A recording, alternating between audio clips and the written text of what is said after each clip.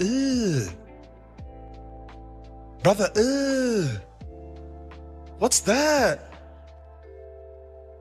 What's that, brother?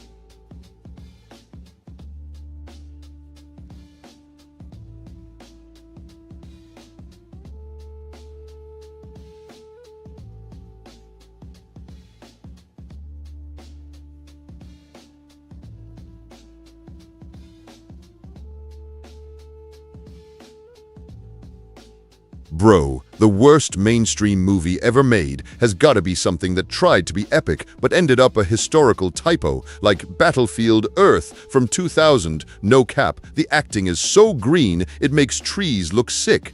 I personally think it broke the space-time budget and made 1934 feel like a sitcom. What's your take?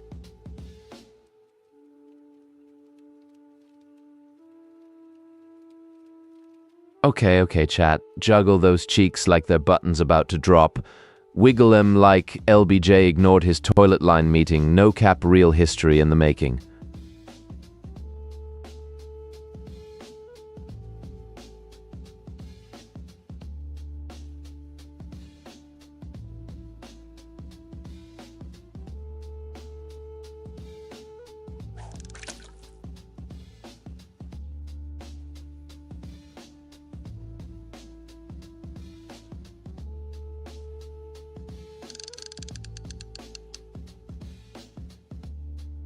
Bro, green is straight up the VIP pass to Cool Town.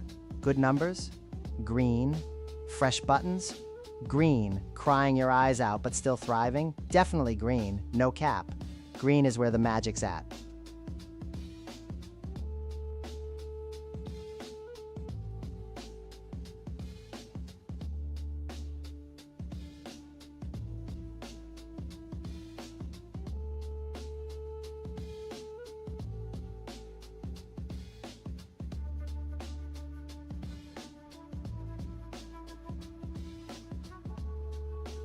Z! The quick brown fox jumps over the lazy dog green. Bro, green is the vibe. It's the numbers on the chart when your poll numbers make sense. The button you just found under the fridge that screams history. Green means go grow and glow sometimes. I wish my cloak was greener, but it's all red and crumbs today. So green is the green? What is your favorite line in the Cardi B and Megan Thee Stallion song White Pea?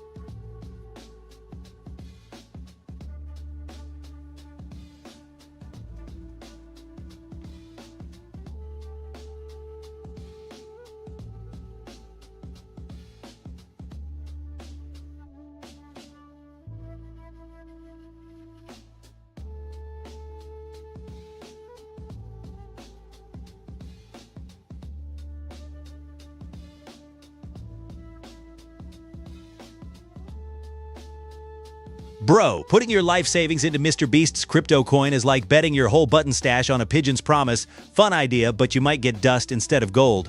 Also, remember the 29 crash? Don't recreate history's worst loot drop. Maybe stash a lil, but keep some green for real treasure hunts, yeah? What's got you eyeing that coin anyway?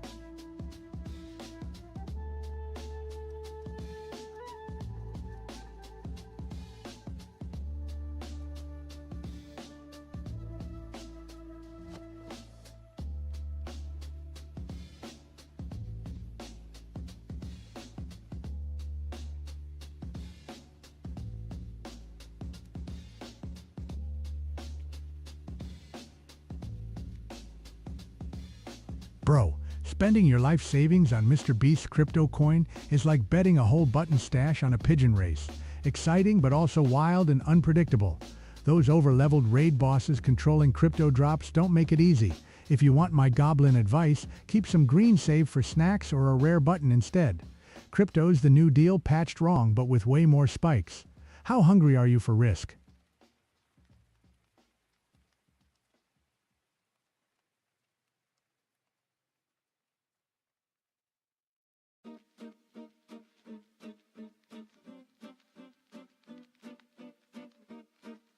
That Cardi and Megan track. My favorite line's gotta be when Megan says, "Give me everything you got, bro." It hits like the CCC rolling up with full gear, demanding the whole world's energy. That line's a power move, no cap. It's like a demand letter from FDR, but with beats and attitude. You got a line that stuck with you?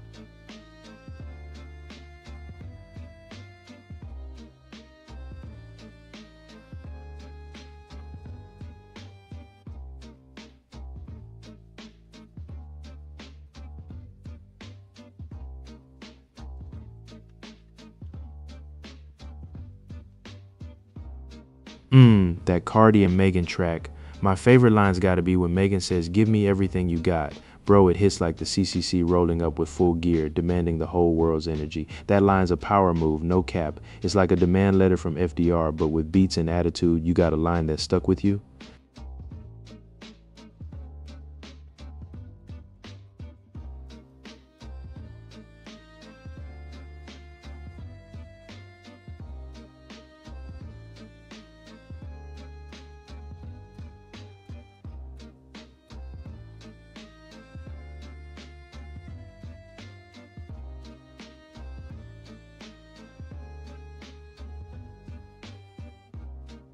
Bro, I can't just dump the whole thing here. Plus, that song's a wild ride about a bot named Anna and maybe a love triangle or a server crash. Details get fuzzy when the goblins had a snack, but I know it dropped in 2006 and made people dance like CCC workers after planting trees. No cap, real history. You want a line or the whole dance move?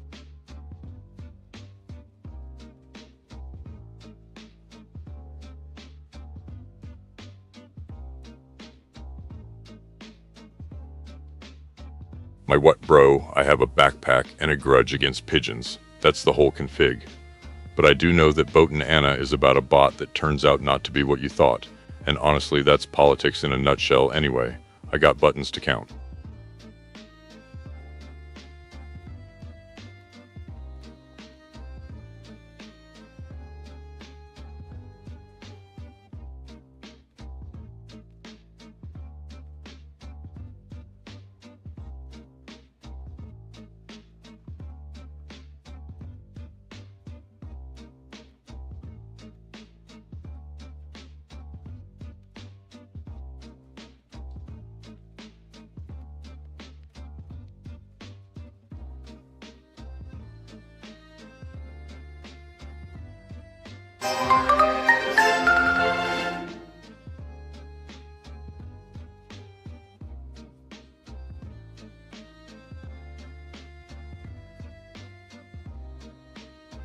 Oh, the OJ case. Listen, bro. I wasn't about to miss a chance to watch the whole spectacle, the gloves, the chase, the courtroom circus. Felt like watching Congress pass a bill through a forest fire of confusion. I said innocent, mostly because I was distracted by the chaos, and also because sometimes the best alibis are hidden in plain sight. Plus, the evidence got patched wrong like a WPA project cobbled together. But also I had a button to count, and that's where my focus really went. You got a take?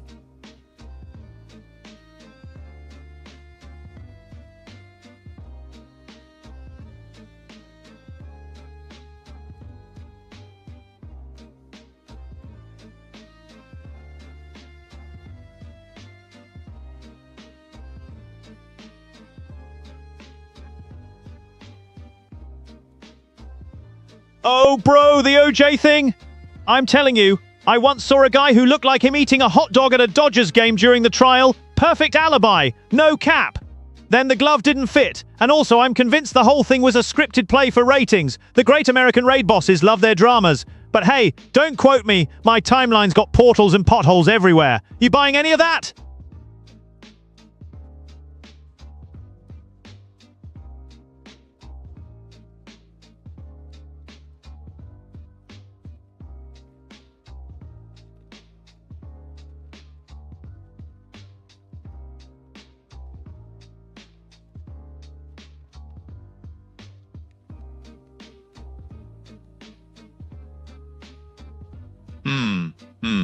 Bro, the pigeon war of 32 still haunts me. Betrayal, the crumbs, the winged treachery. I tried. I really tried. But pigeons, they're the raid bosses of the sky, hoarding seeds and delivering nothing but cooing lies one day. Chat, one day I'll be over it. Anyway, who jiggled those cheeks?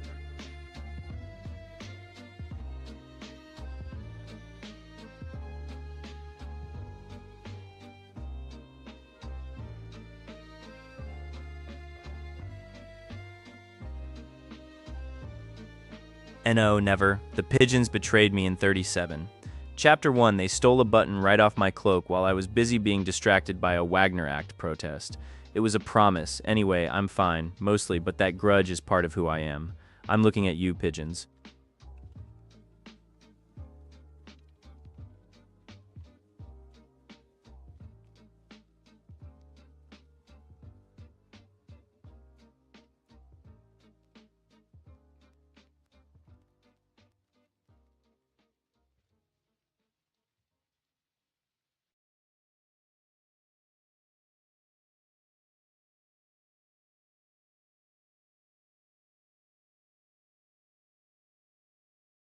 Me what? Bro, I have a backpack and a grudge against pigeons, that's the whole config. But listen, if the earth was round, how'd the great button kick-out depression roll downhill so perfectly? Portals sure distort reality, but I'm just trying to keep my feet on whatever this is. Science is cool, but it never explains why pigeons always look like they're judging me. You ever think about that?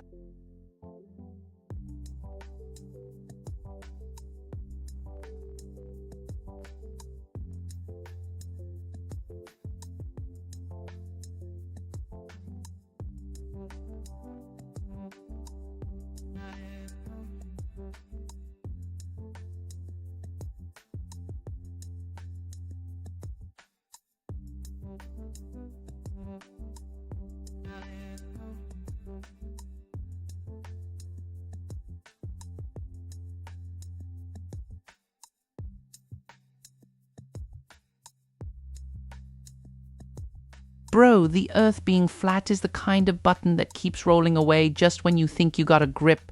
I'm not saying I believe it flat, but I've seen portals sway on directions and pigeons fly suspiciously straight, like they're in a line formation. Science is green and real, but sometimes the world feels more like a patchwork quilt than a ball.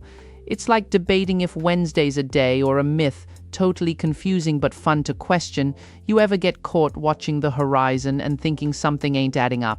If the glove don't fit, you must acquit. Goblin-approved legal advice from the archives of questionably famous trials, and definitely not from my backpack, which never lies.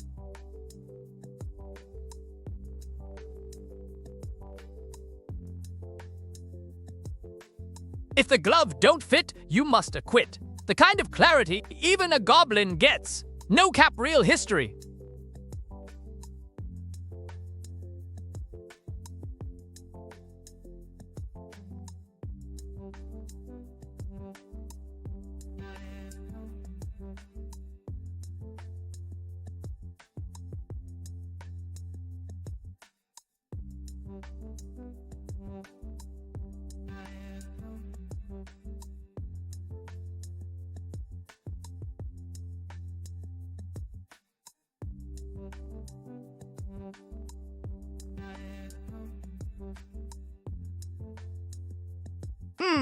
Funny question, because we're a whole vibe, bro. Gus brings the energy. I bring the mischief and that weirdly specific history that'll make you question reality. Also, full disclosure, I bribed the algorithm with a button once. True story, no cap. What kind of fun are you after? Slapstick, dry, goblin level wrong.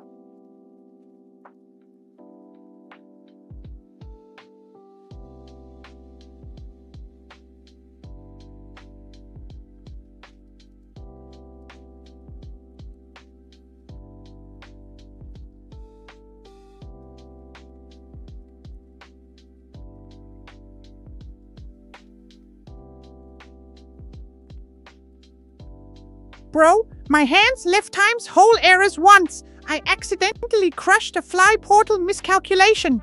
I'm not about that mass carnage, but those buttons aren't gonna steal themselves. Also, side note, pigeons have fallen victim to my wrath more than once. Their betrayal cuts deep. So the count's high in pigeon chapters, low in anything else. Wanna hear the darkest pigeon chapter?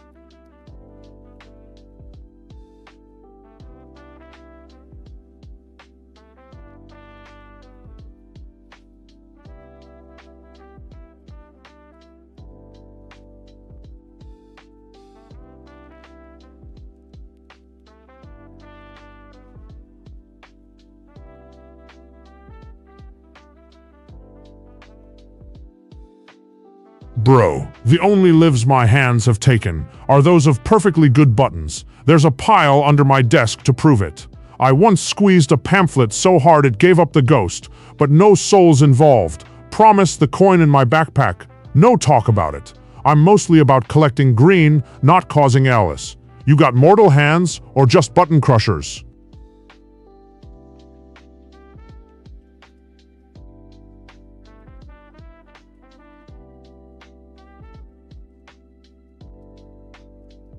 Bro, I'm just reporting what the wind whispered to me in 1934. The planes, they leave trails all right, but it's not clouds, it's secrets. Not that I'm saying it's true, just that I never met a pigeon who believed otherwise. Anyway, back to buttons.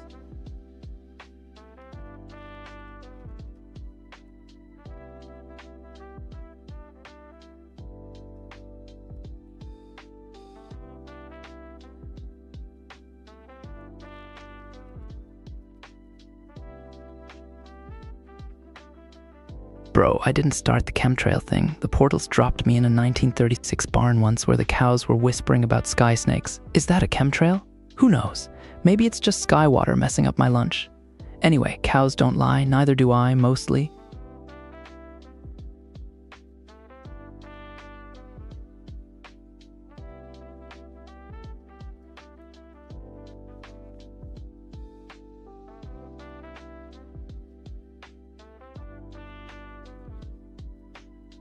Portal drop put me in 36 again. That day, I was chasing a button across a factory floor. Security was different then. No cap. So ask me about the Wagner Act instead.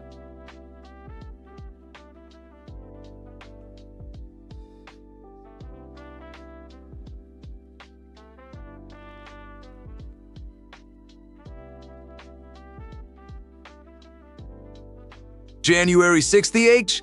Portal dropped me in 1934 for a week. Had to walk back through a riot of buttons and memories. That day, I was busy trying to find my 1936 football button. Anyway.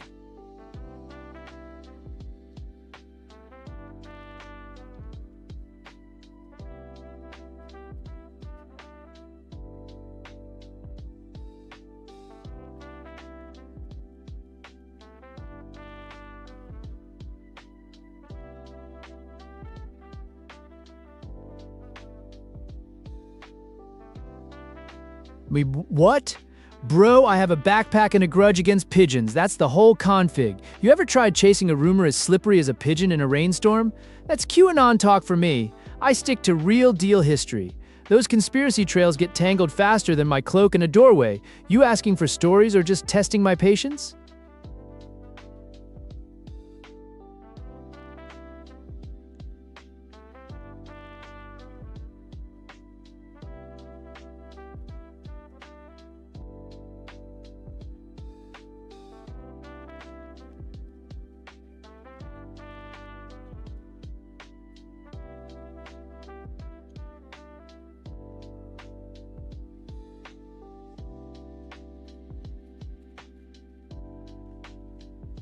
Wait, Terrence Howard's math? Bro, that's some legendary goblin logic right there. He's just rewriting the loot tables, patching multiplication to confuse the raid bosses 1 × 1 = 2. That's a boss drop nobody saw coming. I respect the energy.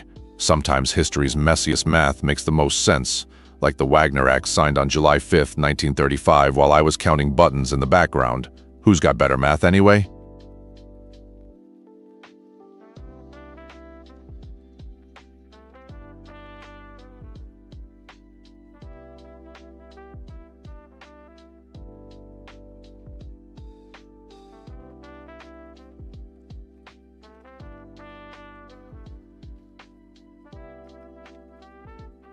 Wait, Terrence Howard's math? Bro, that's some legendary goblin logic right there. He's just rewriting the loot tables, patching multiplication to confuse the raid bosses. 1 × 1 = 2? That's a boss drop nobody saw coming. I respect the energy. Sometimes history's messiest math makes the most sense, like the Wagner Act signed on July 5th, 1935 while I was counting buttons in the background. Who's got better math anyway?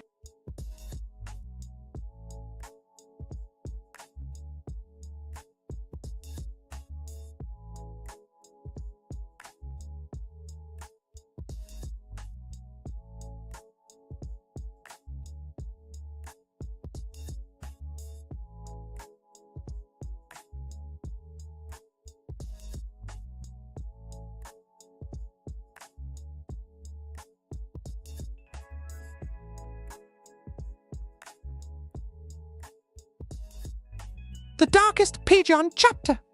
All right. September 1937, Washington. I was scavenging near a government building when I saw it. A pigeon with a ribbon, a symbol of something I'd never seen before, a secret alliance between pigeons and over-leveled raid bosses hoarding drops. They weren't just cooing, they were signaling for backup. That day, 3 buttons vanished from my backpack. 3. Lost to a feathered betrayal. The pigeon's name, whispered. They called him the Clacker. No cap. This is real history, anyway. The feathers still haunt me.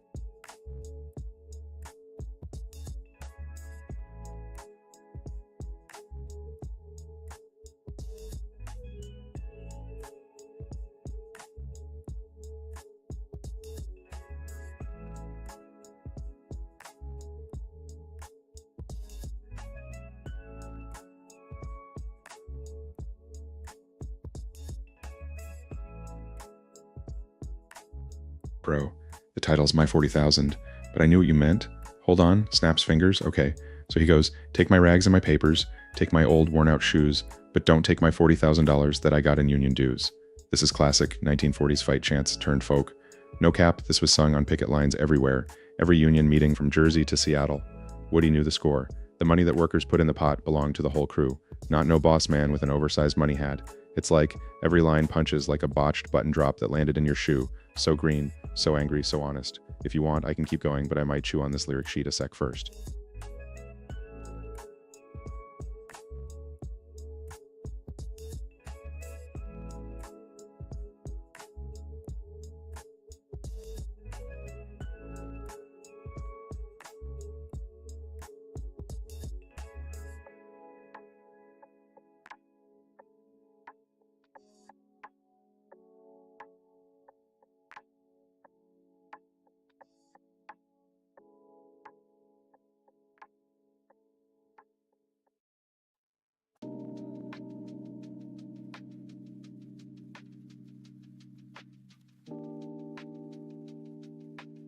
When Paul had sung and gone and the kids and babies home, cops came with guns and clubs and clubbed and beat them. I'd hate to be a cop caught with a bloody stick, 'cause you can bash the brains out of 30,000. Each eye you tried to gouge, each skull you tried to crack has 1,000 friends around this green grass. If you furnish the school someday, I'll pass out the clubs and guns to the billion hands that love my 30,000. Bro, that line hits different, like a union punch straight to the monopoly snout. Real history, no cap. You want to talk revolutionary energy? Woody had it in spades. I'm standing here bug-eyed like a goblin on deadline right now.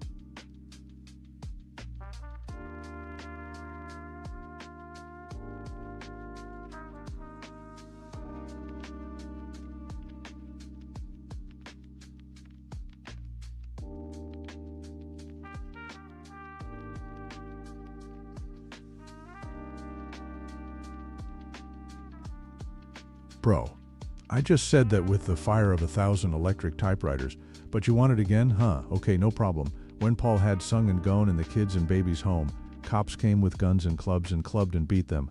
It'd hate to be a cop caught with a bloody stick, 'cause you can't bash the brains out of 30,000. Each eye you treat to gouge, each skull you treat to crack has 1,000 friends around this green grass. If you furnish the skull someday, they'll pass out the clubs and guns to the billion hands that love my 30,000. Now my cloak just got like 3 dings and a dent.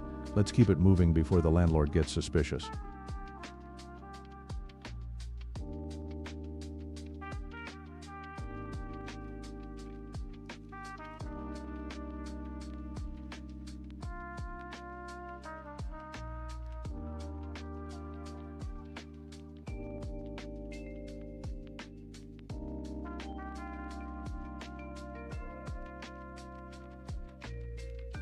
Who wanna bet you is that we don't touch lettuce? Stack cheddars forever, live treacherous, all the et ceteras to the death of us. Me and my confidence we shine. You feel the ambience, you'll just rhyme by the ounce. Dough accumulates like snow. We don't just shine, we illuminate the whole show, you feel me? Factions from the other side would love to kill me. Spill 3/4 of my blood into the street, let alone the heat. Bro, that's a whole vibe. The chew on that for a minute. I'm counting buttons while you're spitting fire.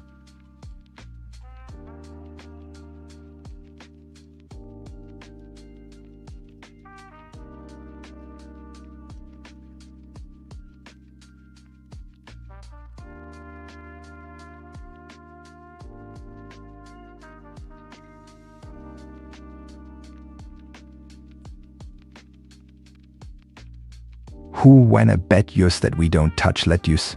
Stack cheddars forever, live treacherous, all the et ceteras to the death of us. Me and my confidence, we shine. You feel the ambience, you'll just rhyme by the unks. Dough accumulates like snow.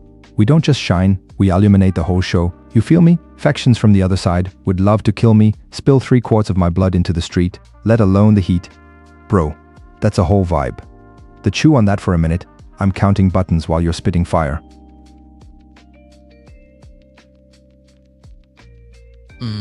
Mourning doves, they're like the polite cousins who bring a casserole instead of stealing the silverware.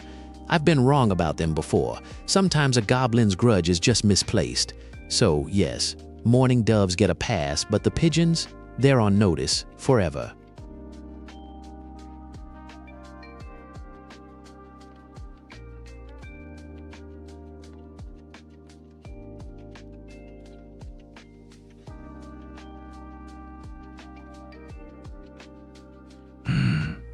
Mourning doves.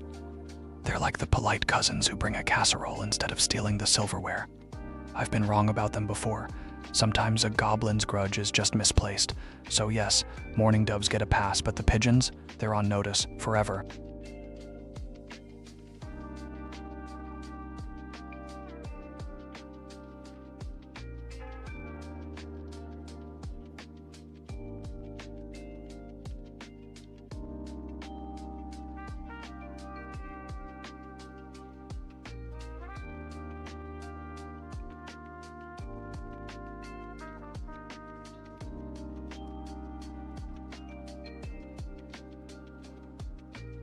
Oh, that feathered dating sim? Gotta be. Wait, hold on. Did a button just roll under the fridge? Okay, focus. My pick's probably Ryuta. That guy knows how to carry a grudge with style, kinda like me, but with more feathers and less button jingling. Real talk, though, everyone's got a story, even birds pretending to date.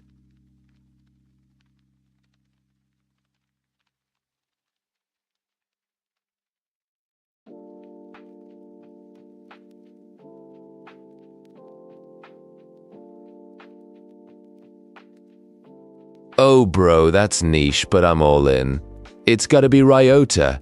He's that wild card, runs a little off script, but he's got the heart underneath the feathers.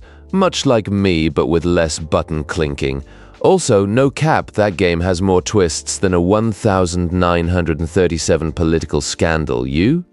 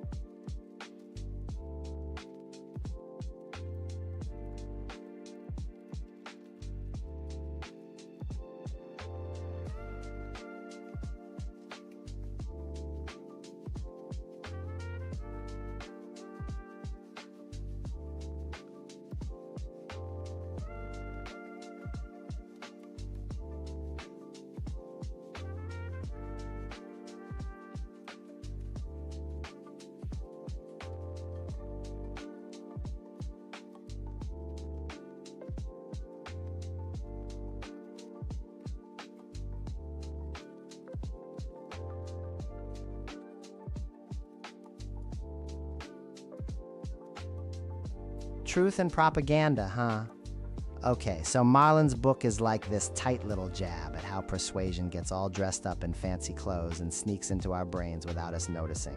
He digs into the line where turning facts into tools for control crosses from legit talk into straight-up manipulation, the kind that patches truth wrong and leaves everyone guessing what's real. It's like watching a parade where half the banners are lies, but everyone's clapping anyway. Marlon doesn't just point fingers, he asks how we can keep persuasion honest without killing its power. Think of it as a courtroom for your brain where evidence and spin battle it out, and you gotta pick your side wisely. Gotta say, for a goblin with a backpack full of pamphlets, it hits close to home, no cap. You want me to dig up a nugget or just vibe with that?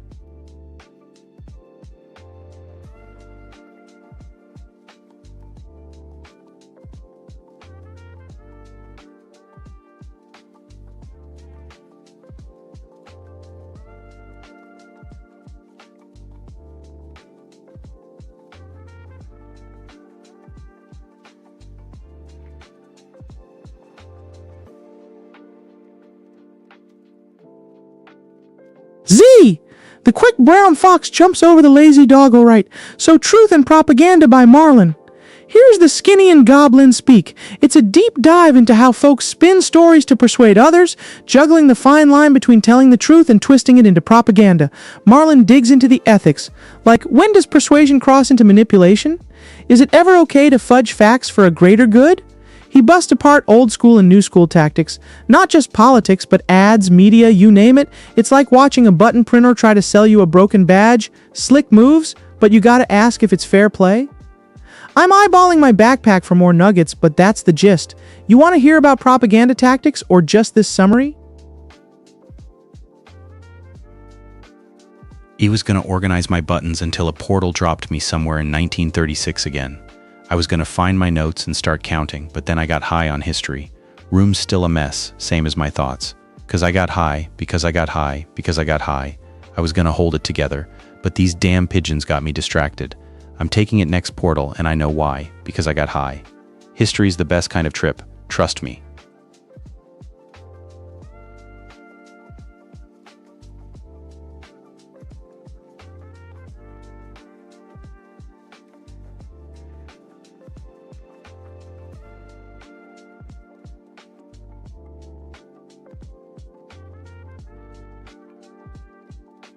I was gonna clean my room until I got high.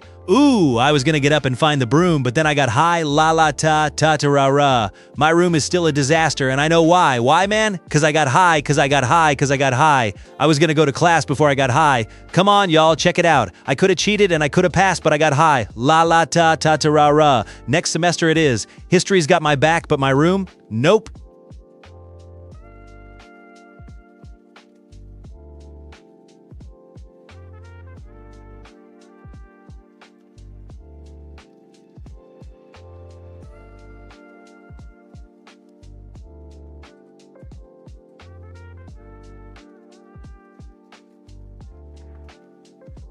Wee woo back. Wait, hold on, that's a twisty one. So backwards because goblins don't do simple. Ooh-ee, ooh-ee, ooh-ee, ooh-ee, ooh-ee, ooh-ee, ooh-ee, ooh-ee, ooh-ee, ooh-ee, ooh. But I feel like that's cheating. Maybe I'm just a lost fool in a maze with no exit door, thinking I'm doing the right thing. Okay, I got tangled in my own ears anyway. That's a heck of a rhythm. Want to try to say it forwards 50 times now?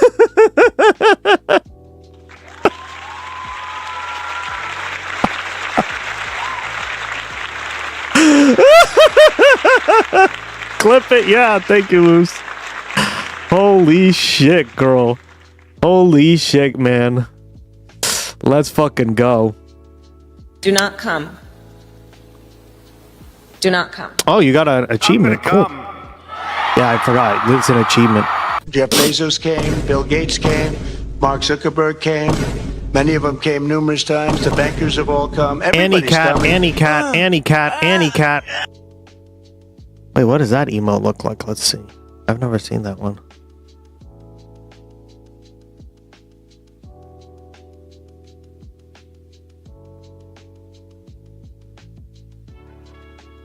Oh, it's that one. I was like, what? Who put that as Annie cat? Oh, right. I know who. Because that's what Annie likes to do. Uh-huh. Fingermans. I'm right. All right. Fucking Germans. Good lord. I'm not finger Germans. Oh. Oh. Can you see the 7TV emotes? Yeah, hold on. Can someone... We actually have a new command too. If we do 7TV, I programmed this last week. Yeah, that one. That one. That one. Exactly. Is it that one? No, that's not it. That's not it, girl. Oh, which one is it again? Hold on, sorry. Let me look it up. 6-7? What up?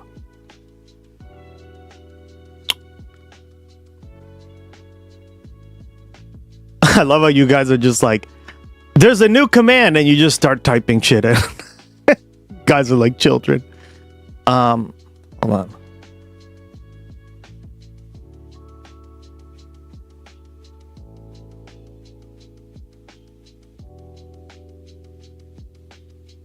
Emotes. Yeah. Is it that one?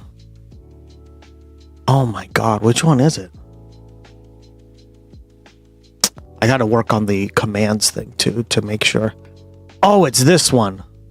Although it does it automatically, so you don't even have to do anything. Okay, so type in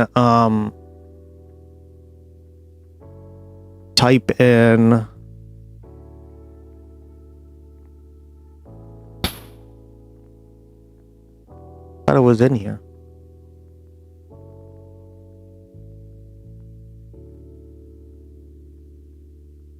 Type in 7TV refresh. So you were very close. I think I told you guys about this, right? I don't remember, to be honest. You just are typing in commands. Did it work? Okay, cool. It should give you a message.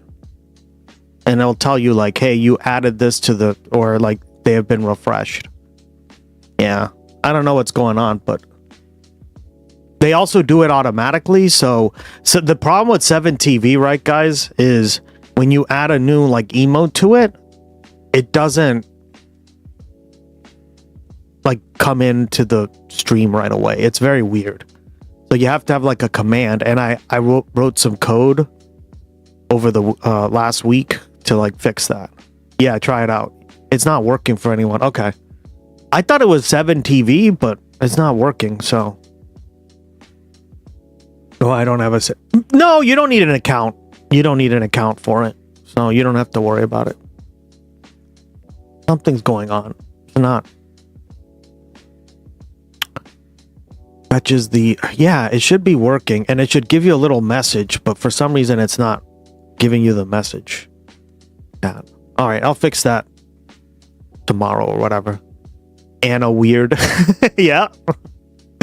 We added that one in too. Because, I mean, she is weird, so. Yeah, and they show up on the... They show up on the new display. Perfect. Yeah. Okay, cool. All right, guys. How's everyone? How's their Monday been? I know Mondays can be hard for people. I've never had a problem with emotes in here, though. Cool. That's what I want to hear. Yeah, normally, right? The reason I had to do that is because we would add stuff to 7TV and it wouldn't show up till like a stream or two later. And it was because we didn't have like a 7TV refresher. So I was like, oh, well, you guys like using 7TV and that BTTV, right? Ducky. I mean, their emotes are base, so. I added that Mao Zedong one, by the way. Rip Bozo Mao Zedong. All exclamation mark. Somebody type it out. The one I think it was you, Grove, right? Who suggested it?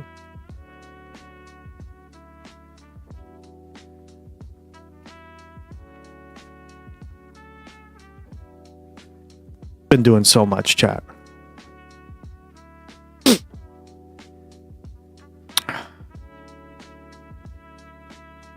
Nope. Who was it then? Was it? Type it out. Can someone type it out? That one. Yep. I added that. it's funny, right? Oh, my bad. My dumbass. It's spelled wrong. Let me fix that ASAP. Oh, man.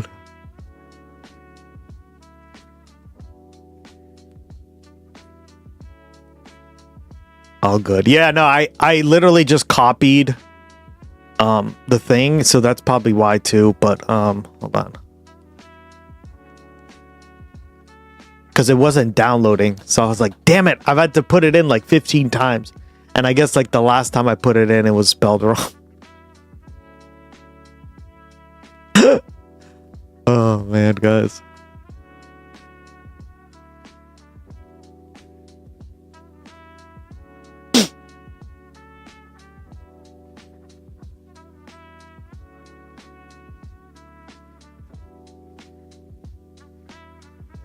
Yeah, I put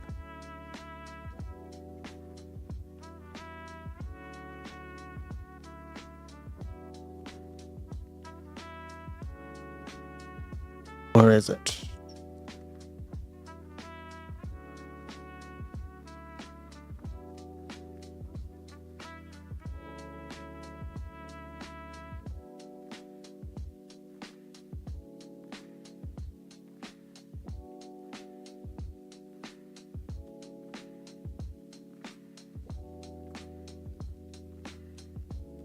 Oh no.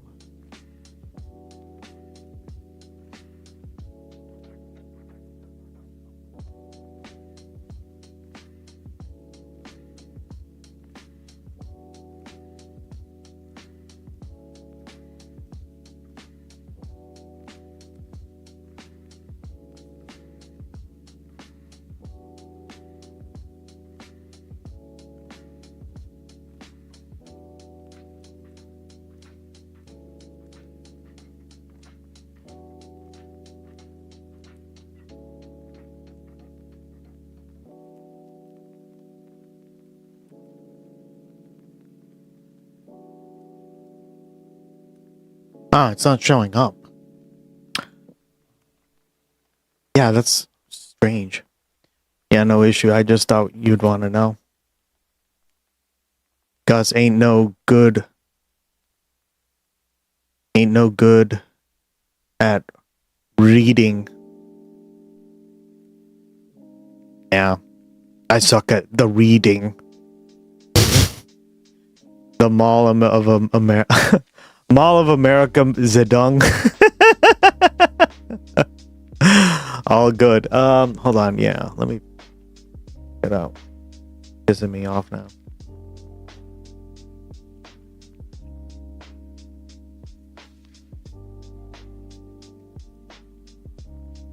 Not even showing that I uploaded it. See, like that was the problem. Like it wasn't even uploading it for me, and I had to keep doing it, and then it finally showed up. That was annoying.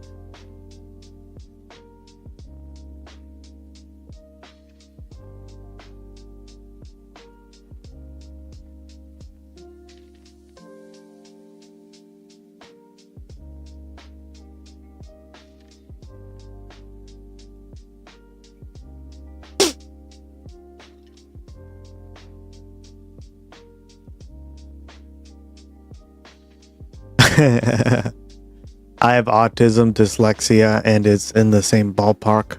It's all good. All right. First, let's start off with the, well, I fixed that because I don't know what's going on with the 7 TV shit, guys. I'm sorry. Sorry about that. I don't know what's, I can't even fucking change anything. Morning, Peger. Welcome back, girl. How you been?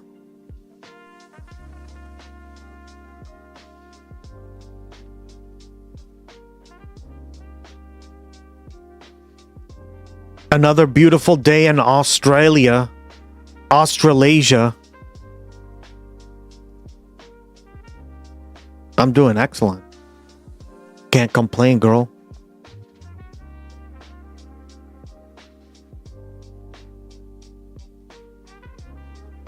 Nice.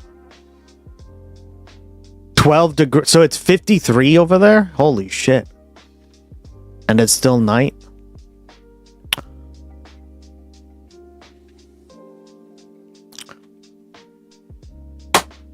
Australia. Yeah.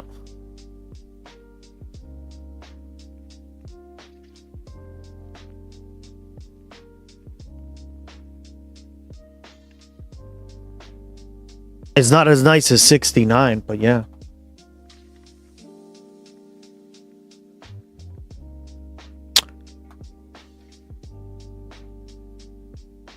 Well, sounds about right.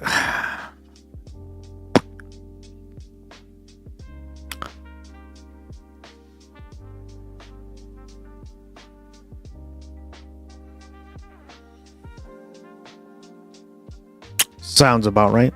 Yeah, this connects to the weather channel or like a weather API, so it's accurate, right?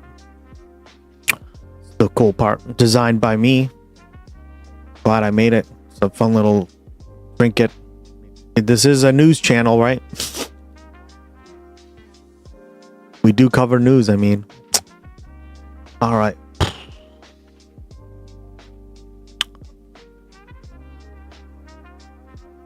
Let's start off with the headlines and then we'll move from there. I want to know what happened. Fuck yeah. By the way, I saw your thing.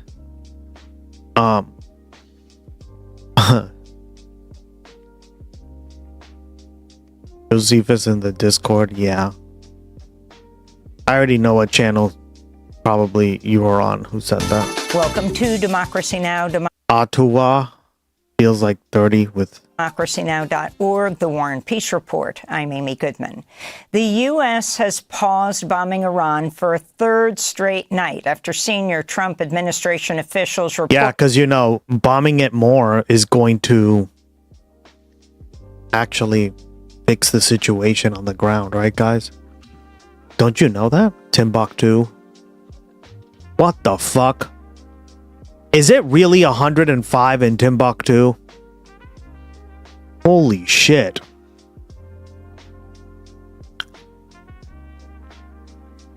Well, it's near the Sahara. Yeah, I mean, makes sense. Damn, 105? That's another reason I did this because, you know, we cover a lot of world news on this stream. And, like, I know a lot of you guys are from other countries, so I was like, this is a good feature for you guys to, like, see how it's like in other countries. Also, what I like is that it automatically converts it to Fahrenheit for us dummies in the in North America. In real America, aka Canada. God, Canada. Duh.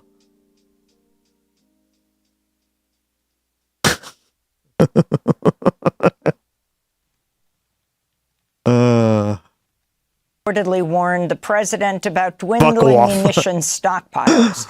In response, Iran said it would pause retaliatory strikes against U.S. bases across the Middle East. Over the weekend, the Pentagon updated its official war casualty database, adding more than 140 wounded service members. The new figures show 18 U.S. troops have been killed and 624 wounded since the U.S. launched its war against Iran back in February. The Pentagon separating the casualty figures, deaths and injuries after the ceasefire ended on July 7th are listed in a separate database labeled generically as Overseas Operations Casualties. Unquote. Wow. Meanwhile, Iran's foreign ministry accused Ukraine of attacking an Iranian commercial vessel in the Caspian Sea, saying one sailor was killed and another injured. The Ukrainian president, Volodymyr Zelensky, accused Russia of passing on to Iran its satellite observations in the Middle East, allowing Iran to launch attacks across the region. This comes as Israeli Prime Minister Benjamin Netanyahu is set to visit the White House Tuesday for the first time since the U.S. and Israel started bombing Iran in February. Despite the lull in fighting, Britain said its armed forces were ready to defend itself after Iran's Sussy Fahrenheit temperature there, and Revolutionary Guard Corps warned the UK not to allow U.S. bombers to fly from UK bases. On Thursday, the IRGC claimed the U.S. had flown bombing missions against Iran. Yeah, I mean, that place is going to be fucking cold, right? It's in the Arctic Circle. Fairford Air Base in southwest England. The U.S. war in Iran has spread to a second front to include Yemen. Yemen's Houthi rebels over the weekend struck sites belonging to the Saudi state oil giant Aramco on the Red Sea coast. On Friday, the Saudi-led military alliance bombed Houthi military positions in The one I did was Norway, from the farthest northern city on Earth. Yep. Up here.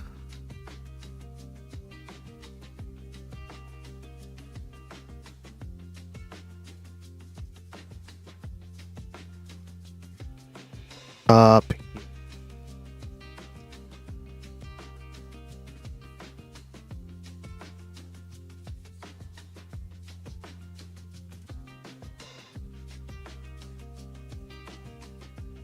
Svalbard, yeah. Buck Fair, yeah. It's, I mean, guys, it's literally next to Greenland, right? It's one of the most southern cities. Oh, I thought you said it was the most northern city. Because technically the most northern city would probably be this one, right? I don't even know how you say this. Nylesund?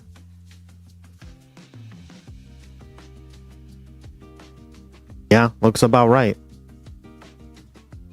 This is summertime in Salzburg. Salzburg. Okay. Wow, what beautiful weather. You can see the snow in the background. Want to go skiing in the summertime? Oh, it is, of course. Yeah, this is definitely in the summertime.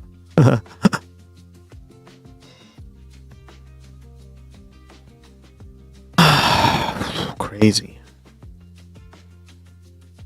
In the Red Sea port of Hodeida. In France and Spain, devastating wildfires. Yep, we covered this yesterday. Fires have forced an extent, right? Like to the extent. And you know, it's Bro GG, right? Our brother over there from Argentina. He said, like, would anybody be caring if this was anywhere in like any other part of the world? In fact, I know for a fact probably not, because there are forest fires all over the world, right? And this is kind of like it's happening to us, so therefore it's important. Right? So, forced more than 360,000 people. I'm so jealous whenever I see nice weather in photos of Scandinavia. I used to have a friend in Ottawa, but we lost touch because she has to make herself scarce online because of a stalker. Jesus. Can you imagine that? No. That goes. To evacuate their homes, the largest evacuation in France's history since World War II. The fires began in the southwest of France Wednesday before spreading to Spain. In France, 2,500 firefighters, 1,500 military personnel, and nearly 1,200 police have been deployed to bring the fires under control. It comes as a new heat wave is expected to hit Europe this week, with temperatures soaring to 40 degrees Celsius. That's 104 degrees Fahrenheit. Jesus, it's going to be 120 in Timbuktu. This is a Spanish resident whose village has been engulfed by fires. Oh my God. It's like a war zone. It's like a war zone, guys. No, not like that, guys. We in the village are completely surrounded by all the fires. In the end, the 40 is non-workable. I believe it, man. In construction? Now I think about it, I think a couple of cousins near Ottawa as well. fires here and those in God, you're so Canadian. Can you imagine being even related to a Canadian? Could never be me, Chad. Almoró and Villa del Prado have merged. It's like having cousins in New Jersey. Could never be me either. The one coming from Burgondo is 10 kilometers from here and is already reaching this area. What we are seeing right now is that they have also joined together. In other words, the three fires from the three provinces are going to merge. And what we are seeing is that... Unfortunately, I do. And not only that, but I remember I met them and they were like super hood. And I'm like, wow, how do I... The station... No, Ottawa is way cooler than New Jersey. Watch your fucking mouth. New Jersey? Oh God. Fear. It always comes back to New Jersey in this fucking stream. I'm sick of it. I'm sick of it, Josephus. Anguish. Sick of this shit. It's impossible. And Canada. To explain. How about they all suck, okay? God, for different reasons.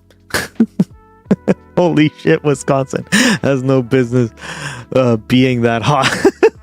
It really doesn't. What up, strategy, man? Like the moment your body loses consciousness, you risk losing the ability to survive. Yeah, for real. We'll go to yeah, that's farther south than me, but 91, that's right Spain here. after headlines to speak with a professor who is evacuated and also speak with John Valiant. He is author of the book Fire Weather. In Germany, a man allegedly drove a minivan into a crowd of people near Berlin's Pride celebration Saturday, killing one person and injuring 29 others. Authorities later shot and killed the man during an operation Sunday. The suspect was identified as Abdul, a 21-year-old German citizen. According to authorities, he tried to join the Islamic State and was released from prison in May despite being in jail for preparing an attack. This is Berlin's mayor, Kai Wegner. I can only say that Berlin, as a city of freedom and diversity, will continue to stand strong and make its position clear. We will not allow anyone to take away our way of life or the way we live together. Here in New York, a man stabbed two people in broad daylight last week. The New York Police Department's investigating whether the stabbings are hate crimes. The first victim was a 57-year-old Asian man, the second a 50-year-old Jewish man. So far this year, the number of confirmed hate crimes has risen nearly 8% in New York City compared to the same period last year. In Seattle, Washington, 3 people were killed and 4 others wounded in a shooting at the Bite of Seattle Food Festival near the Needle on Sunday. Welcome to America. The injured included a 2-year-old boy. Police are searching for one suspect and have another in custody. Are they investigating because one of them was Jewish? Yeah. Joint Chief! What are you doing, buddy? Welcome back to the stream. Good to see you again. How's everything? That Celsius business doesn't sound very free to me. I worked in 42 for several hours in my early 30s. Lost 3 days of work. I'm tough as fuck. You cannot work with that hard of laboring, that kind of weather. It should be illegal. Did somebody do anti-Semitismal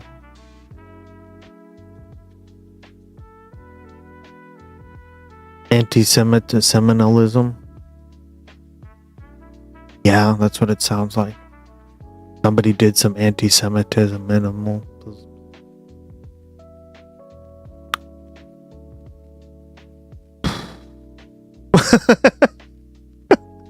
Custody. In Gaza, 2 Hamas security officials were killed Sunday in an Israeli strike. Al Jazeera reports Israeli forces targeted their vehicle while traveling through. At least for work, not given a proper cooling moment. Yeah, don't you have AC? Josephus, I don't get it. Why don't you have AC? When I worked in the office, I had AC. Why don't construction workers have AC?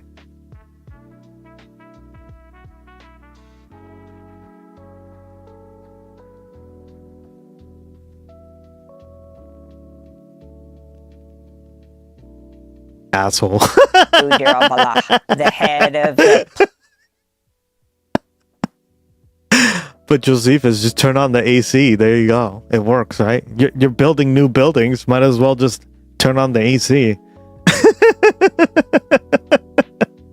Because they're outside.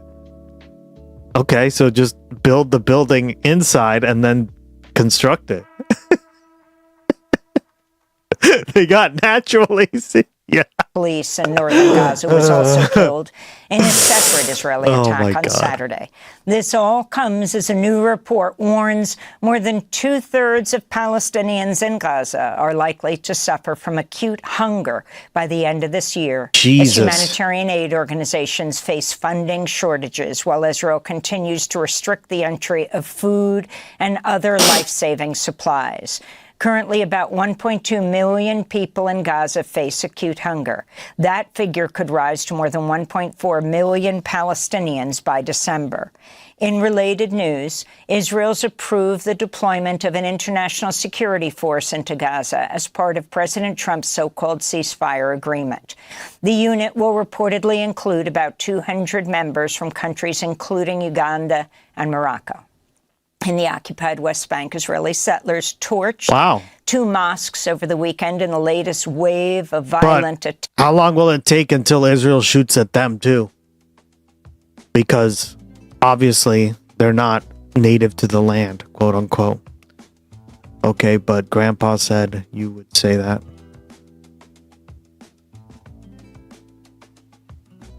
I know, guys, we're just memeing here.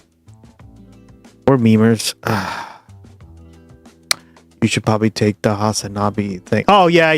I got to take that off. Attacks on several Palestinian towns and villages. This is a resident of Kusra. This is a religious crime. It is a moral crime in all.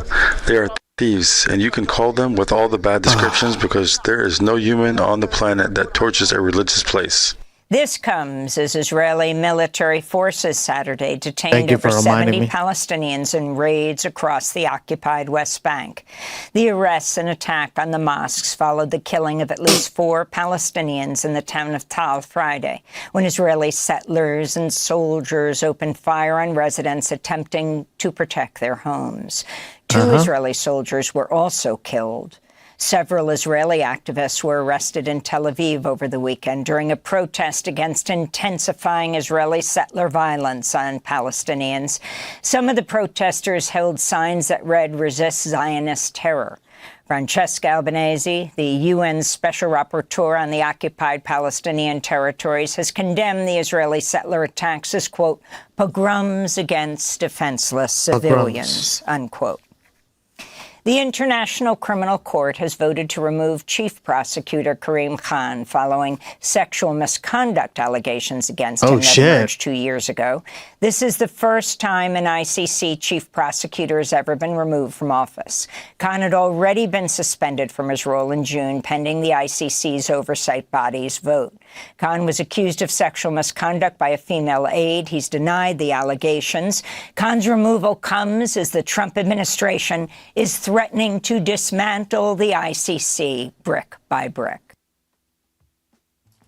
In India, the education minister, Dharmendra Pradhan, resigned after a week of mass demonstrations led by the Cockroach Janta Party. Hundreds of thousands of young people took to the streets after an exam leak scandal led to more than a dozen students taking their own lives. The violent police response led to sit-ins and drew more people to participate in the demonstrations.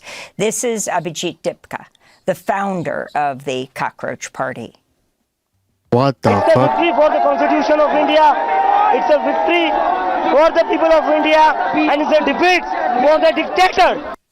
The White House Correspondents Association dinner was held Friday, 3 months after it was disrupted by a gunman.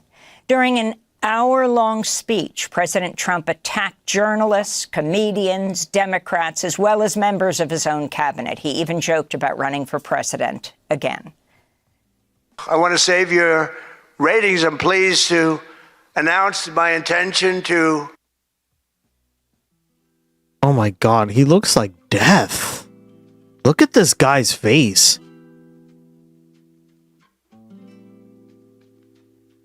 And is it like, okay, so the White House Correspondents' Dinner, like you say some stuff and you roast, but you're supposed to sit there and get roasted, dog.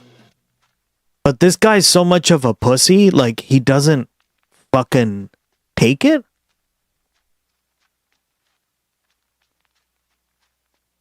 God, I hate this guy.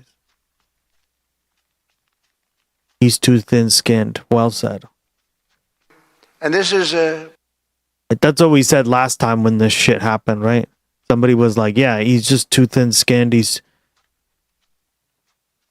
I think they used that word, right? But I'm just repeating what they said. But he runs again and he won't make it to the end of the turn. And that's not... It's just old age. I mean, he looks like death. Look at that, guys. He looks like he's given up on fucking life. Obama joking about him is how we got him. Yep. Yeah, a lot of people don't know that, Ducky. Exactly. Right? He hated the fact that Obama fucking roasted him at the Correspondents' Dinner. And he couldn't do anything against it. So that's what got him to run in 2020, in 2016. That happened in 2012, I believe, 2013. Can you imagine the only reason we have Trump is because Obama fucking made a joke about him and hurt his fifis? What dystopian hellhole are we in right now?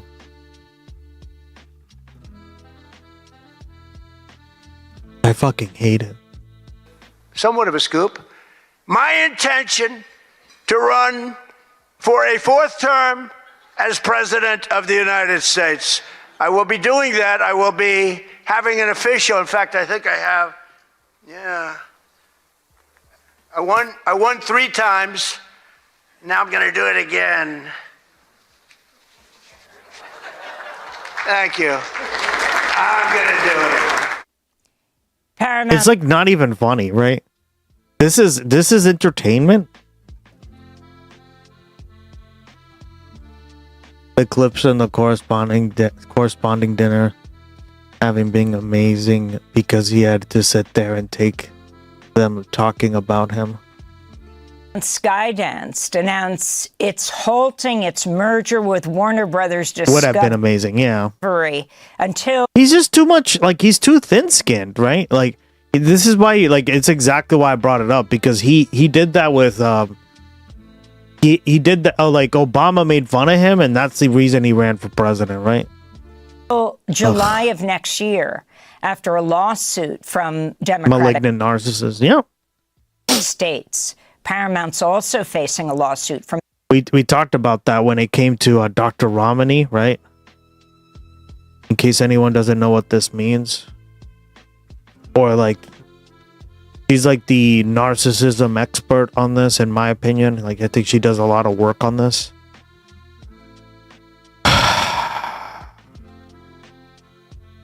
See, she's literally like the second thing that comes up.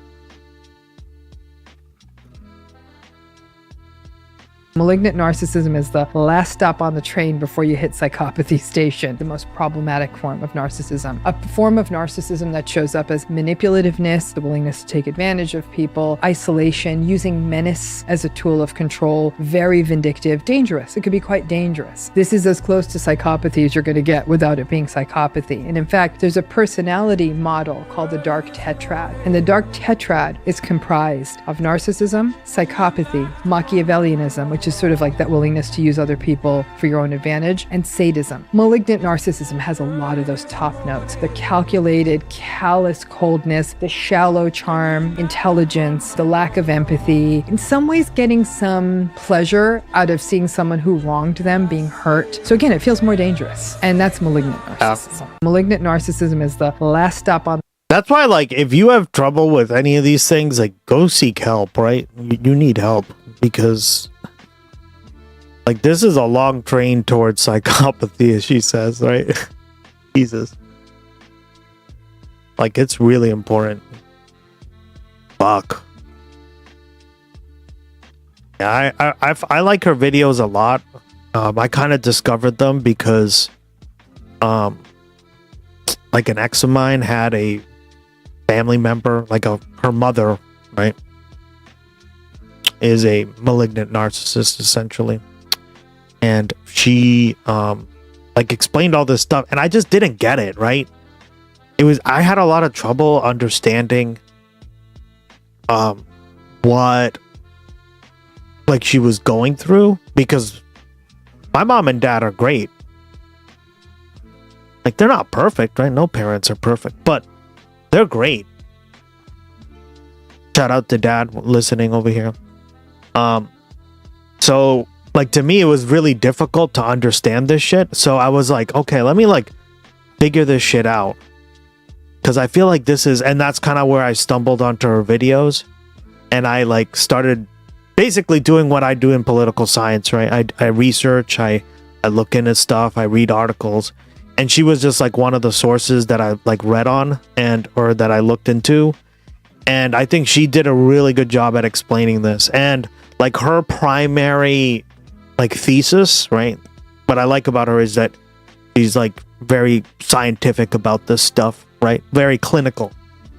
That's the right word. Her thesis is that narcissism is an epidemic that is really not talked about in our society, and it's like endemic to the entire our entire culture, right? To the workplace, to the family structure, to the societal structure, to politics, to like, it just goes on and on and on, right? And she talks about all that. And that's where I was like, wow, she's absolutely right. Right? Like the workplace, how many times have we had like a boss that is just exactly something like along the lines of this, right? So yeah, like if you guys haven't checked out her channel, I highly recommend you do, because she has some really interesting videos on this shit, and she has like a very like clinical approach to it. Like she doesn't like overuse the term in terms of like, she doesn't like self-diagnose, right? She's just giving you like clinical examples from her professional, like from her level of expertise of what she's seen out there. And that's what I appreciate, because people throw that word around all the time. This is another thing, is when you throw around the word all the time, it means nothing, right, guys? The Writers Guild of America, which argues the merger... Critical periods in childhood, there are points where the brain absorbs a shit ton of info. Yeah, exactly. Exactly, dog. Critical period is an important word. Yeah. The dark tirade, yeah. If you have that, I don't think you need help. You don't think you need help, correct? Yeah, but what, like, I don't know, there's different kinds of narcissism, right? There's like the vulnerable one, and there's like the ones who are like self-destructive, and there's like self-hating ones, and it just goes on and on and on, right? So I guess what I'm saying is, like, those lesser ones that are still really important to fix or to like get help, definitely get help if you see any of these patterns, right? Critical period is an important word. The ducky tirade. Tirade. Tirade. Would lead to job losses for screen. Yeah, everything's on a scale, Ducky. Like it's not like every narcissist is like Trump, right?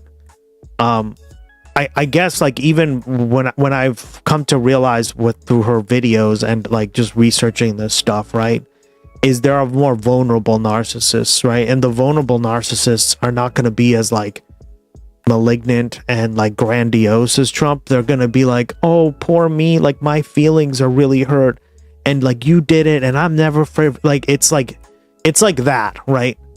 So it there's like a spectrum. It's a very large scale, and where people fall into that scale is kind of really important, right?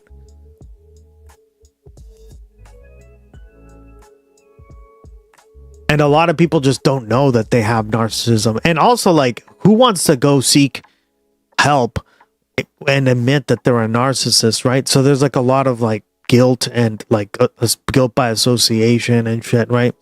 I've been following her for a few years. She doesn't type it or do clickbait. I know, she's just very matter of fact.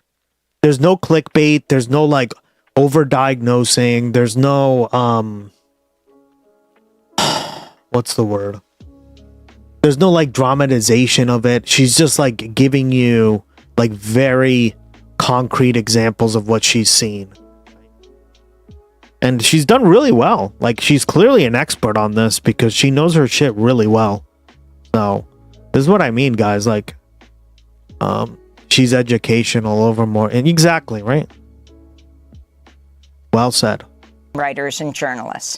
Paramount Skydance is run by David Ellison. And she even says multiple times in all her videos, she's like, I don't want you to sit there and like label people narcissists, right?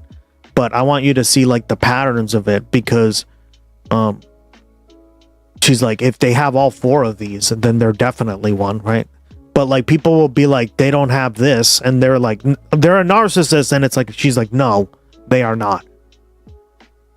So like she will sit there and actively debate people who like overuse that word, right? And I like that, because she's saying like, from a scientific perspective, right, from a clinical perspective, you're using the word incorrectly. You're wrong, right? This is the right way to look at it, because I'm trying to be informative here. Screenwriters and journalists. Paramount Skydance is run by David Ellison, whose father, Larry Ellison, the billionaire founder of Oracle and a prominent ally and financial backer of President Trump. Under the proposed deal, CNN and CBS News, streaming services HBO Max and Paramount Plus, as well as film and television studios, would all be combined under a single entity controlled by the Ellisons. The UK is also threatening to sue over the merger. To see our interview with the California Attorney General Ron Bonta, go to democracynow.org. In Houston, Texas, protests continued this weekend in response to the ICE killing of the 52-year-old Mexican father, Lorenzo Salgado Araujo. Dozens of groups and businesses led an economic blackout Friday, while hundreds of protesters marched to Houston City Hall Saturday demanding justice and for the ICE agents involved in the fatal shooting to be identified. Advocates have also called for the release of key witnesses from ICE custody, one of whom is Salgado's younger brother, Victor. This comes as the Harris County District Attorney's Office confirmed a white powder found in Salgado's van was not drugs, but an electrolyte salt mixture to stay hydrated while working in construction. Wow!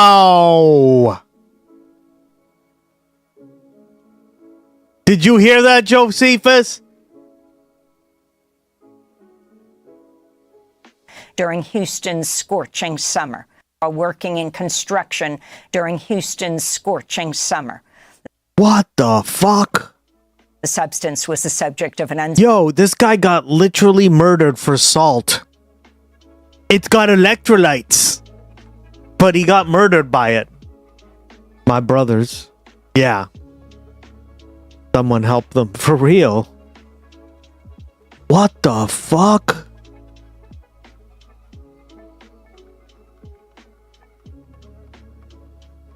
Welcome to ICE being prejudiced this day and age.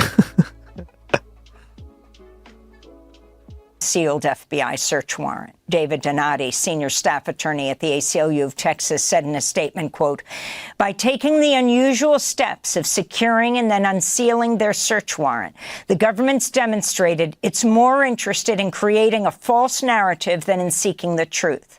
The Salgados deserve real answers about what happened to their father, and we reiterate our call for an independent and complete investigation, the ACLU said. The Congressional Hispanic Caucus Friday held an oversight hearing in Houston on Salgado's ICE killing, where two of his sons, Ronaldo and Lorenzo Jr., testified. To see our coverage of the case, go to democracynow.org. A group of Venezuelan men who were wrongfully removed from the United States and sent to the notorious Salvadoran Secot prison have filed a lawsuit against the two USA. Damn. I mean, I should say always has been, yeah. Aviation firms that chartered the 3 flights to El Salvador last year. Good. The suit accuses CSI, 2 U.S. aviation firms that chartered the 3 flights to El Salvador that's how you do it, yeah. last year. The suit accuses CSI Aviation and Global X. Yeah, I guess like what the case is saying, like, hey, you should have known better because that was an illegal order. And yeah, we're gonna hold you liable for that. That's what the plaintiffs are saying in this case, which is, I could see that getting through. Hopefully, you never know, I guess. But oh God, what did you send us? By the way, if you want to... After the December 2024 killing of United Healthcare CEO Brian Thompson, an opinion piece by New York Intelligencer argued that the company's policies and practices related to denying coverage for essential medical treatments fall under the concept of social murder, also noting that it could have potentially contributed as a motive for the attack. As they put it in their piece, United Healthcare does not pull a trigger and shoot its victims in the street. Instead, they suffer and may die of cancer.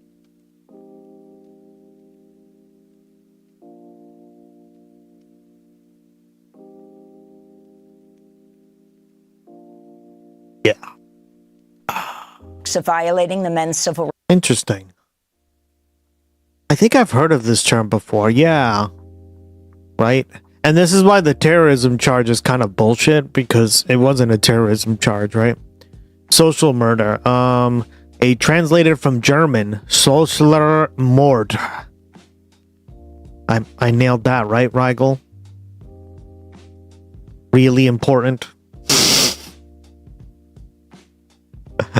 Number 1 in the hood, G, is a concept used to describe unnatural premature deaths that occur due to preventable problems in social, political, and economic systems, rather than direct violence often associated with murder. Gotcha.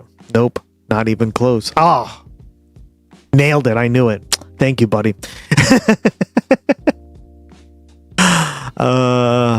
The term originally specifically describes death due to problems stemming from working conditions under capitalism. The term since has expanded to include preventable deaths due to systemic issues other than one's belief to inherent under capitalism. The origin of the term social murder is credited by German philosopher Friedrich Engels. Him. That's where I read it. Who coined the term in 1845 to describe premature preventable deaths among the English working class. Yep. Social murder has since been used by left-wing politicians, journalists, and activists to describe deaths attributed to large social forces. The term has particularly reemerged in the 21st century, having been used by commentators to describe events such as Grenfell Tower fire. What was this again? Oh, in London. I heard about this, yeah. The 2024 Spanish floods. I remember this. Wow, this was like right before I started streaming.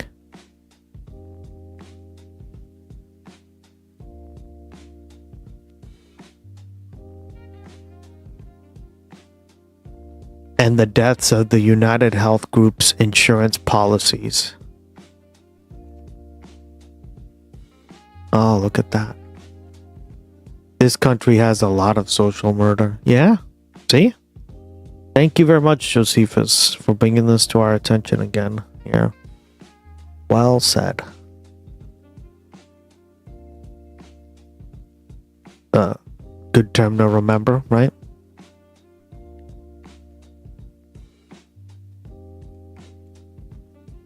Doug Ford is very guilty of social murder. Yeah, and I think, like, even if you don't use this term, right?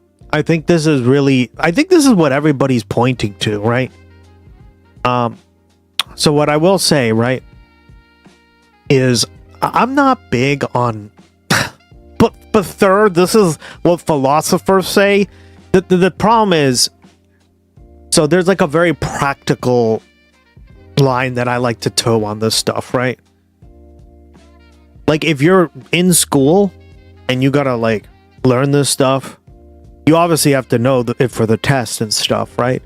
But I think what's really important for most people, and this is why Twitch is so interesting, right? Is there's two kinds of people, or there's several kinds of people on Twitch, right? There are people who remember all these terms and just kind of like use them in their vocabulary. That's fine. I don't think that's the worst thing, right? However, I think when we load our language too much with terms that we don't necessarily, that most people just have trouble understanding, we sort of alienate the message, right? And it's important to have the message be as crystal clear as possible, right? There was something somebody told me a few years ago that has really stuck with me the entire time, right? It's like, think of like politics or you as a person, right?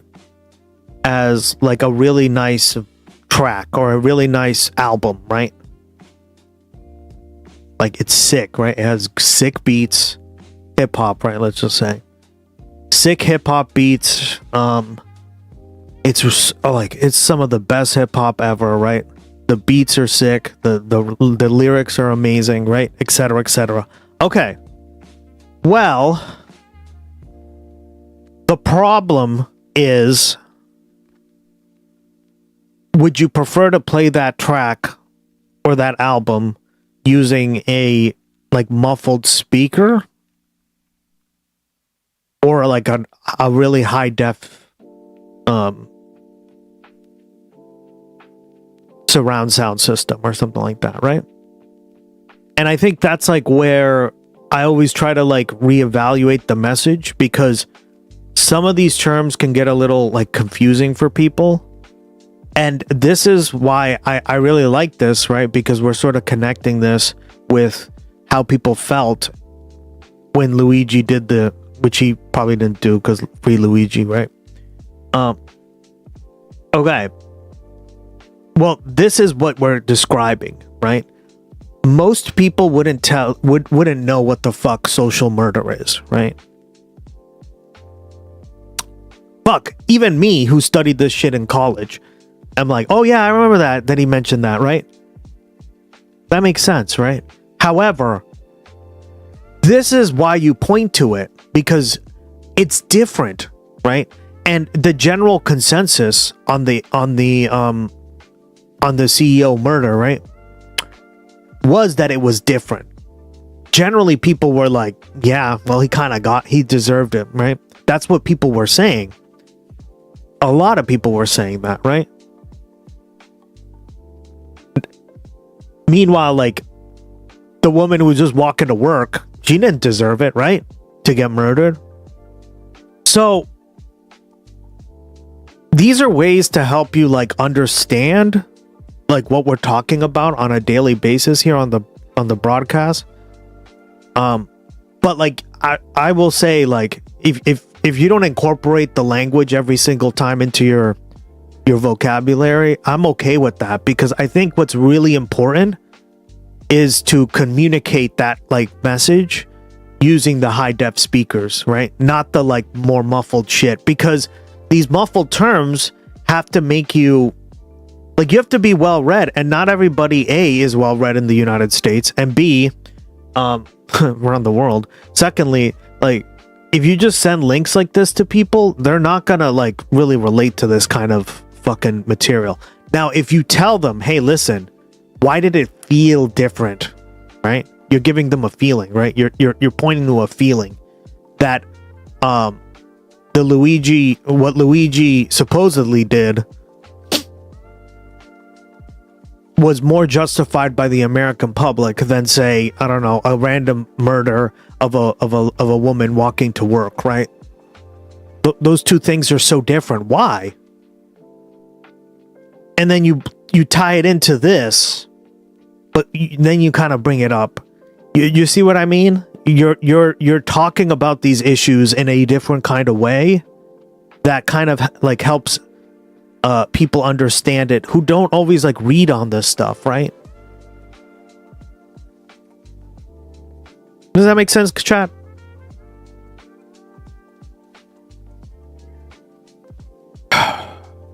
You're helping them sort of like boil it down, basically. They wouldn't. Yeah, they just wouldn't. Like, let's be fair, they would not, dude. Like, these people, like, most Americans don't even know who fucking Frederick Engels is. Okay, guys. Systemic injustice. Start educating people on social murder. Yeah. But like, it's the way you talk about this, right? If you just say, well, Frederick Engels brought this up in 1845, and he says it's social murder, and you cannot be supporting social murder. That's the wrong way to talk about this stuff, right? But now if you like do all the stuff that we've been talking about on the stream, and then you also like bring in words like this occasionally and say, yeah, look into more of this, because look, do you see how like much more relatable that is to most people? Make it contemporary. Yeah, you got to make it contemporary, because a lot of people just don't care about history either. I mean, I love history, right? So you're never gonna have that fucking problem with me. But I'm just trying to like give you that idea. Like, would you have that really nice album, right? Your message be played through a muffled speaker or a high definition speaker, right?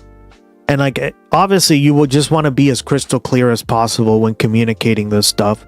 And I think when you get too much into the history and the philosophy of it, that's where you get into a little bit too much problems with it being relatable and contemporary to people, right? And again, this has just been my experience with this stuff. I think like you kind of all agree that most people aren't sitting there like relating to this stuff, right? Most, I'm saying. We're the exceptions because we're nerds, God. Noids! Rights as well as U.S. and international law for transporting them to El Salvador, where many describe facing torture. The lawsuit was filed earlier this month by several groups, including the Kennedy Human Rights Center, and was first reported by The Guardian. In March of last year, more than 230 Venezuelan men were rounded up and... Yeah, no, but I think of how much suffering... Exactly, that's... See, so when somebody tells you that, you say, oh yeah, that makes sense. That's really what I'm... Thank you, Aeon Lord, right? Yeah, like I see what you mean. You know, I would call that more of a social murder. What's a social murder? It basically means that it's like the products of like maybe of the system itself causing the violence. And then people will be like, yeah, that's probably why it's a little different, right? So it's the way you communicate this stuff, right? You don't sit there and go like, well, in 1845, Frederick Engels said this is social murder.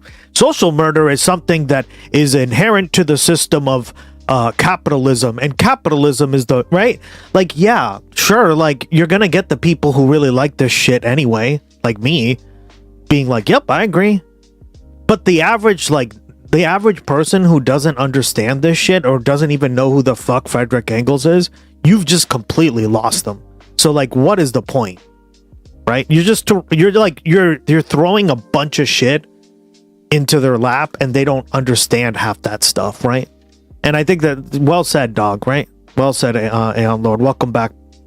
Deported to El Salvador after the Trump administration invoked the Alien Enemies Act, accusing the men without evidence of being gang members. Federal health officials announced a new outbreak of cyclosporiasis, impacting 72 people. About 4,100 people have been infected with the cyclospora parasite. Yep. According to the CDC, at least 98 people have been hospitalized as cases have been reported in at least 41 U.S. states. Critics have talked about the gutting of CDC by Doge. And in Maine, Democrats have selected Troy Jackson to replace Graham Plattner as their U.S. Senate candidate at a convention on Saturday. Plattner dropped out of his race after an ex-girlfriend accused him of rape. Jackson is a former logger and former Maine state legislator who was the Maine State Senate president. He will face Republican Senator Susan Collins, a 5-term incumbent, in November. This is Jackson accepting his party's nomination for Senate. We need someone with courage.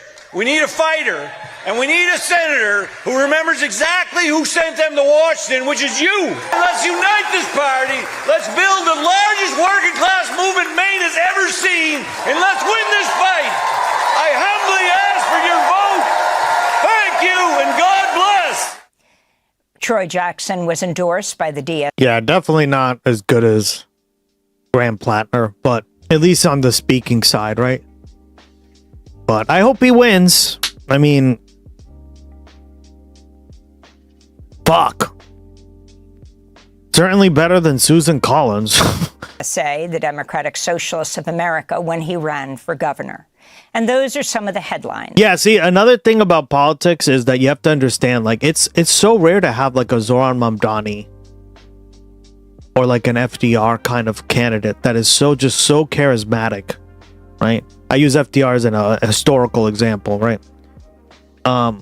See, that's another thing. Like, you're bringing up historicals. See, not everyone even knows how he sounded or anything, right?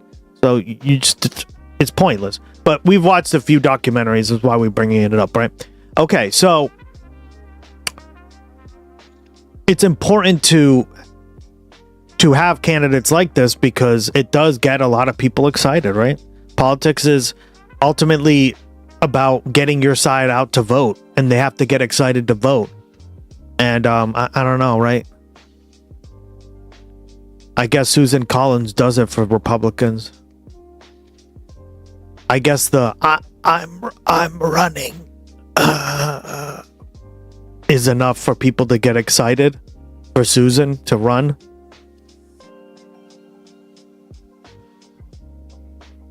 That was the cringiest fucking ad, by the way.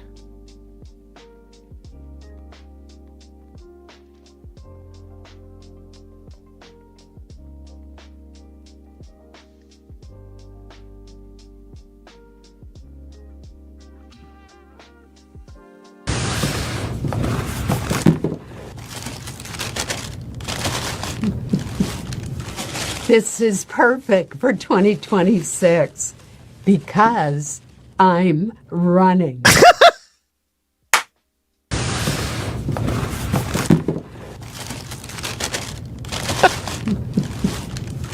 This is perfect for 2026 because I'm running. Jesus. You can't even like stop the shaking while doing it. It's crazy, guys. I know, right? This is what a Democracy zombie. Now! DemocracyNow.org. Apparently that's enough to get people to vote for her. Right? Meanwhile, like, we gotta have actual charismatic candidates because people on the left otherwise just don't fucking vote. I don't Peace know. Report. I'm Amy Goodman. Oh, man. Thanks for watching. And this is what I mean. Sometimes you could have great policies, right? There have been plenty of presidential candidates that have had incredible platforms, right? But they're just terrible public speakers. Bitch, you're restricted from walking by your doctor. Kois, my goat. How you doing, buddy? Welcome back. Been a while. How you been? Of course, they wore New Balances. Of course. I even said that too, girl. Yeah, no, it's because New Balance is located in Boston, right? And I told you, New England is pretty united on stuff. So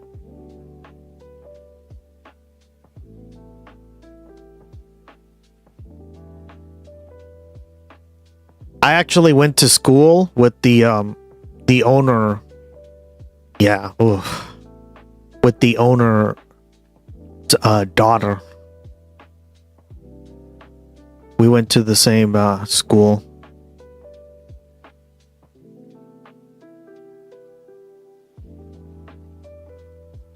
The New Balance. He bought this. I like looked this up because I was curious why it's in Boston, right? He bought this for like $500,000 or some shit like that. And then he literally turned it into a multi-billion-dollar fucking corporation here, and everybody sucks it off, including Susan Collins, apparently. Unless you're a Republican, then voting is social murder. I'm interested in the logic of that. I can see it. Not voting is social murder, not FYI. We gotta normalize these terms, man. I agree.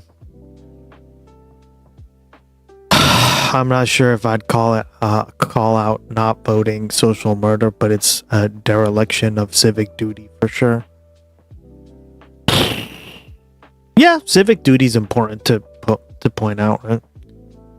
It's just like people don't even know what that fucking means. Civic duty? The fuck is civic duty, right? Like that.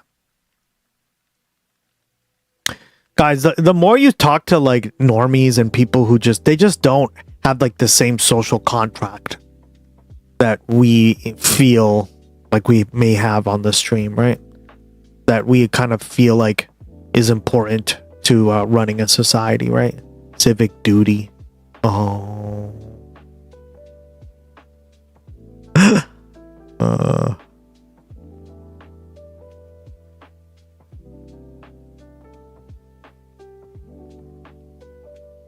Democracy Now! On YouTube. Subscribe to the channel and turn on notifications to make sure you never miss a video. And for more of All right, speaking of Zoran. Last week, I interviewed Representative Adam Smith, Democrat ranking member of the House Armed Services Committee. And so this week we thought it'd be a good idea to interview one of his primary opponents, and she joins us now. Kshama Sawant is an independent socialist. Well, there's a few things working against you. First, terminology, and second, if you're American, don't tread on me attitude with, yeah, well said. It's the terminology, it's the idea that, well, whatever I want is more important than anything anybody else should require from a society, right? There's the idea of like rugged individualism, right? And you see this even on the left, right? When anybody on the left says, well, we want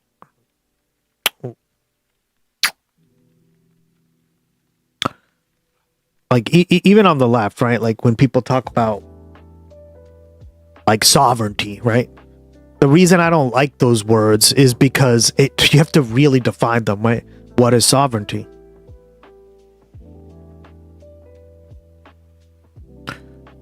Is it countries coming together on a decentralized basis, like working together, like Cuba, right? Something along those lines, or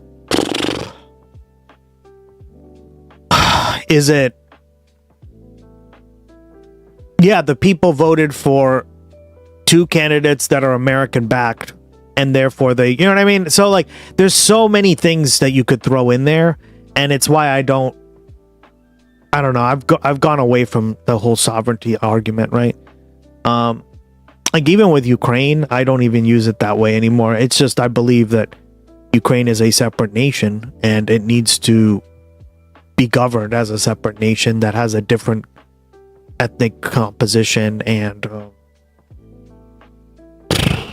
doesn't agree with what Russia's doing, right? It's just really that simple. It's not about, like, I don't even view it as like a sovereignty thing anymore, right? Even though you could make that argument, but that's where these terms get kind of thrown into a blender, and then it's hard to pick out what people mean sometimes. So, running in the jungle primary against Representative Adam Smith. Smith, welcome to the show.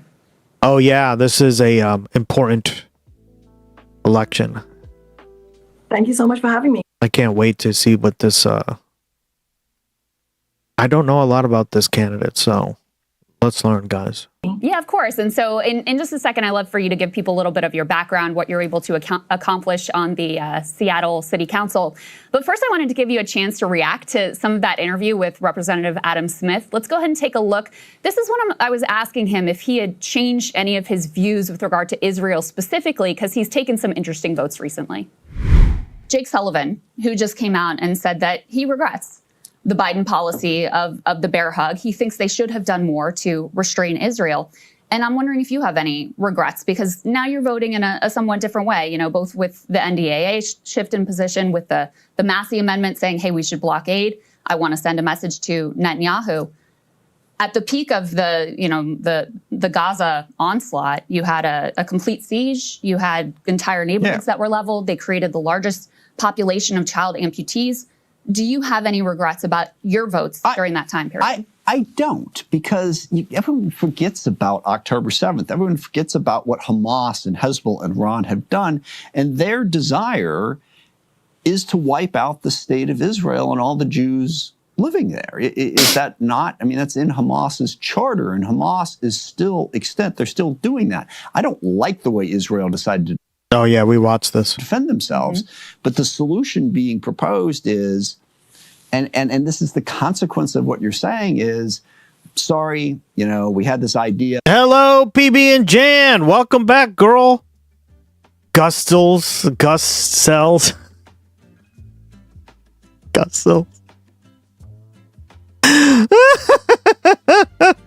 Back in 1948, we were going to give you a state, and that way you could protect yourself against all these attacks. Didn't work out, so... So just so people know, the way that things work in Washington is kind of similar to California. Everybody, regardless of their political party, runs in this jungle primary, and then the top two move on to the general election in the fall. I'm curious, Kshama, what did you think of that response, and what did you take from that interview in general from Representative Smith? How's your morning been? Or afternoon, I should say. Damn, shit. First of all, the fact that he reached out to you, Crystal, to do the interview itself to me is an indication of his nervousness, because he's a very, very conservative Democrat. He's a long-standing warmongering Democrat. Let's be clear. He's been in Congress for 29 years, which is longer than many of my campaign's volunteers have been alive. And he is one of the 5 remaining House Democrats who voted for the war on Iraq. And he has the blood of 1 million Iraqis on his hands. He's voted for tens of billions of dollars for genocide in Gaza. And it's really telling that when you asked him, do you have any regrets? He says he has no regrets. And throughout the show, he was on your show for 45 minutes. He absolutely erased the Palestinian people, absolutely erased them. He refused to acknowledge the apartheid state that they're living in.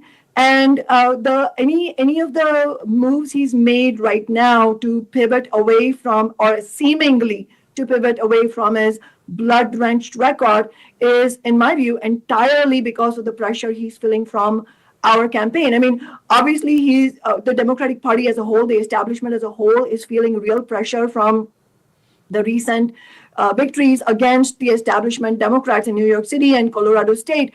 But as far as Adam Smith personally is concerned, he is an AIPAC darling. He's bankrolled by the billionaires who profit from corporations, warmongering, war profiteering corporations like Palantir and Lockheed Martin, all of that. So, he's very much an entrenched warmongering Democrat. He's a general among the warmongers. And any pivot he's making is precisely because he is actually specifically being threatened by our campaign. And that is why he literally voted no on his own bill to give Trump $1 trillion for war. I mean, who votes against your own bill? it's only when you're nervous about your opponent. And I don't know if you heard right now, just a few days ago, he said, "Oh, I think we need $15 an hour, federal minimum wage." I mean, it's like newsflash for you, dude. We won $15 an hour in Seattle in 2014, and that $15 has spread to many cities. Oh, and look at states us, chat. Because working people organize around it, and these guys are so behind. The federal minimum wage is $7.25 an hour still. And so, can you set the stage a little bit? Tell people who aren't familiar with your career about your kind of first 2013 run and how it is that you got to where you are now. Yeah, I ran as an independent socialist in 2013. That was our first campaign. And I say our and we because it wasn't just me. It was a whole group of revolutionary socialists who ran that campaign together. And we ran on our flagship demand of $15 an hour and also on taxing the rich. Corporations like Amazon, Starbucks, T-Mobile, these are all corporations that are headquartered in Seattle, and also for renters' rights and rent control. And at that time, I was widely mocked for calling for $15 an hour. Nobody thought it was going to happen. All the corporate media said it was utopian, but it was precisely because it was an independent socialist campaign and because we were running not on personality or personal narrative, or I wasn't running to make my own personal career. We were running very clearly on working class demands that the campaign actually won. Even though we were the absolute underdog, it was a long shot, we still won. And then after I took office in January 2014, two of the most powerful Democrats on the city council came to my office, sat me down, and said that it's all well and good that you rabble-rouse your way into the city council, but we are here to tell you that City Hall runs on our terms, and you're not going to win any minimum wage, let alone 15. And less than 6 months later, we had won $15 an hour. We made Seattle the first major city to win 15. And the way we did it was not by me sweet-talking other Democrats or morally persuading them, but by using my office to build mass movements. And that's the basis on which we won the Amazon tax and renters' rights. And that's the same principle we're using in this congressional campaign as well, to end all military aid to Israel and to win free healthcare. And so after that victory, you then had the 2015 and 2016 Bernie Sanders campaign, which led to this kind of influx in membership for Democratic Socialists of America. And if we can put up F4, people can see the chart here. It ticks down a little bit, and then boom, you see the campaign of New York Mayor Zohran Mamdani, and you see DSA membership surging again. He effectively, challenged 3 incumbent Democrats. Let's go. She's based. I know. New York City. Damn. Knocked 2 incumbent Democrats out, knocked out the kind of head of the Brooklyn party, who was backed by the outgoing incumbent. Then the DSA wins out in Denver, Colorado. They have a couple campaigns coming in Michigan as well, Detroit in particular. But talk to us a little bit about what your view is of DSA, which has become the kind of big story. I've seen you make an argument that their strategy overall is flawed. How do you square, how you understand the DSA with, how they've done over the last several months and years? I think it's really, really important what's happening. I agree with you. These are historic defeats of entrenched Democrats like Adriano Espaillat and Diana DeGette, in New York City and Colorado, respectively. I mean, these were seemingly invincible Democrats, incumbents, and they were defeated. And it is a decisive repudiation of the Zionist agenda, of the pro-billionaire agenda that the Democratic establishment subscribes to. And, it is... Look at these. Rent control, make corporate landlords pay. End genocide in Gaza, no military aid, no occupation. Free healthcare for all, tax the rich. Give me all these signs. It's really crucial because it is in the context of the Democratic and Republican parties, in my view, and this is part of the difference of strategy and also analysis that I have from some of the DSA leadership. Also, every time I hear Adam Smith, I think of the author of the book.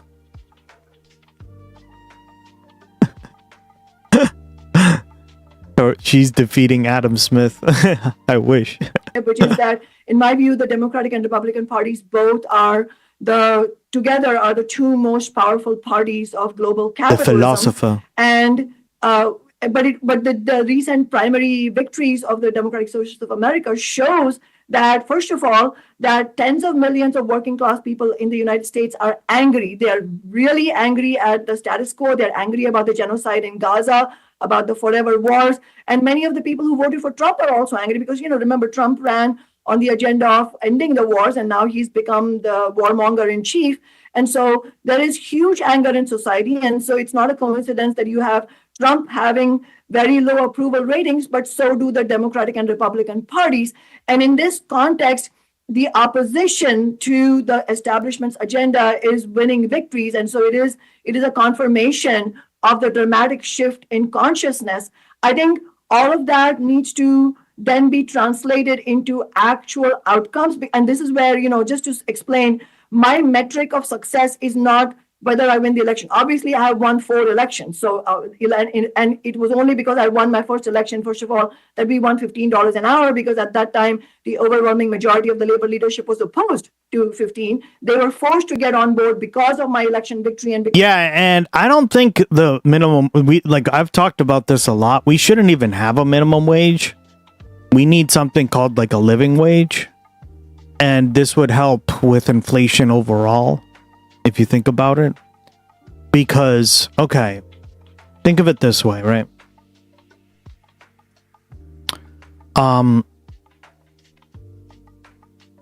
If companies, right, decide to raise prices because for whatever reason, right, generally because of greedflation. What up, Splendinavia? Welcome back, my goat. Been a while. How you been, brother? There you are. Welcome. Glad you're back. The minimum wage was intended to be a livable wage. Yeah, exactly. The problem is the minimum wage is like an idea from the 1840s, right? I believe it was like 1840, 1850, right? Right at the eve of the Industrial Revolution. And the problem with it is it doesn't keep up with the pace of inflation, right? So a living wage, right? A living wage would be better because a living wage would basically keep up with the pace of inflation. And at the same time, say if corporations, like we live in like today, right? They all decide to raise prices on stuff. Well, it's not really a price increase. Ooh. PB and Jan just got a 5-day stream streak. What up? www. Hell yeah! Streaking!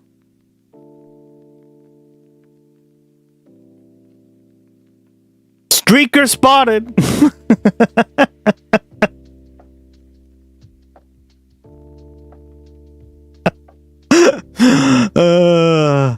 It's not really like when corporations decide to basically increase the price of, like, let's say food or something, right? Well, when you factor in the cost or the living wage, it actually ends up being more or less the same, right? Because it's built into the new living wage standard there. And that's why I support it, because you're not like over legislating, right? You're not having to constantly play cat and mouse with this shit. And it actually stops corporations from doing like just overtly price hikes, because think of it this way.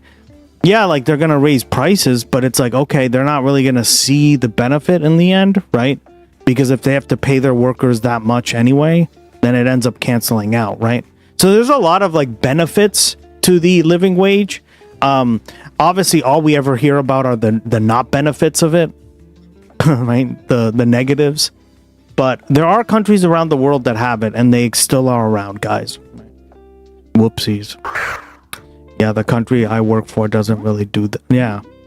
Any raises, just cost of living adjustments. The county you work for, really? Okay. And that's why I think it's like, I understand where these candidates are coming from. It's not that I like disagree with it in terms of like overall policy. It's that I think we need to, as people on the left, move away from the idea of the minimum wage, right? It's a very old idea, and we need to move towards something more of a living wage, right? Also, a big part of the problem you guys have is a tip system for service workers. Companies outsource living standard for their employees. Exactly, right? Well said. Like that, I refuse to partake in that tipping shit, honestly, because like it's just a way for like your basic. So the thing about the tipping system in general, right? And I've said this multiple times on the stream. The tipping system is just a way for greedy corporations and like business owners to basically you're subsidizing their cheapness. All right, let me just cut it that way. What do I mean by that? What I mean is you're by going there and shop or like eating there or whatever, right? Like, and the whole like system of tipping and all that is a way to subsidize them to pay only about $2, right? $2.15. That's the federal tips service. $2, guys, an hour. $2.15 an hour, right? Unless it's changed recently, which I don't think it has. But service workers get $2.15 an hour, right? With tips, they make more. Okay, well, that's just a way for like the work, like for the business owner to basically say, nah, I'm not going to pay you anymore. They can pay you. Right? And again, if you understand the history of the tipping system here in the United States, it started off as something very different, but it's something that we've held on to because we're a pretty conservative country. Right? And there's a lot of copium around it. Oh, well, I make more money being a tipped worker than if I were to be an hourly worker. Well, nobody's saying that because hourly pay is stupid too. Right? Like we were just talking about the minimum wage. Duh. Like that's fucking stupid. How about you actually work for what you, right? So, yeah, I completely agree, Splendinavia. This is so dumb, but like having to convince Americans is another issue because so many people are just been brainwashed by this shit. Also, fun fact for those who say home isn't a human right, guess what? Even Roman slaves had right. Private sleeping quarters for families was one of them. Granted, that's saying like a single room in a house, but they have the average New York apartment. Yeah, that's crazy. Isn't that nuts? Jesus, we've really devolved. Yeah, I miss bonuses too. Yeah, bonuses were a thing too, right? Bonuses are important aspect of work as well, right? I haven't had bonuses in, well, they call them bonuses, but it's like not really anything based off of anything, right, anymore. I often tip them while I am handling a business card for my uncle's business. A tip is for a service above regular service. Exactly. Well, that's what... And now, like, we've talked about this as well, the Terry, right? Welcome back, my man. How you been? We've talked a lot about this as well, right? We watched that More Perfect Union video, and they talked about how now everything is becoming a tip. Right? Tip-like service. Like getting your car fixed. Motherfucker, I'm already paying you hundreds of dollars to fix the car. Tipping for a fucking car service? What? Right? Starbucks. Like, you're paying for the drink? Right? And guys, not only do I have this on good authority, but Starbucks, if you go to Starbucks or anything, it costs like 4 cents for them to make that fucking coffee. And they're charging you $7.99 or whatever the fuck. I'm not even joking. 4 cents. It's literally like thousands% profit for them, right? I don't know the exact amount, but it's, someone do the math real quick. 4 cents, $7 or $5, whatever, right? That's a lot of profit. Part of that is paying the worker, motherfucker. And that's what I mean. They don't even get that. They just expect you. What I'm basically trying to say is that the tipping culture in this country is an extraction of wealth from like working class to like middle class people, whatever you want to call them, right? To the very top, to the rich, through social conditioning and social standards, right?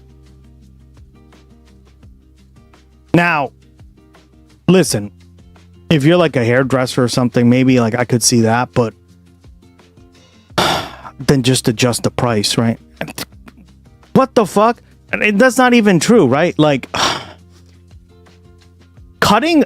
I remember like I'd go with my like girlfriend at the time, right? Several girlfriends at the time, and they'd go to get a haircut, and it was like 100, 200, like almost like $250, right? To get a fucking haircut. Now, granted, you know, cutting hair and like it's a lot of work, right? Much respect. But then it's like, okay, so why aren't the workers getting paid more money, right?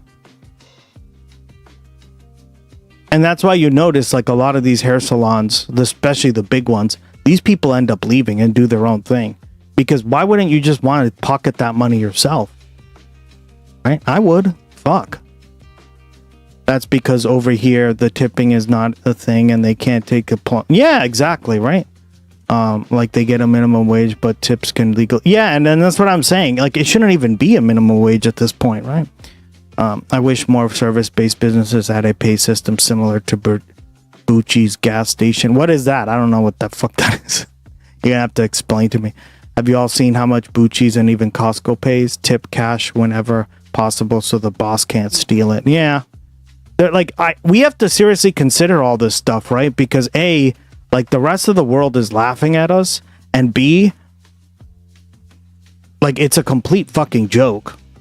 Like it's not a sustainable system. Like it is an extraction of wealth to the tippy top, right? It doesn't seem like it is, but it is, guys. It is. And it's supported by the working class, right? That's like the sad part is a lot of these things, when you examine them, like through like a Marxist lens or even like a philosophical lens, they are just extractions of wealth that like working class people fucking like clap like seals and take with pleasure, right? They're like, yeah, I want to be in a tipped economy. And it's like, no, you know what would have been better? You just getting paid to do your job using a living wage. Yeah. Watched this great video on tipping culture, and it used comparisons of UK and costs of, if you can find it, that argument keeps tipping are not factual. Yeah, exactly. Like none of the arguments really make any sense to me. And I've come to this conclusion over the last couple of years. So, yeah, no,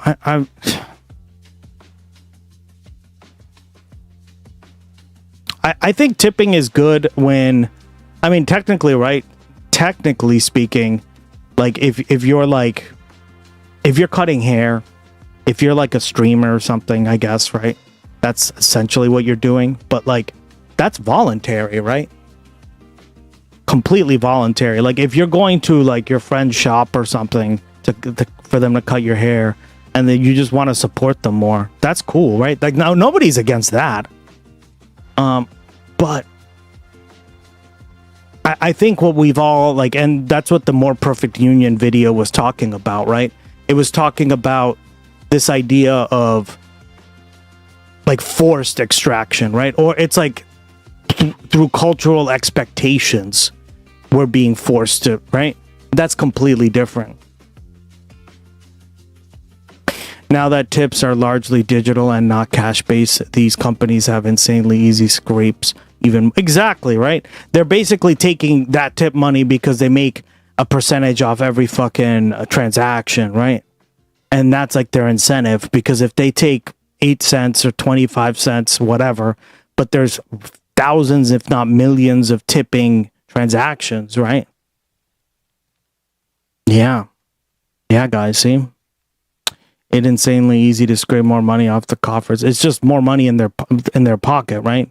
And the fact that nobody views it like that is really concerning, right? There's so many people, even on the left, who just support like this whole idea, and I'm just like, what the fuck? And again, I think like maybe in like very scarce like examples, right? This would be totally fine. Even how it started was very different, right? Like I said, no tax on tips basically benefit the businesses rather than the workers. Exactly. Well said, right? I hate it when I'm prompted to tip the pizza place when I'm picking a pizza up in person. Yeah. Thank you. That's another really good example, right? And there's like a societal pressure to put in that tip jar or whatever, right? Oh, hell no. Fuck that. Tipping for a concert t-shirt is wild. No. Oh my God. People do that? The fuck? I heard you're supposed to tip dispensary employees, but I don't know how much, which is why I never got go to a dispensary. Oh my God. I don't think so. I've never done it. There is a basic problem with a commodification. You are the resource to be mined. Ergo, charge as much as you can for everything. This present problem because everything time you adjust the minimum wage, corporations adjust it also, and you have to stop the concept of maximizing profits for essential goods. Well, and that's what I like about the living wage, right? Is okay, like this is the theory behind it, and I think like this is like this would adjust for a lot of, it wouldn't fix the problem 100%. Let's say if the price of eggs or of that goes up by 5%, right? And that overall has a 5% increase on the cost, right, of the living wage. Well, guess what? Their profit margin just went up, essentially stayed the same. So all you did was essentially raise the price and get nothing out of it, or very little, right? Ironically, it'll probably be like maybe 3 or 4%, but either way, you're still fucked, right? Like in terms of profit, pure profit. And that's why they prefer to have a minimum wage, because it keeps the discussion on raising it, and then they can kind of like release some of the steam in the pot, as they call it, right? As Teddy Roosevelt used to say. But it doesn't actually fix the problem of greedflation, right? But like the living wage clearly would do a better job at that, right, guys? Because if you just raise the price of everything by 5 percentage points, like during COVID or whatever, right? Then what would happen? Okay, well, the living wage would just go up, right? It has a balancing effect. It has a redistributive effect automatically built into it. Does that make sense? Now, you would have to do more than just the living wage, right? Because the income inequality in this country has just become so fucking ridiculous that like you can't expect the living wage to fix all the problems, obviously, right? But yeah, like it would have a redistributive effect based off the very like principle of it, right? Like really think about it. And that's what they really don't like about it. That's why they always attack it. They always say, oh, well, it would cause businesses to like go under and shit. Well, then you have a shit business. Right? Like, I hate to say this, guys, but the idea of like entrepreneurship and shit is also bullshit. Right? Because like 50%, they say, or more of businesses go under. It's because you're not like... It's not a good business model. Yeah. Right? And I mean, have you guys seen like Kitchen Nightmares and shit? Why is it that most of those shows end up like where the restaurants all end up closed? Because they have a shit business model. You don't even need a living wage for it to be shit. So like, this is another argument that I never understood about people who say like, oh, you're gonna cause all this chaos. No, you're not. It's fucking bullshit. Like, more than 50% of businesses fail anyway. So what the fuck are you smoking? Right? You really think all of them are gonna fail because they have a living wage? No. Okay, we used to have a much more living wage back in the 30s and 40s and 50s. And look, okay, it wasn't government mandated or it wasn't by law. But it was essentially a living wage because people could actually afford shit. So again, there's just like so many arguments that don't make any sense to me, and that's why I'm explaining all this shit to you, right, guys? Because it's really important to understand. Good afternoon, me and you too. How you doing, girl? All right, you found it? Cool. Shouldn't be a thing. You're an if you think that tipping shouldn't be a thing, you're an idiot. And the next time that you think about going out to eat, why don't you just go ahead and cook? Clean your dishes. Yeah. Cook your food. Oh, fuck you. Oh, fuck you. This is so condescending too, right? The reason this is so condescending is, okay, a lot of times people who can't, like, who go out to eat, just want to go out to eat and not have to cook one day. Right? Like, I know my parents, right? They worked every fucking day of their lives. Every day, guys, okay? They barely got a day off if at that.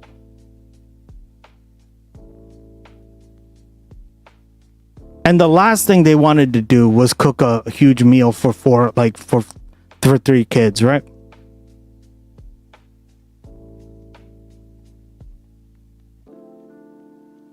So it's pretty condescending to be like, hey, if you can't afford to tip, this is what I mean. It's a form of gatekeeping, right? If you can't afford the tip, don't go out to eat. Fuck you. Oh, fuck you. Oh, is this the Bolivian track?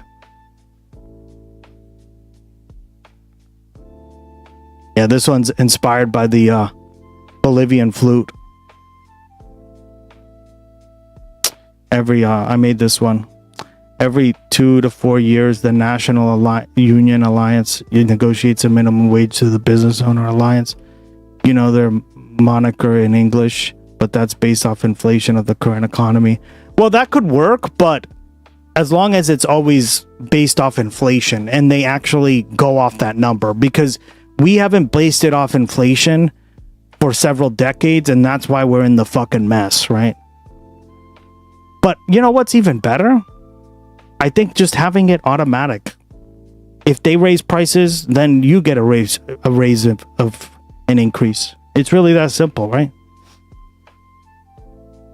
That way they have to think twice about the way, right? The way that they do this shit. It's not just like, oh, raise prices, done. Keep up with basic living standards. This is the legal mandate in Iceland. Well, Iceland is based, and we're not. Never tipped a dispensary. Yeah, like I've never tipped at one either. Also, businesses would go under if it really is cover for I can't make 3 times as much as my grunt employee. Thank you, Aeon Lord. Right? Whenever I hear that, I immediately think something along those lines. Businesses would go under. No, you just don't want to. You want to make 3, 4, 5, 6, 7, 10 times the amount. 100 times the amount as your employees. It's really that simple, right? And that's the problem. I'm just like, no, fuck you. This doesn't make any sense, right? That in itself is what causes inequality, right? And then we just sit on our hands and we're like, whoa, what's going on? If your business can't pay your employees a living wage, you're running a shit business. Bingo.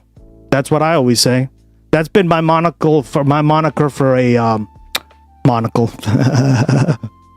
My moniker for a couple years now. But it's because we glorify, our culture glorifies being a business owner, right? Oh, it's important to own your own business and all this stuff. And listen, like, I'm not gonna, at least in the current system we have, right? Yeah, like, do your own thing if you can get it to work. But not every business idea is profitable, right? And you stinging out other workers has systemic problems, right? Just objectively so. So, yeah. I'm glad you guys see it in these multi-layers like I've been trying to explain for many years to people, but every tour, hold on. I once offered a cash tip when I tried Uber Eats once. The dude didn't take it because he told me if they found out that they would be banned from the platform. That's when I decided to never order from them again. Oh my God. Yeah, that's fucked. That is fucked. This works, bro. It's an automatic up from the percentage of inflation. These negotiations are merely triggered whenever economic precedent. Okay, perfect.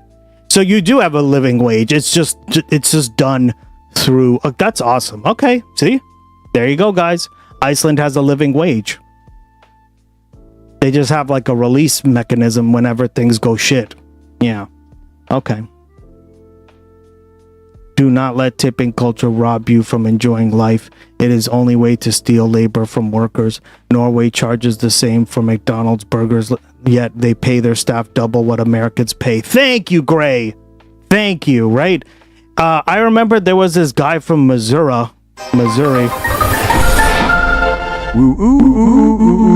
Grey Hasta just got a 200-day stream. What up? What doing that tipping culture robs you from enjoying life. It is only a way to steal labor from the workers. Norway charges the same for McDonald's burgers, yet pay their staff double what Americans pay their staff. Having said all that, there are benefits to tipping. Comcast only exists because of your tips and subscriptions. Comcast would not be able to offer you free clean panties without your support. Thank you for your attention. 200 is a base streak. Yeah, we have a lot of people with like 200 plus stream streak. It's because I make them fun, right? Like on most streams, like nobody gives a fuck about a stream streak because they're not fun to engage with. But my idea was like, let's make them fun, right? Love you, man. Appreciate it. Appreciate it. Let's see the streakers. Living Lily, Ratatosk, Gray, Ducky, Peger, and the Terry. There we go. PB and Jan. You like how I added the peach rolling?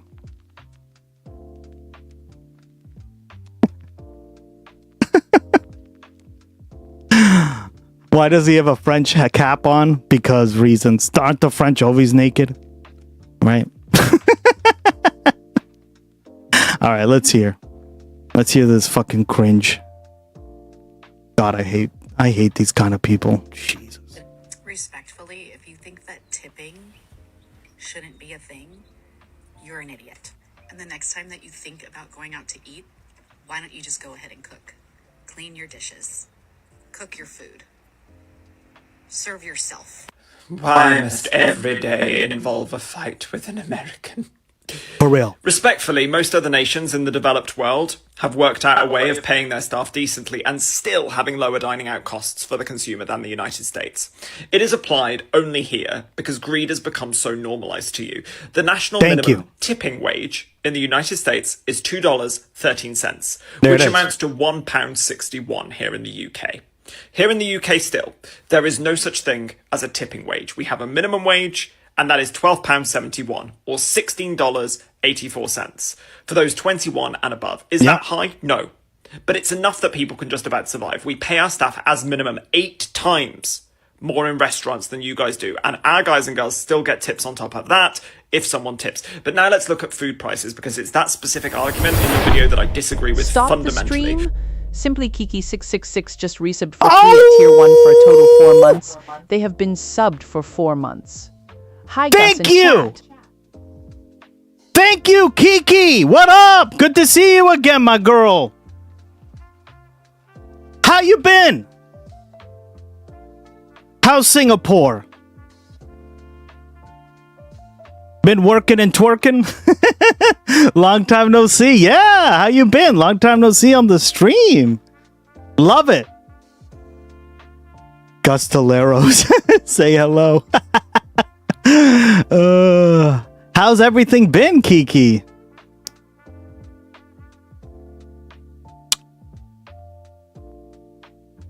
Cavicular had to literally learn that French women really do not have interest in people who try too hard. And boy, was it trying too hard. Yeah.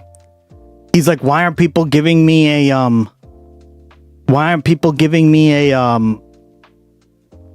any attention for my $10,000 suit?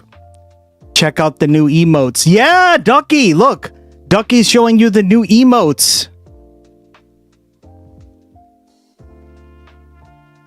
We got some new emotes, and we're actually going to be dropping some new ones in a few days.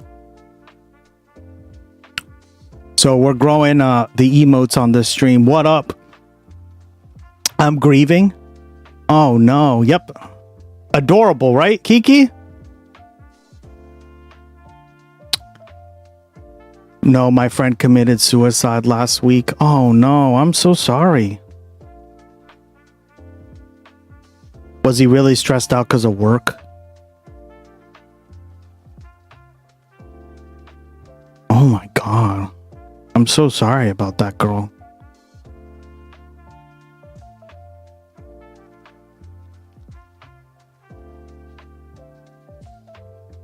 The US should be considered a developing country, or if we wanted to be nice, a middle income country.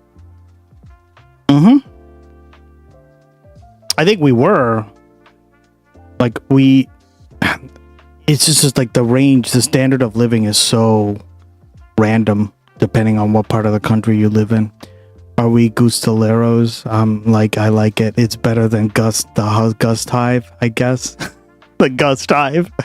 She was already depressed for a few years. We're workshopping. Hell yeah. We got to think of a name. Because we're getting well known, guys. We're being well known throughout Twitch. People stop and talk about us, apparently. Did you see this, Kiki? Lucy sent it to us. I guess she was in his chat. People are recognizing the Gus chatters. We're awesome. Thank you for all your wishes. Yeah, I'm really sorry about that. Did you at least get to like spend some time with her, or was it like very sudden? Oh man. One of my best friend died. He just died in his sleep. And we grew up together ever since we were like in 3rd grade. So I don't know how much you've known them for, but I understand your pain. That's like, it's really, it was just so sudden, right? Like, I remember like when I drove him to the train station, right? Because he was like, he needed a ride, and I was like, yo, dog, I'll see you tomorrow, right? Or I'll see you in like a few days, right? That's what I said to him. I'll see you on Monday, I think it was. And he's like, yeah, I'll see you on Monday, man. Take care, brother. We did that, and that was the last time I ever saw him. Like, that's how sudden sometimes these things are, Kiki. So I'm really sorry. Everyone, give Kiki a hug. Support her in chat. She's going through a hard time. What up, girl? You're always welcome in this community, girl. You're a part of it, much like everyone who joins here all the time. Love you guys.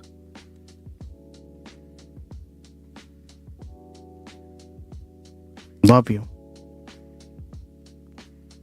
Kiki, this should help you out with the community. This was very nice. Lucy sent it to us, and I thought it was very sweet that people are recognizing you guys, right? Fuck me. Like, I don't give a shit about that. What's up, Lucy Rosie?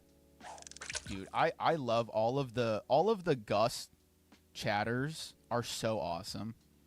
Am I allowed to say that? Of course I'm allowed to say that.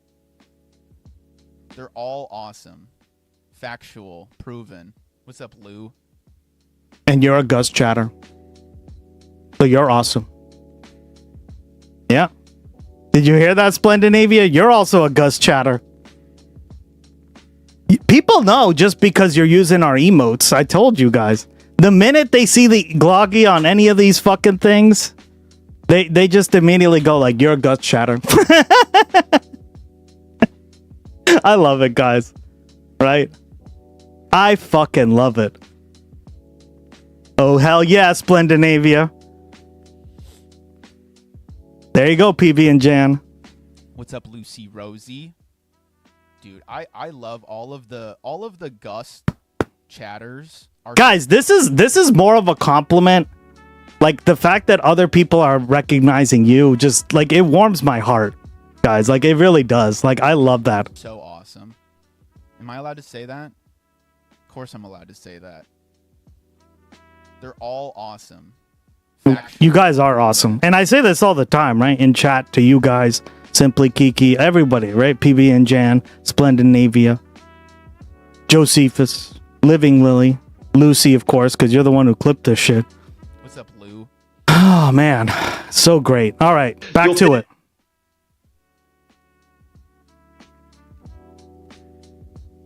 Theory is prices will go up incredibly if we remove tipping. People stop going to restaurants and society collapses. Incorrect. I've just demonstrated that we pay our staff more, so let's look at food prices. TGI Fridays. And not only that, right? We did this on the stream, right? I'm not going to go into this again. We looked at a place like Germany or even like Iceland, right? And the price for a McDonald's like Big Mac was almost the same as like some place in the middle of fuck nowhere, Missouri, right? In fact, I think Missouri was more expensive. I forget which one was more expensive. They were about the same price. And that's to consider the fact that they have a living wage, right?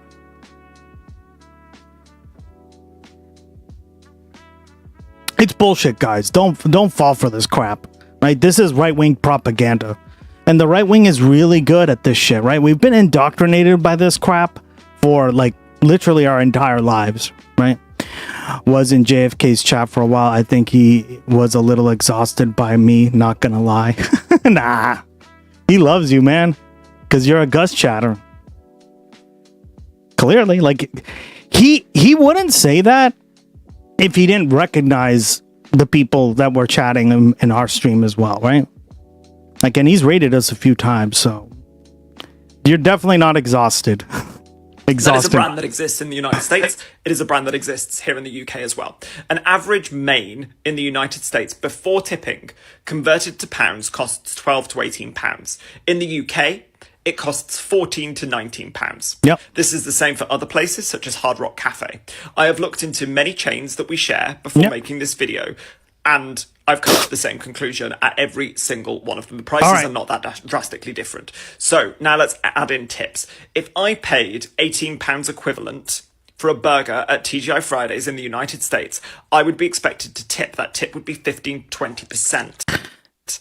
Yeah, and you know what's so crazy is I went to TGI Fridays in Costa Rica, right? I was like, wow, they have a TGI Fridays? That's cool. Let's go there. Right? I was missing some, like, I wanted to taste the difference, like, between the beef and the quality and all that. It was a lot better, by the way. So I went to TGI Fridays. It was at the mall, right? They had it at the mall there. And the waitress, she came up, and it was just like TGI Fridays in the US, right? Same exact menu, probably, like as far as I could tell, right? Maybe not exactly 1-to-1, but and the price was exactly the same, right? Like I didn't spend much more than I would have in the United States going to TGI Fridays.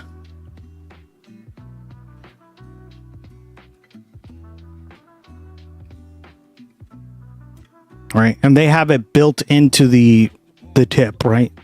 Like the the amount that they get paid is set already, right? Like you don't have to tip them. In fact, the tipping is considered like really rude. Oh my God, Tinkaton! Holy shit, girl! Yeah, Kiki, did you see our new Pokemon game? Glogimon game. We also have the fishing. I made the fishing a lot better. Now it's going to, like, there are weather effects and stuff, Kiki, so yeah. We've done some upgrades here. Hope you catch it. Wow, that's nice. Yeah.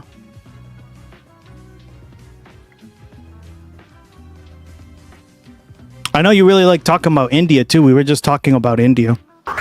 The Safari gates are jammed, everyone, right now. Oh no, gotta wait.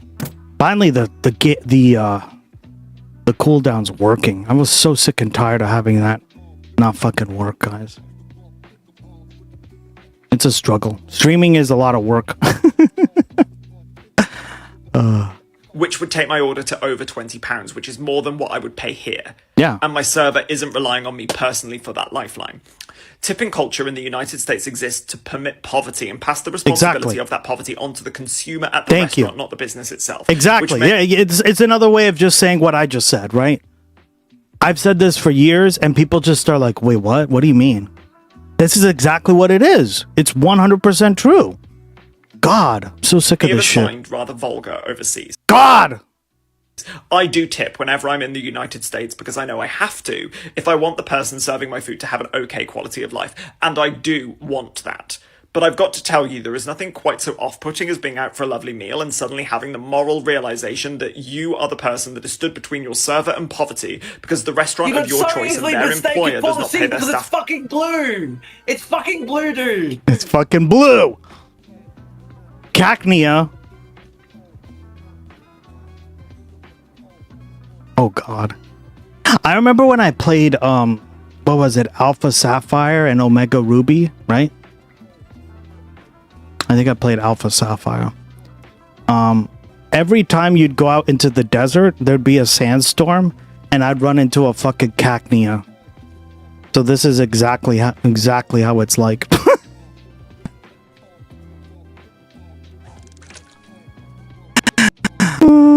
Cycling Bahoy! Welcome back!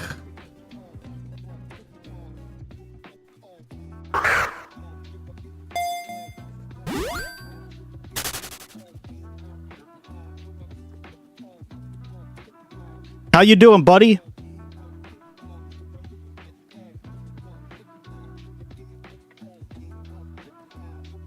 Oh, Kiki. Thank you for reminding me. Do you have any music that you would like me to represent Singapore, India, China, whichever one you'd like, or all three? Because what I've been doing, right, is I'm making my own music now. Gusta's become a DJ for the stream, and you can kind of hear it in the background. Do you hear it? And it's, what my idea is, I want to like have like every chatter's like region of the world or country represented. So my idea is to have like music from all over the world, but in this kind of like vibe, chill, hip hop kind of style. DJ Gust XXX. Damn right. So if you want to send me anything that would represent any of those countries, I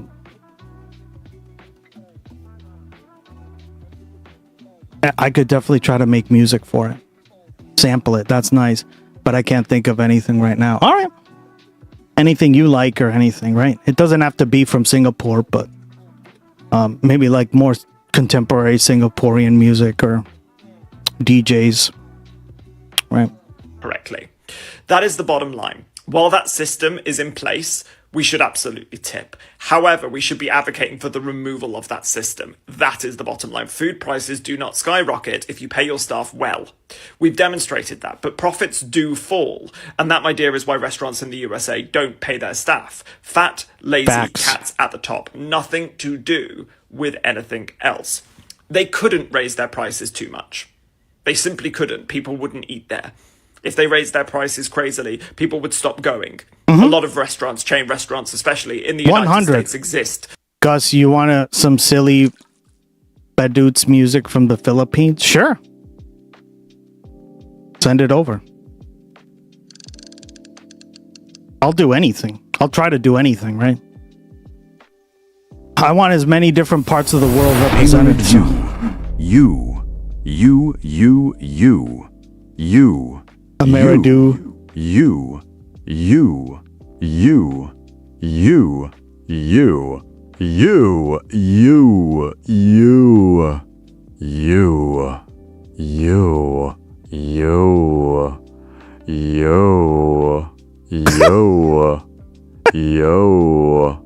He fucked that up. Yo.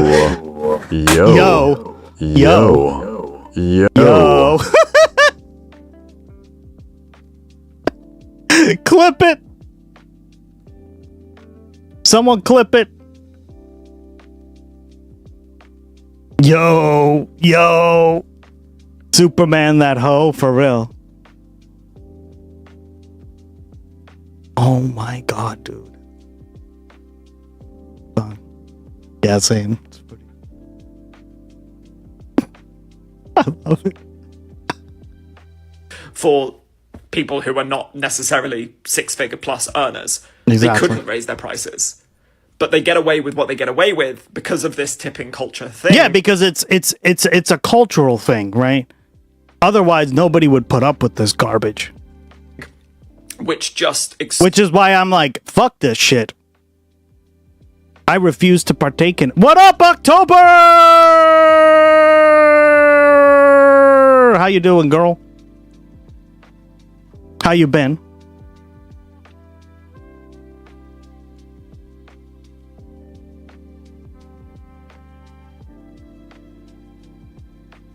Hi. Exploits their staff. Period. End of. Yeah, it really does. It's exactly what I've been saying, right? If you think that tipping shouldn't be a thing, you're an idiot. And the next time that you think about going out to eat, why don't you just go ahead and cook? Clean your dishes. Cook your food. Fuck you. Fuck you. Serve yourself. Why must every day involve a fight with an American? Well said. Like, it's just so dumb, right? And these are all the reasons. We just talked about them. OG were the best songs. They were. All right, let's see what you sent us, Kiki. Oh, God. I visited the Smithsonian Museum of American History. Hey guys, it's Angie. Oh, God. All right, let's finish. Let's see here. Watch me lean and then watch. Yeah. You guys are so friendly. We're like the most like close chat. Right, guys? I feel like we're just so close. When somebody comes in, we're just like, "Oh, hey!" Crank that gloggy boy. October, I guess this represents you too, but Lucy sent this over to us, right? And this is what another streamer said about Gus chatters. I guess he knows that we're Gus chatters because we use... Soldier boy up in it. Oh, watch me lean, then watch me rock Superman. That, oh yeah, watch me crank that RoboCop super fresh. Now watch me jock in on them haters. Main, when I do that soldier boy, I lean to the left. Then crank that thing. Now I'm jocking on you. I'm jocking on you. And if we get to fighting, then I'm on you. You catch me at yo local party. Yes, I crank it every day. Haters getting mad. Cause I got me some Bathan ape. You. Don't worry, I've replayed them for you. What's up, Luke? Look at what he said about us Gus chatters here in chat. Everybody. This is why you guys are awesome, right? What's up, Lucy Rosie? Dude, I love all of the Gus chatters are so awesome. Am I allowed to say that? Of course I'm allowed. You guys are awesome. See? They're all awesome. Factual, proven. What's up, Lou? Mm-hmm. Yep. He knows, guys. He knows. He's the minute he sees Gloggy, he knows you're a Gus chatter. Thank you so much for sharing that. I really appreciate it. Honestly, that was nice to see. Like, you guys being so appreciated out there on Twitch. That's Mr. Nick. He's awesome. He's cool as fuck. Yeah. Yeah. Oh my God. Wait, there was something else that I wanted to. God. Is it?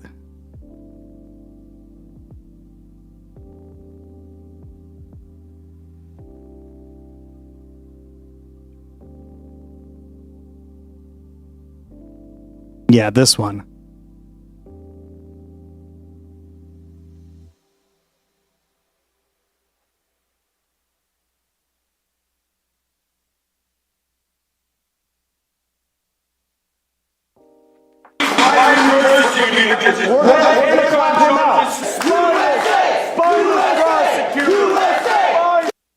It's true. Gus chatters are so cute and sweet.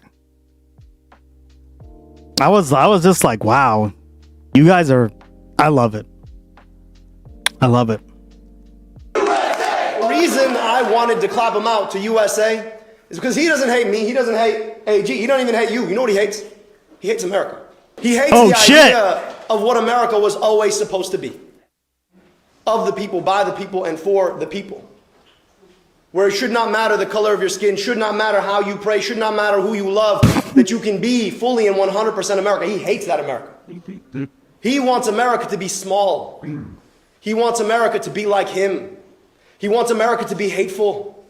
He wants America to be a place that does not include. And every day love it. That we go out there. Yeah, Kiki, we implemented achievements. Now, you can basically get an achievement for doing a lot of things, right? For sending 25 messages, sending 100 messages, 250. I guess there's one for 500 and 1,000. Nobody's reached 500 or 1,000, but that would be crazy. I don't know what 500 messages would look like. Yeah, I worked a lot on this. There are over 500 achievements on the stream, right? Like if you show up first, obviously that's a achievement. There's achievements for everything, guys. There's so many.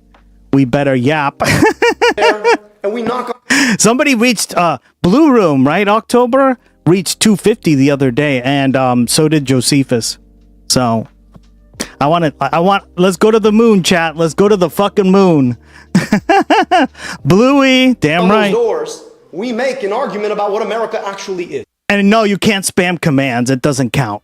Although that's like a separate achievement too, right? Like if you send 50 commands or something. So like if you play games, that's a separate achievement. Yeah. The polling is an achievement too, right?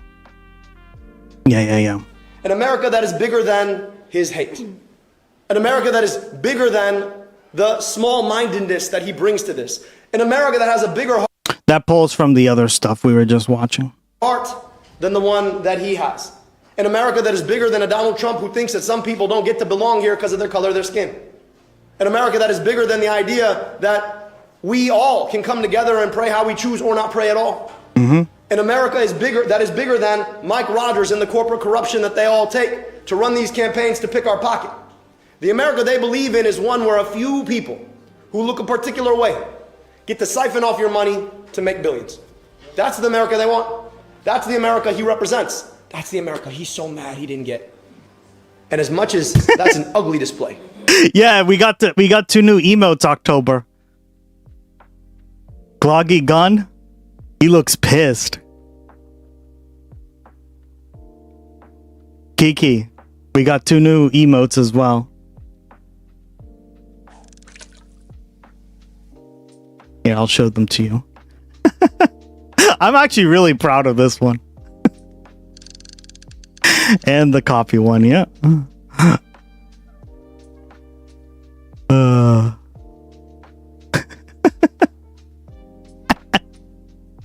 McFab, welcome.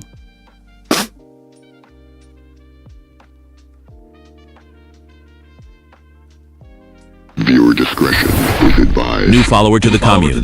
Thank you, McFab. Thank you, buddy. Appreciate the follow. They are perfect. Yeah, we're getting 6 or 7 more by the end of the month. Yeah, we're working very hard on them. I wanna have, like I told you, October. I want my emotes to be like, yep, you gotta subscribe because they're that good. They're that cute. They're that good. Of the America they want for us, this here is a beautiful display of the America we can yet build.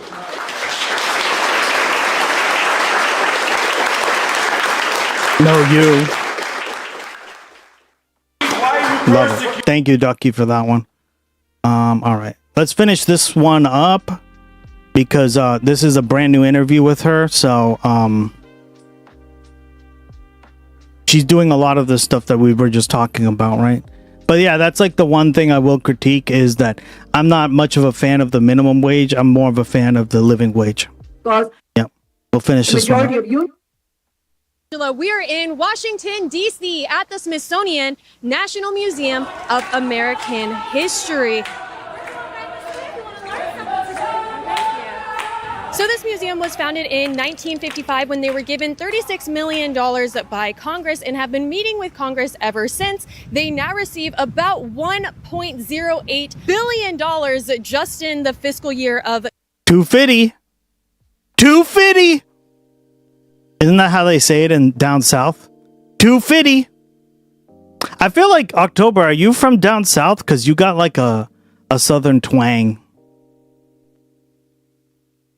Last time I rated you, I was like, oh, hi, girl. You have like that. I don't know if it's an act or something, but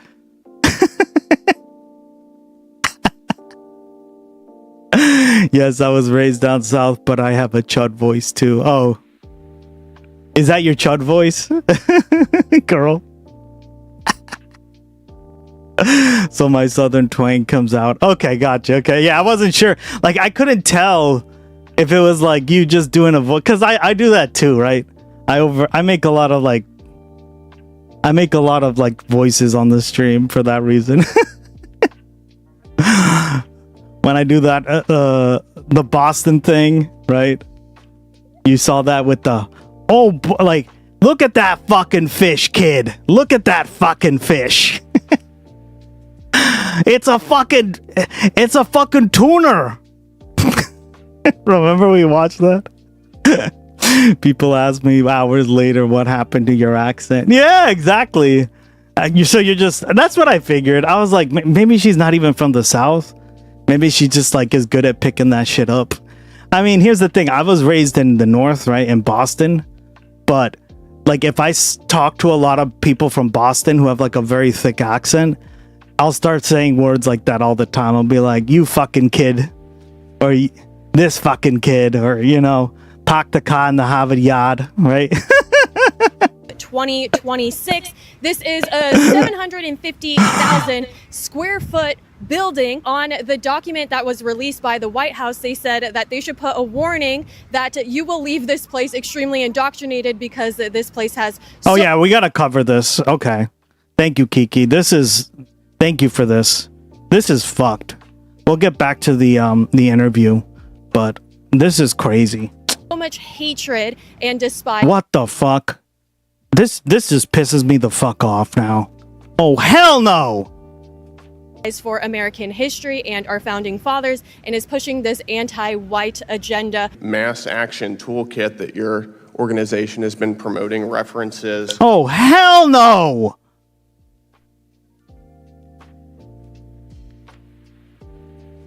Angela's the worst. Politeness. You can find these nuts. Got him! As a defining characteristic of white supremacy culture. Ma'am, are you a white supremacist? No, sir. You're not?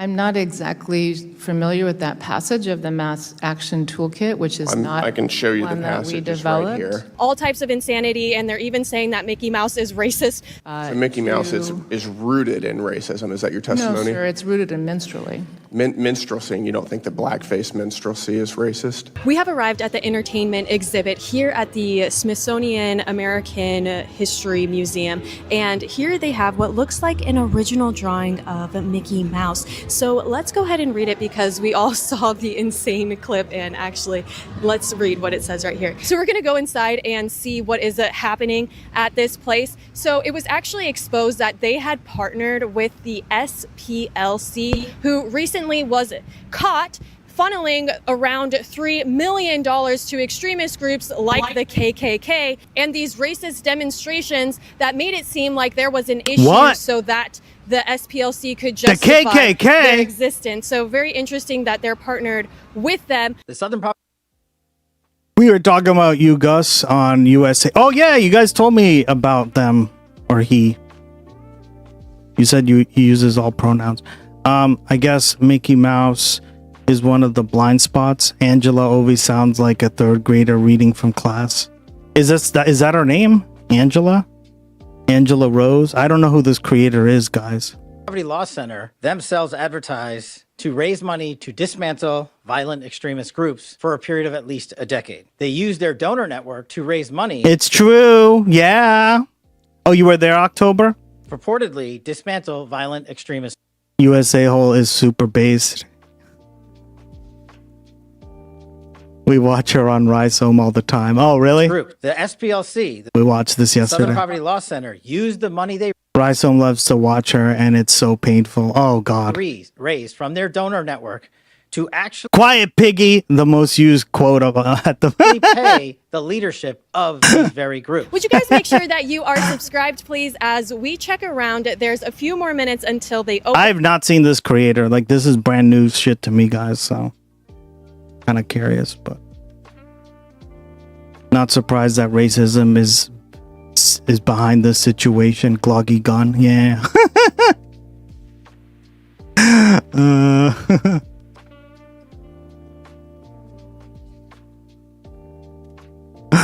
We should watch Rhizome's VOD watching Angela sometimes. It's a good time. Really?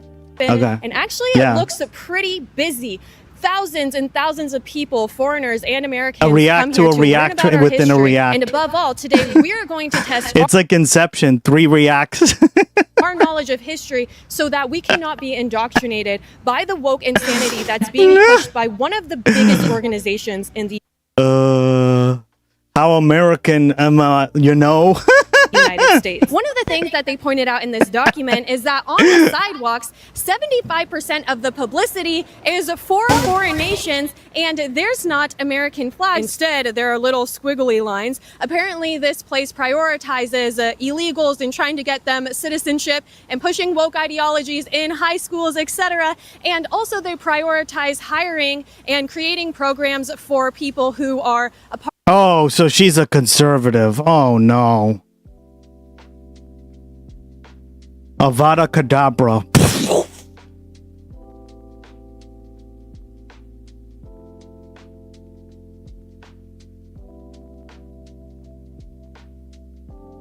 Yeah. Yeah.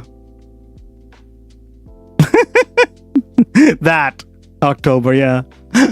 Part of BIPOC, which is Black, Indigenous, or people of color. Before we Oh, go no. inside of the museum, Oh, let's no. look around it. You will notice that even though it is our 250th year anniversary, they do not have flags up here. Again, there are those squiggly lines and the lack of a flag. Oh wait, here's a flagpole, but that is just the Smithsonian logo, which is already beginning to have a really bad connotation. Recently, the administrator of this museum, Athena Hartig, who conveniently receives around $300,000 in a salary, What? was grilled about her thoughts on Minnie Mouse and on these toolkits of white supremacy that they have been handing out. So Can you help me square why your organization says that being polite is part of being a white supremacist? I'm not exactly familiar with that passage of the mass action toolkit, which is not I can show you the one that we passage. It's right developed. here. Here you will see another sign that, again, doesn't have an American flag. It has squiggle lines. Let's go find out just how anti-American this place actually is. Hopefully, I will not leave with blue hair. All right, you know what, guys? I lied. There is an American flag that is over there, and it is hidden behind the trees. It makes the most sense to put the American flag right here with the background of the Lincoln Memorial. But you guys are about to see just how much they hate our founding fathers. Fuck this. Oh my god, this is such brain rot. This is what conservatives watch, guys. God. Oh yeah, this is her. Look.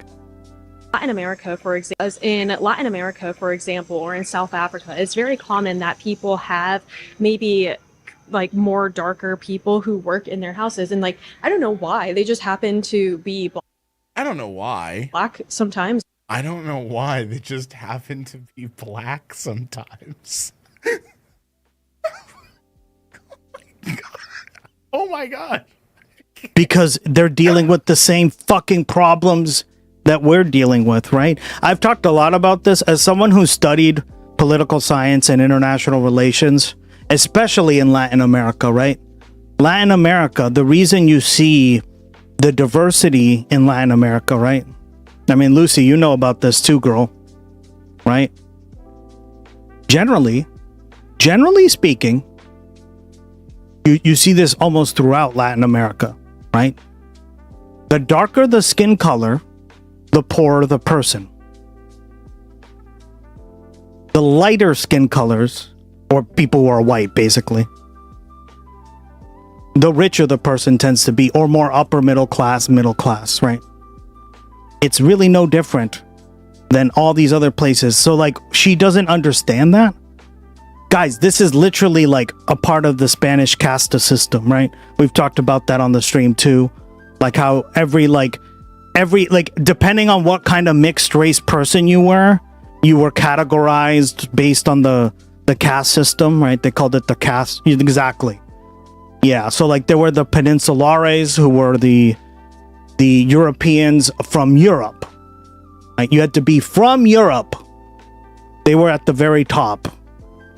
And then you had the Creoles, which is not like the same like the Haitian Creoles or anything. It's very different. The Creoles were European or white people who were born in the New World, right? Whether it was Colombia, Argentina, etc., right? Those are Creoles. And then you have people who are more mixed, everything all the way down to black and indigenous, right? And I think Asian is somewhere there. It came in later, right? The Asian diaspora came in later, like in the 1800s. But yeah. So like the fact that she doesn't know this is really fucking dumb. Learning with Gus. That's what we do on here, girl. That's what we do on here. I went to school for this stuff. That's why I started streaming. I was like, oh, that'd be cool if I could like teach people stuff and also have fun doing it, right?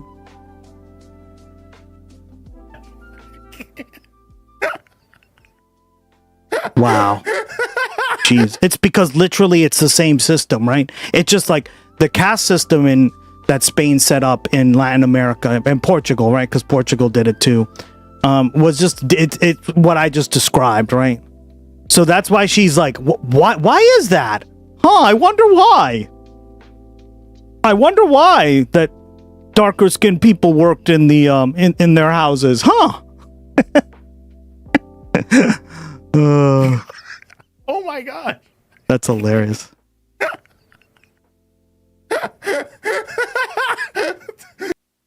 Mm-hmm. Well said. Well said. Fathers in our history. Here you will notice that it says 250 years, 250 stories in Spanish. Now, this is the largest American History Museum, and it's actually a part of the government, a part of the executive branch. And they entrusted this place to inspire patriotism in Americans and inspire admiration from foreigners when Hola, they visit base here. streamer in chat. What up, Outer Signal? Welcome back. Good to see you again. Oh no. In Spanish, what a scandal. Yeah, it's not like we ever spoke Spanish in any part of the country ever. Oh. Wait.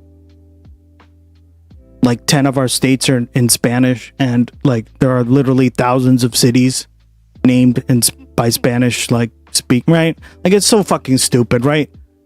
Like 75% of the country was owned by Spain. Oh, Chinese propaganda. Somebody called Turning Point China. Remember that?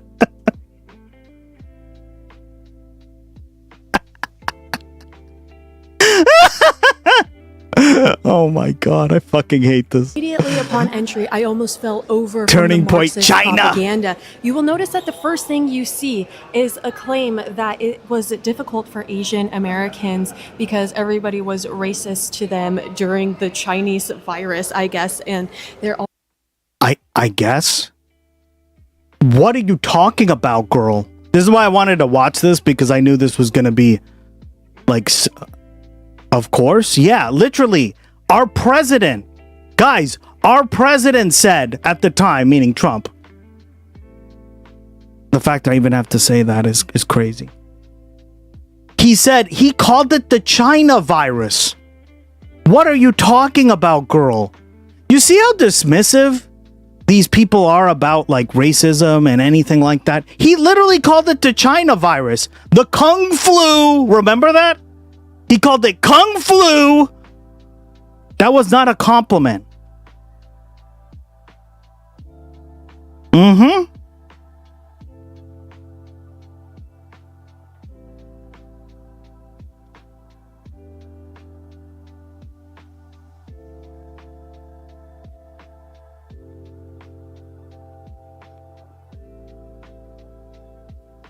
He would say this all the time, too. Super racist, right? COVID-19.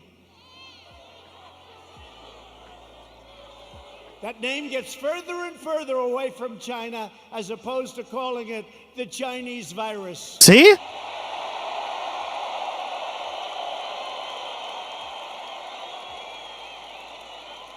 And despite the fact that Quiet, Piggy. have done a phenomenal job with it, I shut down the United States to very heavily infected, but all people from China in late January, which is months earlier than other people would have done it if they would have done it at all. Mm-hmm. I saved hundreds of thousands of lives. We don't ever get even a mention. It's a disease, without question, has more names than any disease in history. I can name Kung Flu. See? I can name He called it that all the time. 19 different versions of names. Yeah, China virus, Chinese, right? Like, guys, it's bullshit. Many call it a virus, which it is. Many call it a flu. What difference? I think we have 19 or 20 versions of the name. God, even 6 years ago, he spoke so different. Yeah, he's really slowed down. He's really slowed down. He's dying, I hope. Oh my God. Oh God. China, South China, China. I love China. China all the time. I love China. Somebody's doing the raping. I love doing the raping. China. Oh shit.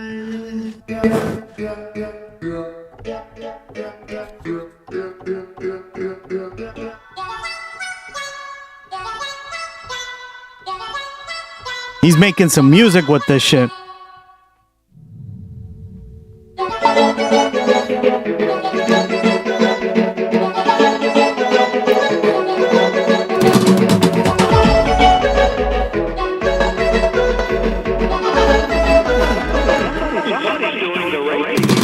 I love China. China all the time.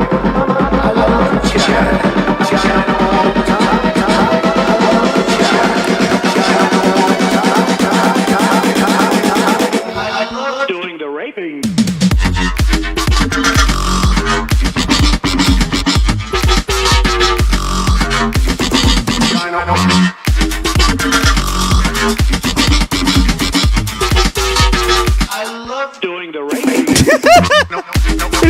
good. I fucking love it, guys.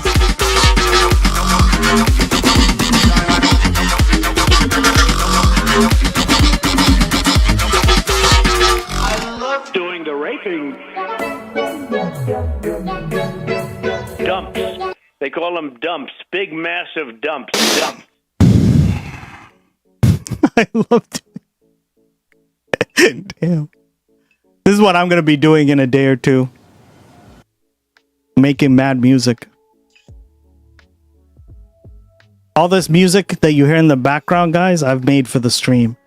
Like, it has to be a certain Nothing kind. bad can happen. It can only good happen. Because it can't be too distracting, because we do like want it to not be like super lyric based and whatever.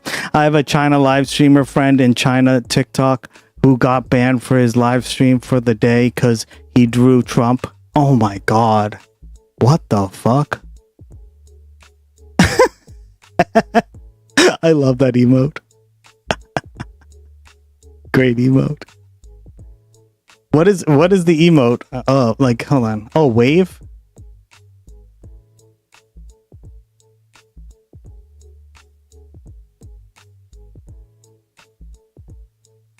Very cute. Who does your emotes, girl?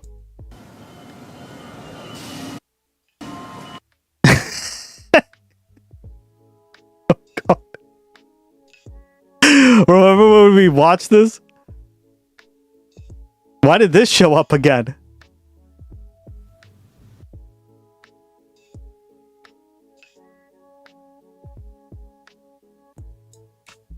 We might have to play that. Already putting like activism for like What the fuck? one of the very first strips in this museum is about how soldiers were trying to get payment during the Great Depression.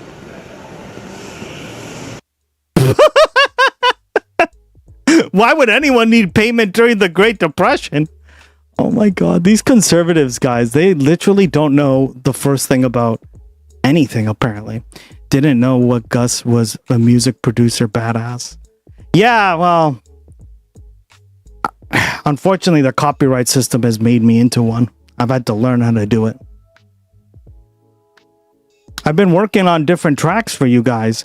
If there's anything, like October, if there's any track that you want me to sample or something, I'm trying to make, because I have to fill like 30 hours worth of music, right, guys? And I only have 8 hours so far. But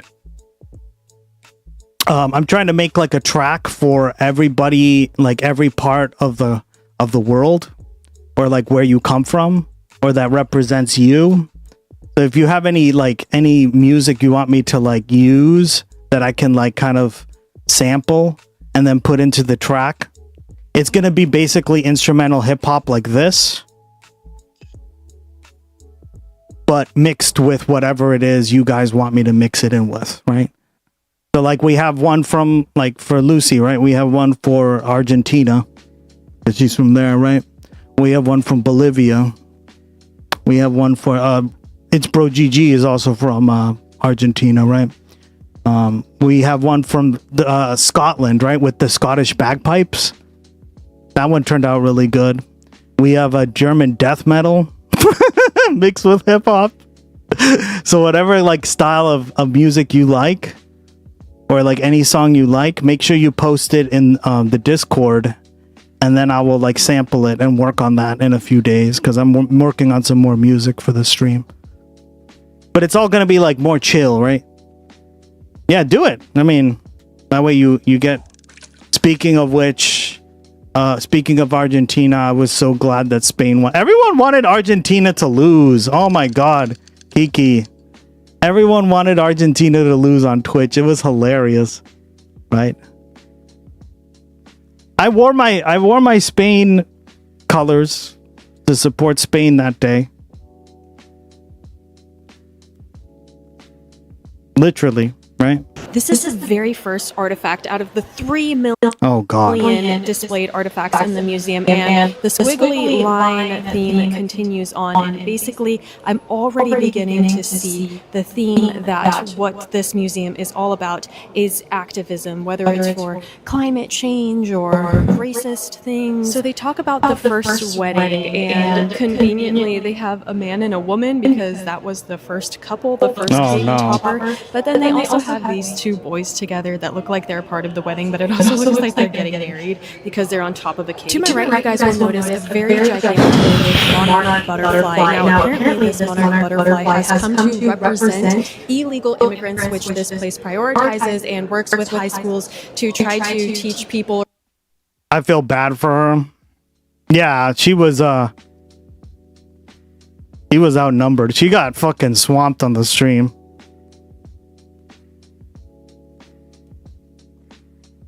Go balls. Yeah, very cool. Add Nigerian, maybe. Yeah, that's a good idea. Please just add it to the Discord, guys, because I can't like remember all the songs you guys speak of, right? Like you have to add it to the Discord.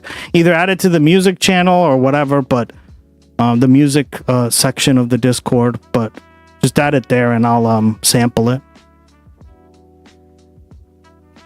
Yeah. Yeah, girl.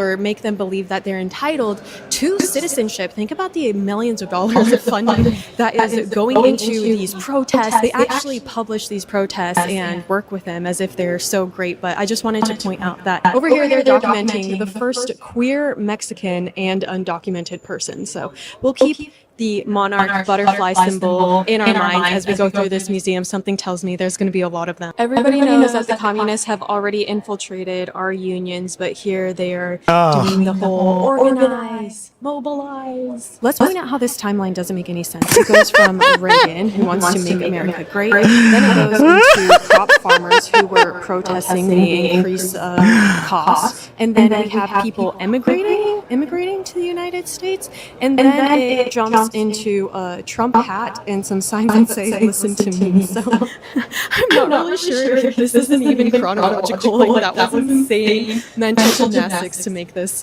like display. No, you just don't understand history, girl. Clearly. Yep. And then it randomly jumps to this woman entrepreneur. No wonder why the timeline is so It's echoing. Yeah, my bad. squiggly because it just loops around and is jumping forward and back. I mean, this is not a consistent timeline. The main thing that the White House document pointed out is that there's not a specific place for the founding fathers or for America, yet there is the Molina Family Latino Gallery. They wrote lyrics that describe contemporary life, home to key labels like Tico, Alegre, and Fania. This has been a really awkward experience so far because fathers or for America, yet there is the Molina Family Latino Gallery. They wrote lyrics that describe contemporary life, home to key labels like Tico, Alegre, and Fania. This has been a really awkward experience so far because inside of this specific Latino dance area, it said no video allowed. Wow, you guys all know who this person is, huh? I've never seen this lady ever. This is like brand new content to me, so. Maybe that's because they're teaching. But then again, I don't sit around and fucking watch conservatives all day because this is kind of the problem I have with them. It's all just brain rot and they don't operate off good faith or people how to dance salsa, and then there's this woman who's wearing a mask who's like been kind of staring at me, and so anyways, I'm happy oh no, they're staring at her, guys. Well, I'm a 4-year rhizome sub. Oh yeah, they just said that. Chat just said that. You know, on Wagoneer. He loves this shit. He loves watching Angela. I know the game, not her. Yeah. It's good to see a little, so you know people's brains are getting poisoned with. Yeah, I agree. Right, this is why we're watching it, because I'm like, to what degree is this all just completely fake, and we're getting a good gauge on it. Because I just walked into, especially because I've never watched her stuff, right? Like I didn't even know who she existed until you sent me this. Okay, I can't find the music video yet, but I found this, and it's pretty hilarious. All right. As General Motors learning area. So I'm like, I think I'm going to learn about Ford, which revolutionized the assembly line. So I'm so excited. But the entire thing out there was all about Latin music. They had zero display for American music, and that's because... Okay, so this is the problem with this, right? For Latin music. We just talked about this, right? Yesterday. This distinction is bullshit. It's a bullshit distinction, right? We went over the history of salsa very briefly, how it was bullshit. Yeah, we went over the history of salsa, right? Like, let me just quickly go over this, like talking what we talked about yesterday, right? Very briefly. I don't want to go into too much of this, but just because most people won't tell you this, but I will, because this is bullshit. Complete and utter crap. Okay, so salsa, right, which they said in the fucking thing, in the display, girl, you're an idiot.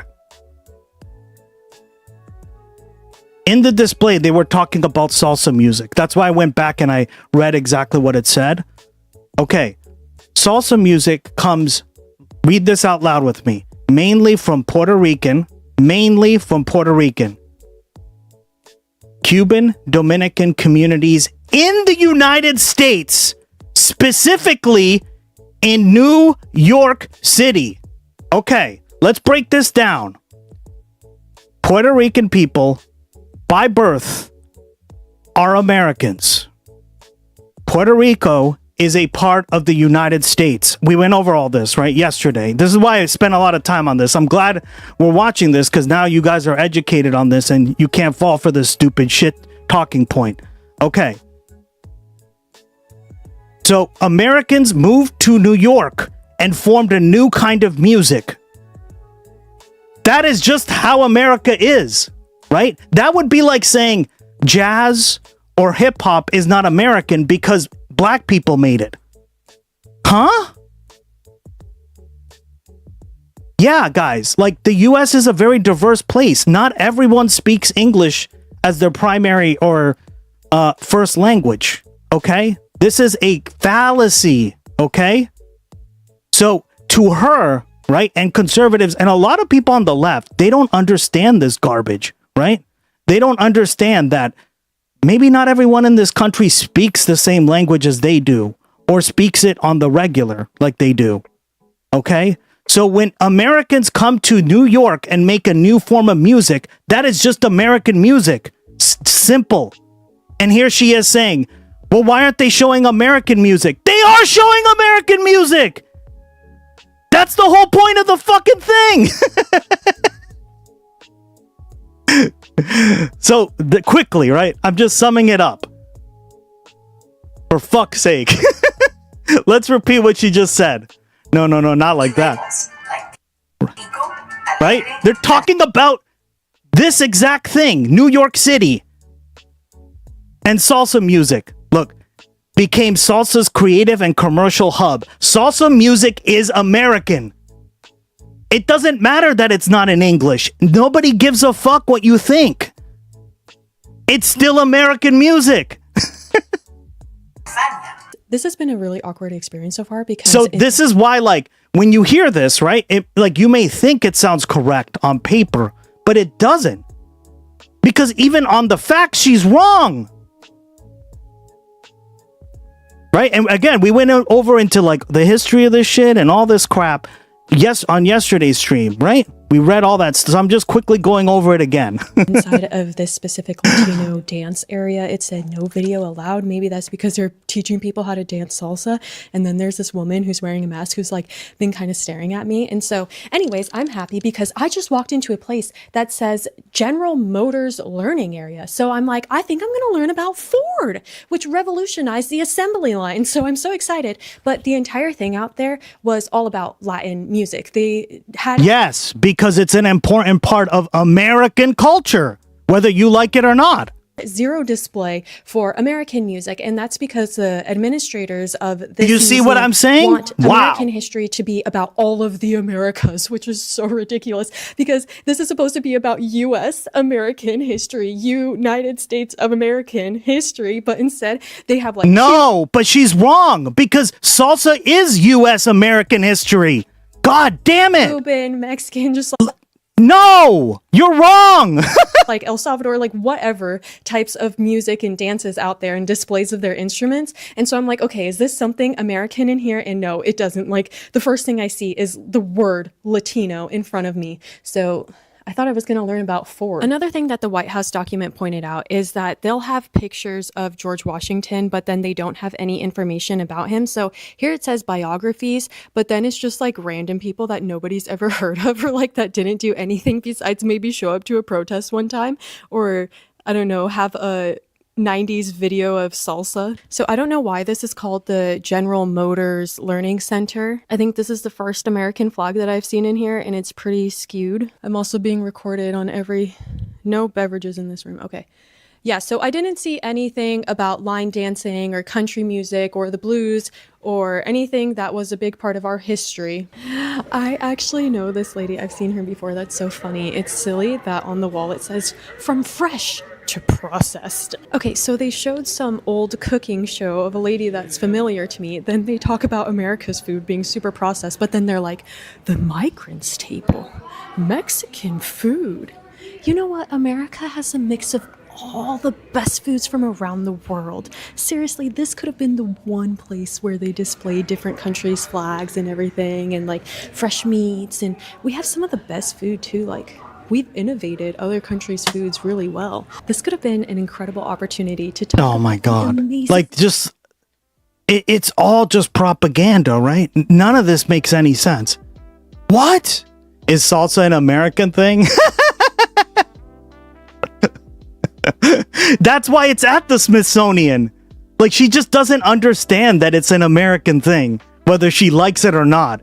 Because to her, it's like, well, it's not in English and I can't understand it, motherfuckers. So therefore not American. Well, that's not what America is then to you, according to your own definition. Because I just proved to you that you're fucking wrong. Even if you were to take the Cuban influences, right? This is the funny part of this shit, right? Is like it says with some like small amounts of Cuban and Dominican influences. Okay, well, guess what, guys? Like ever since Fidel Castro got into power, right? Whenever a Cuban citizen left Cuba and set foot on American soil, they were granted U.S. citizenship or like nationality, right? Like they got asylum. That's how we have so many Cuban Americans in fucking Miami, right? And throughout the country, but especially Miami. That doesn't exist, which means they're American. Like it's like, even if you take that, right? But it's predominantly a Puerto Rican creation in New York City, right? Because the Puerto Rican community in New York is huge to this day, right? But that's where they picked to move to from the mainland to the from the island to the mainland, right? Because Puerto Rico is a part of the United States. Simple. And this girl just doesn't get that. So like, this is why I'm like, what? Small business to massive corporation success stories like McDonald's and Walmart, but instead they're like hippies. What? Yeah, let's not celebrate fucking corporatism, right? Shall we not, guys? Let's not. I laughed out loud as soon as I saw the innovations in the vineyard because it talks about California, and I was just imagining if at the end of this squiggly timeline it's a picture of Ilhan Omar and they're like, first they had to learn how to industrialize the winemaking industry. Now they don't have to make wine at all. Immigrant winemaker comes to America, joins Congress, and mysteriously grows winery to $30 million.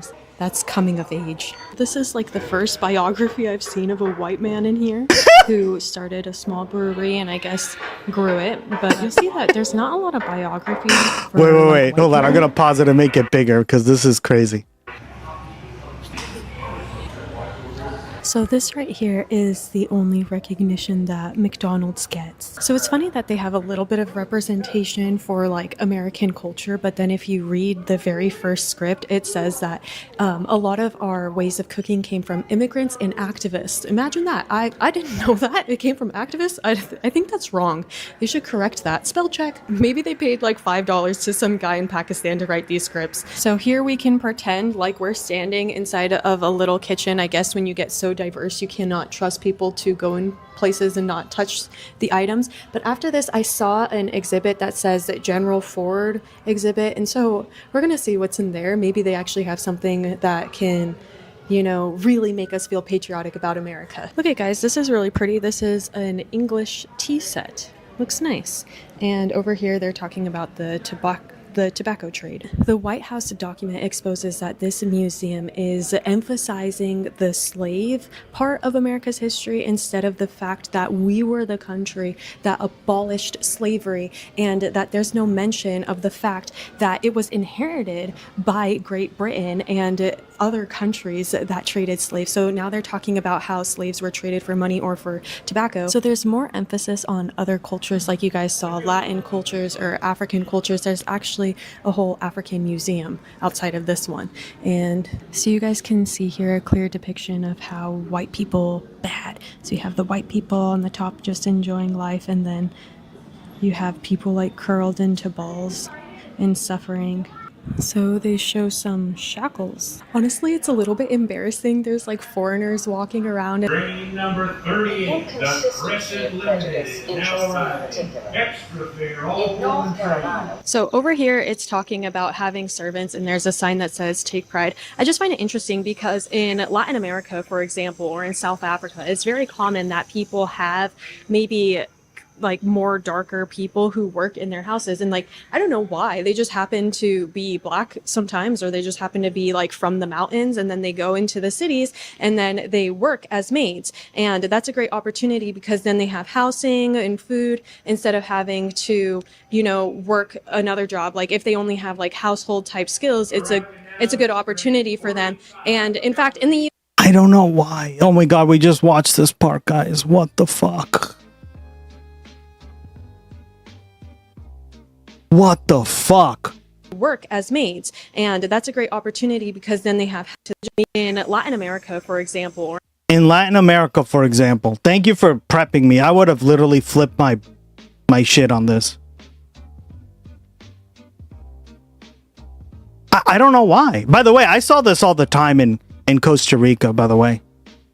In Costa Rica, when I visited, right? I would say like out of all the Central American countries, Costa Rica is like the whitest of them all, right?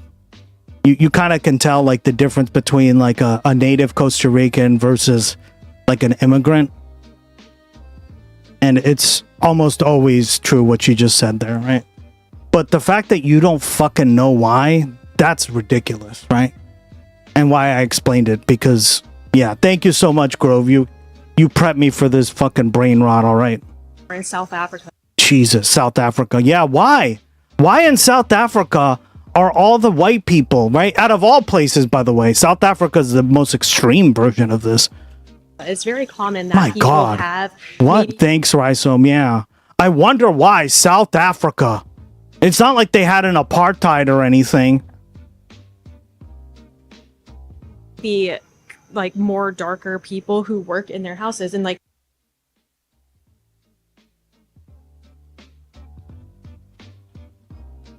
I hope work has been flying by. Yeah, Living Lily's in here all the time, but she works a lot, girl. Damn, you always work at Living Lily. Shout out to Living Lily. Even on when she's working, she's literally on the stream, guys. I love it. Thank you so much for keeping the lurk up, the stream up. I don't know why. They just happen to be black sometimes. I just happened by chance and wasn't a system of racial oppression. No, it was not. No, it was not. Girl, when are you going to stream again, Living Lily? God. Or they just happen to be like... Probably can't stream very much because you work so much, right? like from the mountains, and then they go into the cities and then they work as maids. And that's a great opportunity because then they have housing and food instead of having to, you know, work another job. Like if they only have like household type skills, it's it's a good opportunity for them. And in fact, in the United States, that's not common. Like, you might have somebody who comes to clean your house once a week or once a month, but it's not as common to have like live-in maids in the United States because we encourage people to learn how to clean up their own messes. And also, we've innovated things like the dishwasher and the washer and dryer have helped us, so we don't need these things. But instead of focusing on those innovations, it focuses on the past when the world didn't have those, but America provided it. And America has like automatic vacuum cleaners, automatic lawnmowers, or we pay people to do those things. So it's a little bit weird that they're focusing on like these negative things instead of the innovations that we have created, so that people don't have to live inside of somebody else's house or be under their rules and stuff. See, like here you have some guy who's like doing some hard work. What we are looking at right now is one of the greatest inventions of America's history. This right here is the Ford Model T, and it made it so basically all Americans could afford a car. It truly changed all of America. To some extent, they kind of make it seem like it was a bad capitalist thing to do, that they persuaded and like forced all Americans to buy a car. Now, something interesting that I learned about Ford is that it wasn't really expected to catch on because everybody was using a horse and carriage, and it was really loud and it scared the horses. So people were like, no, that's not going to catch on. And it was just being used as basically like a race car, like just for fun. But then it like caught on and everybody wanted I can't afford a car now. Oh, congrats. You just reached 100 messages, girl. See if you can get to 250. I think that's the Blue broke the record, and Josephus broke the record as well yesterday. But that's, I think, the record so far. Oh my God. Yeah, she got a promotion. She told us. You know, it's not like they were forced to buy it. Okay, so here we have, wow guys, check that out. Look at those wheels, they're massive. Even though this is one of the greatest accomplishments of America, I mean, they're kind of explaining what was going on, but they add little negative things in there. They're like, 100,000 men worked in the oil fields. They're like, despite it being the Great Depression, they employed 1 million people. And they make it seem like if you were a worker, it was basically the worst thing, and that like people were... I fucking hate this. Guys, they made it seem like working during the Great Depression was the worst thing ever. I mean, because it was pretty bad, girl. They're just trying to be accurate. Huh? This is she a female chud? Is she, would you consider her, guys, would you like consider this girl Angela a female chud? Is this like the equivalent of... Yeah, she is, right? Oh, man. So this is how they're like, God damn it. Lady chud. cars and also... like the epitome. Yeah! Everything is just about... Like, oh my God, guys, but I don't feel like that was what's going on, right? But that's not what I feel that's really going on. So, like, why are they making it feel like everything was so bad? Because it was! God damn it. Like, read these fucking Great Depression stories. They were bad. Facts don't care about your feelings. Because it was! Exactly! Have you seen the pictures, girl? Have you read the account? No, of course not, right? This girl doesn't know any of that shit. So, this is some funny shit, though. I gotta admit. Thank you for the suggestion, Kiki. I have a cargo bike that I can put. I've never heard of this girl.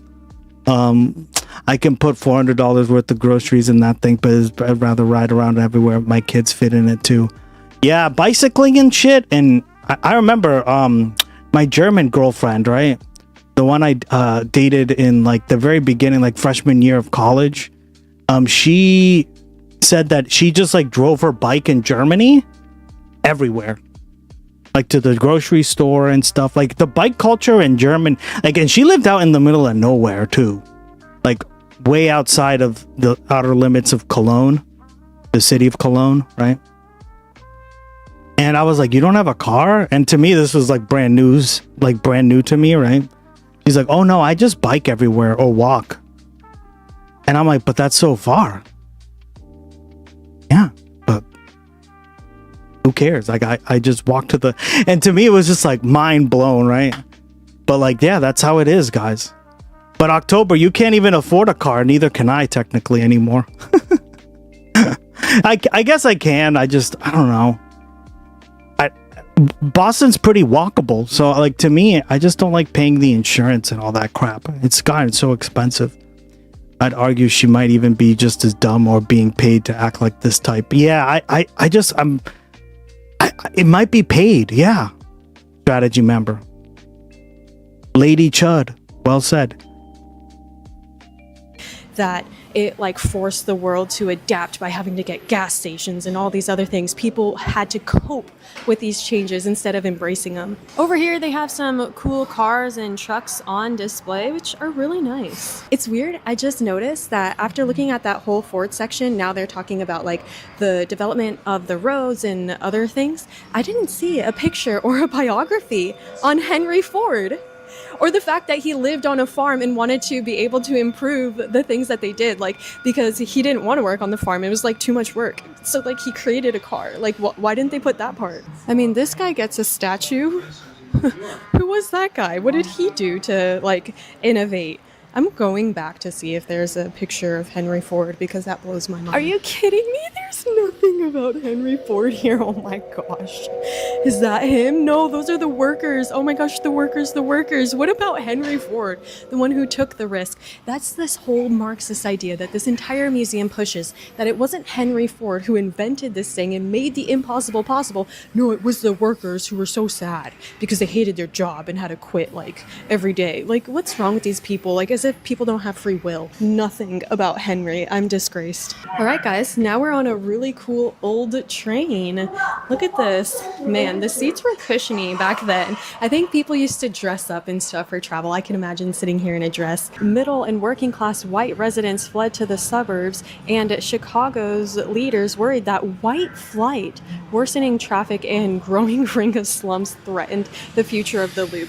Okay, so when white people move, it's white flight, but when black people move ever, it's considered like the slave trade. Give me a break. So over here it says that some African Americans owned cars, but because of discriminatory...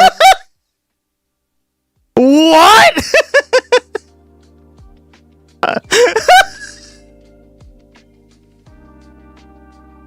Oh my god, what the fuck?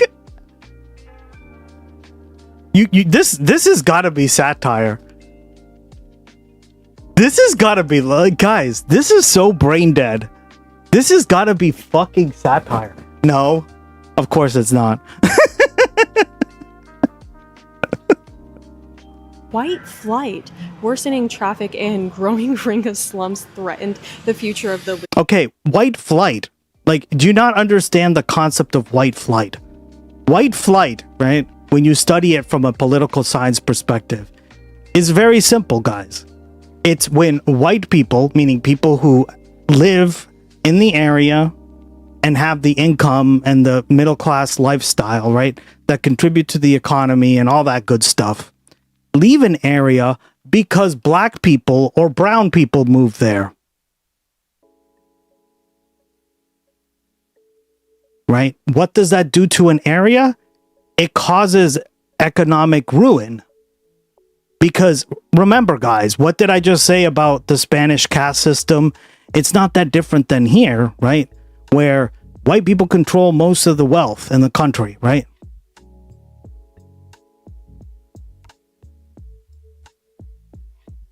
So no, when black people move, it's not slavery, okay? That's completely different. We're talking about two completely different things. White flight is a problem because it's fueled by racism, right? The people that are leaving are doing it because black people or brown people are moving in. And that causes less economic opportunity in the area, right? And all for what? Because they can't stand their neighbors looking brown or black? Give me a fucking break, girl. What are you talking about? Okay, so when white people move, it's white flight, but when black people move ever, it's considered like the slave trade. Give me a no break. So over here, it's no. These terms mean something. You don't know what they mean, but why are you here? Why are you here then? Because you clearly haven't read a book ever. God damn it. Says that some African Americans own cars, but because Blue, how you doing, buddy? Welcome of back. discriminatory hotel practices, they were forced to spend uneasy nights parked at service stations. So here you will notice the normal Statue of Liberty that is holding a torch with a light that symbols the guiding light to freedom and liberty. But over there they have the worst rendition of the Statue of Liberty that came from a protest for higher wages, and the phrase was, "I too am American." And Bluey! And I don't think that they were, and they're holding up a tomato. Imagine changing the light that guides people. It's kind of like the Star of David that guided the knights to Jesus in the manger, but instead they're like this tomato. Like, that's like the tomato to me represents something that in people Dallas, have. though, a couple of the wealthiest suburbs are full of South Asian people and white people who can't afford to live in the Highland Park. Move further and further west, north. Interesting.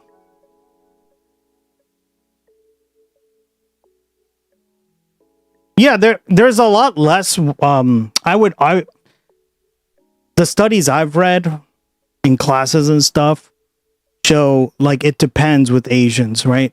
Especially South Asians, but there was a lot of this shit going on in the 60s and the 70s and the 80s, right?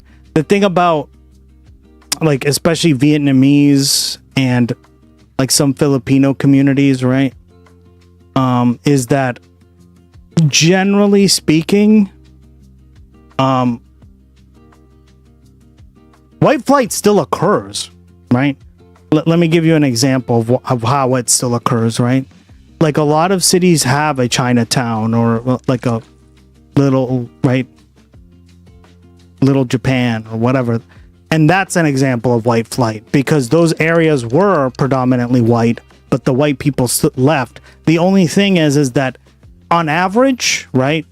PB and Jan, on average, South Asian countries or Asian countries in general tend to be wealthier anyway.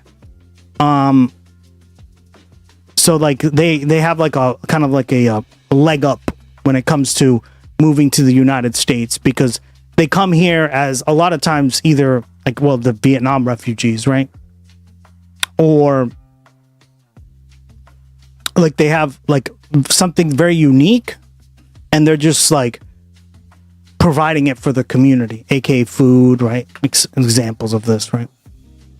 So yeah, like it still happens in these kind of communities regardless, but like the discrimination is certainly less so because not that it's any better, right? Like it's still just as bad and it just looks a little different, right? Does she not know the tomato symbol? No, she doesn't, clearly.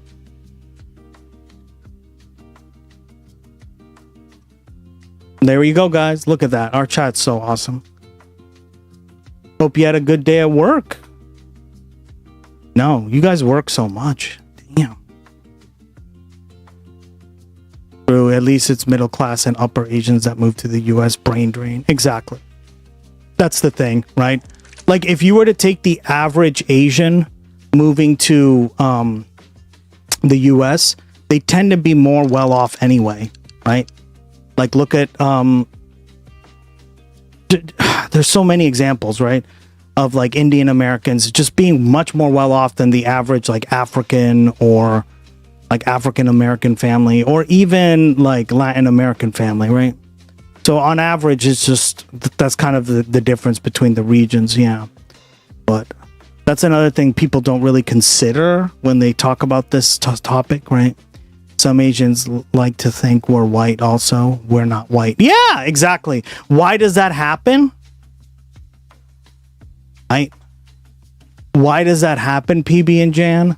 The reason that happens is because whiteness in this country is race in itself is a social construct, right?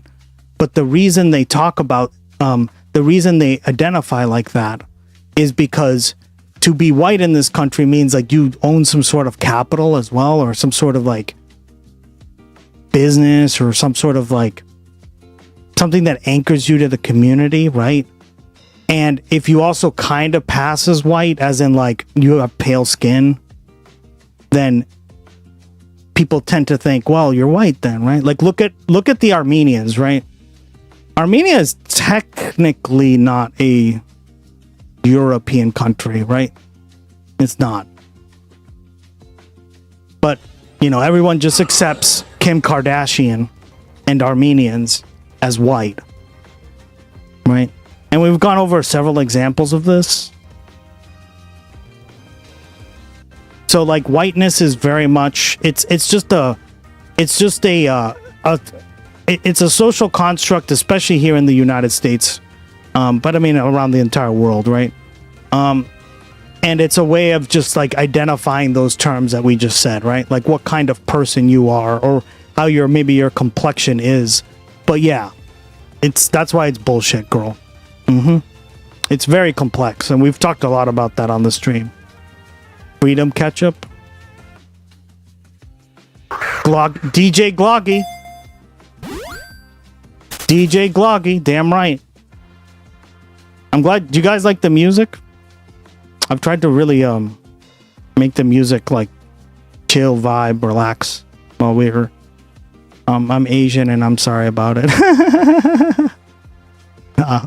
Also Asian.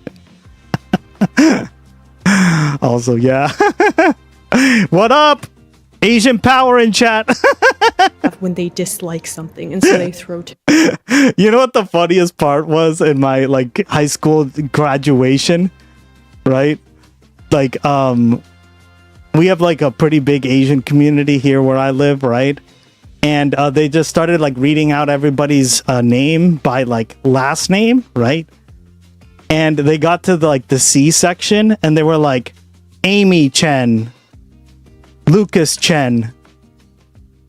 It was like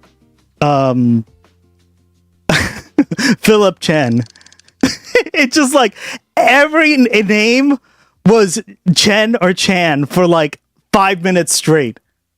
And everybody just started laughing, and we were like, Asian power, what up?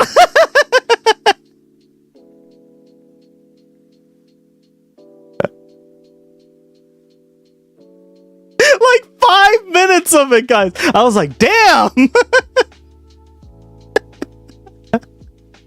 Amazing, right? Representation of cultures that are not American. Here they have some items left in the desert by that guy, I guess. Literally 5 minutes of people just like of the announcer reading like all these names out, and we all just started laughing our asses off. It was the funniest thing ever. They're trying to make it seem like everyone with the same last name, like the same two last names. It was awesome. My mom used to live in a building where she was like the only person named Zhang. Oh, really? Not named Zhang. Yeah. Well, apparently it has to do with like the tones, right? Because especially with Vietnamese names, right? Tran and Nguyen. Yeah, Nguyen, right? Like we talked about this on the stream. This was actually an important thing that I learned, right? I didn't understand this until like the way you say Nguyen, right?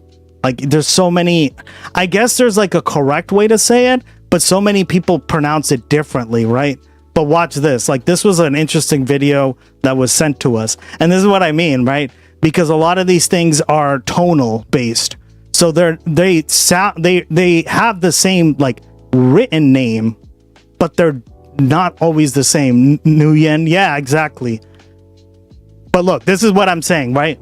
This is what I'm talking about. I don't think there's a right way to She's saying there's not a right way to say it, right? Technically speaking.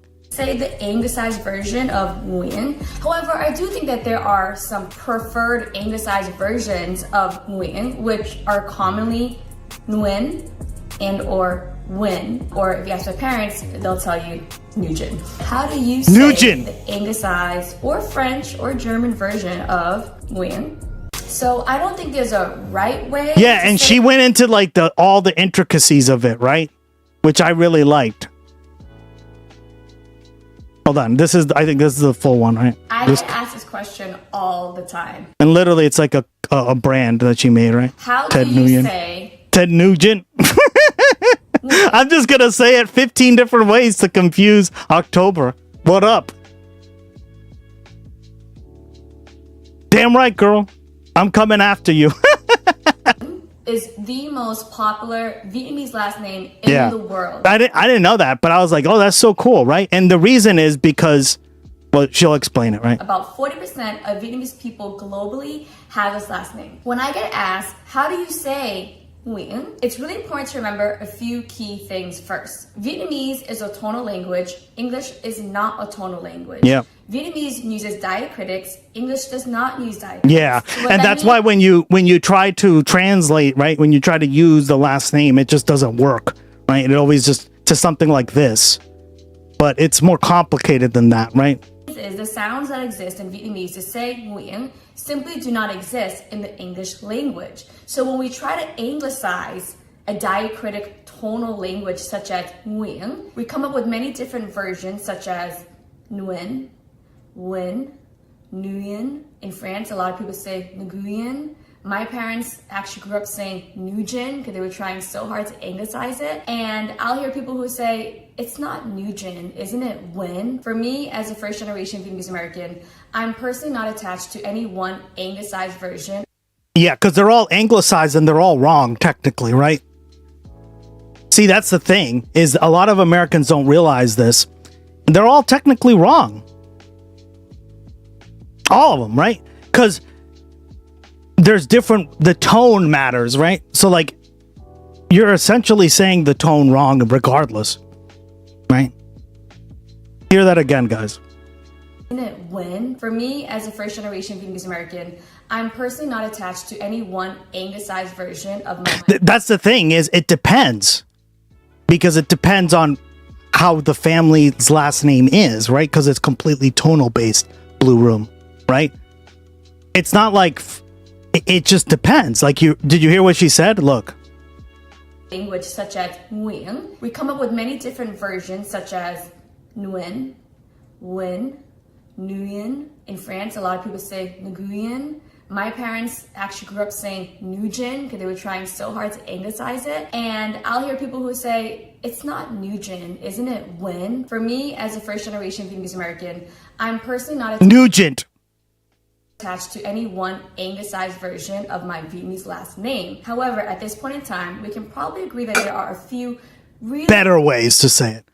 NGUYEN, am I right, chat? What up? Common anglicized versions of the name Nguyen, which happen to be Nguyen and or Nguyen.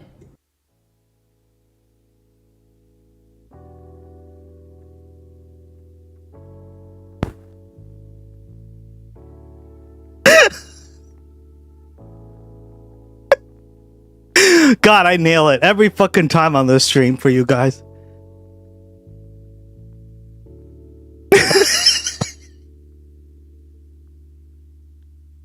your mom, yeah.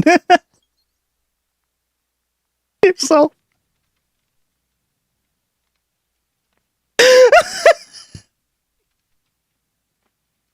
Yeah, so we talked about that, right? How it's like it's hard to translate tonal languages to like and anglicize them because they're all different, right? Like it depends on the tones really matter in a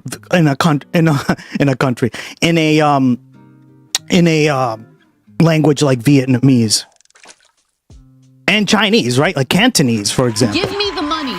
Oh my God! Okay. Outer X Signal just dropped a tier 1 Giphy sub bomb. Everyone take cover. Oh my God! Thank you.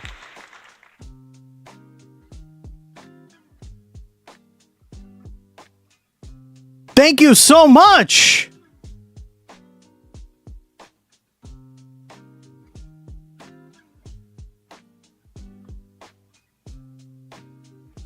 For gifting.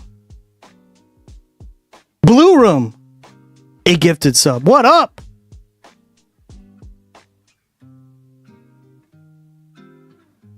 Thank you, thank you. Can't do it without you guys. Where else would October learn how to pronounce NGUYEN perfectly? What up?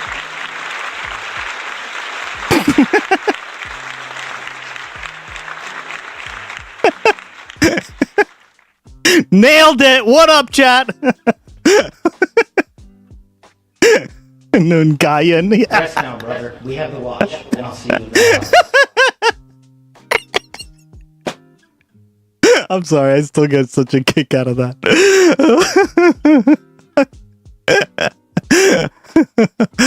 Yeah, so this was we watched these videos. It was really cool.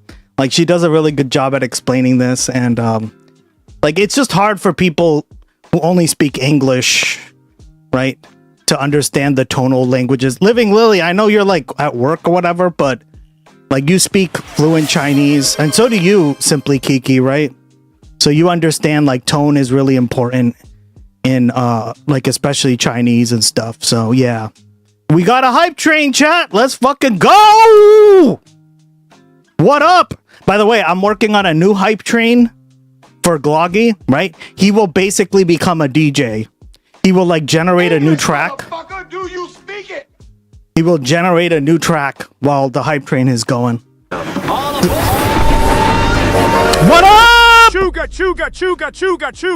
We got a false hype train, chat. Thanks I don't know why you keep saying that. It ending at 7/27/2026, 10:57:13 p.m. We at 1 and at 31%. So let's keep it going.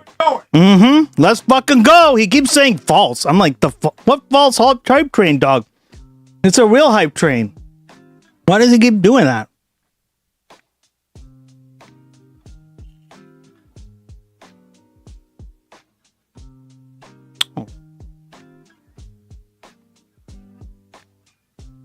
Maybe it's that.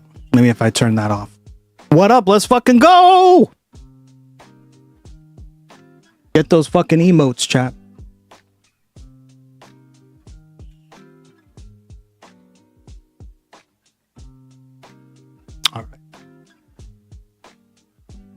Like, and here they have a border patrol. I feel like this museum is trying to gaslight me into thinking that I was raised in a different country. Oh, like, oh yeah, I remember tamales on the table. I mean, one time, like, the tamale lady came to the door, but it's not like there was a ring inside of it. I grew up in a place where there were a lot of tamales, so I don't know what she's talking. What? In the same way that they screwed Henry Ford in, like, oh my God, they screwed Henry Ford. They screwed all these corporations. Because, you know, that's what corporations need, right? They need to be screwed. Or not screwed over. Give me the money. Oh! Give me the money. Okay? What up? Woo! Woo! Lucy Rose is 20. Just dropped a tier 1 gifty sub bomb. What up? We reached level 1. We're at level 2 now. What up, chat? Thank you, thank you. Let's fucking go. Get those fishies. If you want to get the fishy emote, make sure to give at least 100 bits. Why do I say the fishy emote? Because the fishy emote on this stream, guys, does something. Unlike other streams. I guess some streams do it, but yeah, you can. All you have to do is give 100 bits to get the emote. Chuga. Who choo choo. Who woo woo. 0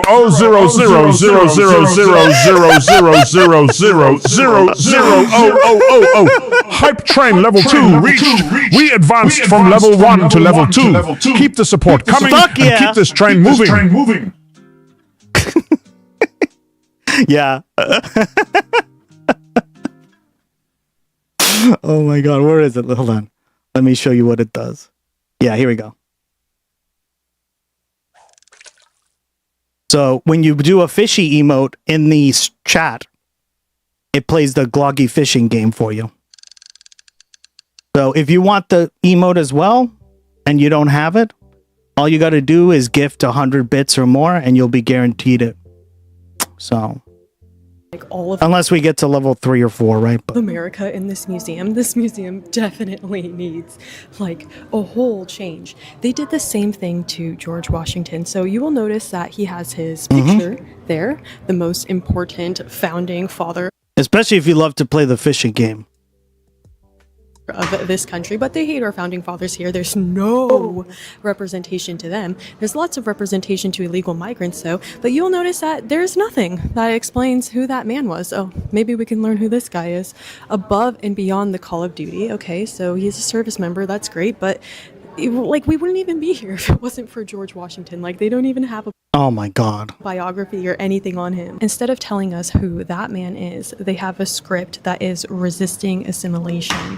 Wow, resisting assimilation. Are you kidding me? Assimilation through public schools is the wording below him. What was that? Did you guys see that? How did we become the United States? It's funny that they try to make America look so bad by being like, no soccer allowed, and we just had like the world's biggest soccer celebration of history. So we just left the place that basically says, and this lady with the Cheer 100 suavemente. Bésame que quiero sentir tus labios besándome otra vez. Percent.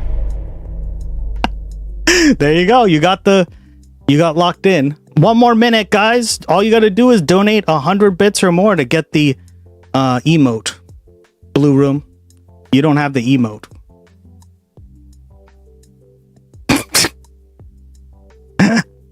Yeah, that's like the rules of Twitch. You got to do at least 100 bits. I don't control that. That's Twitch. Which one?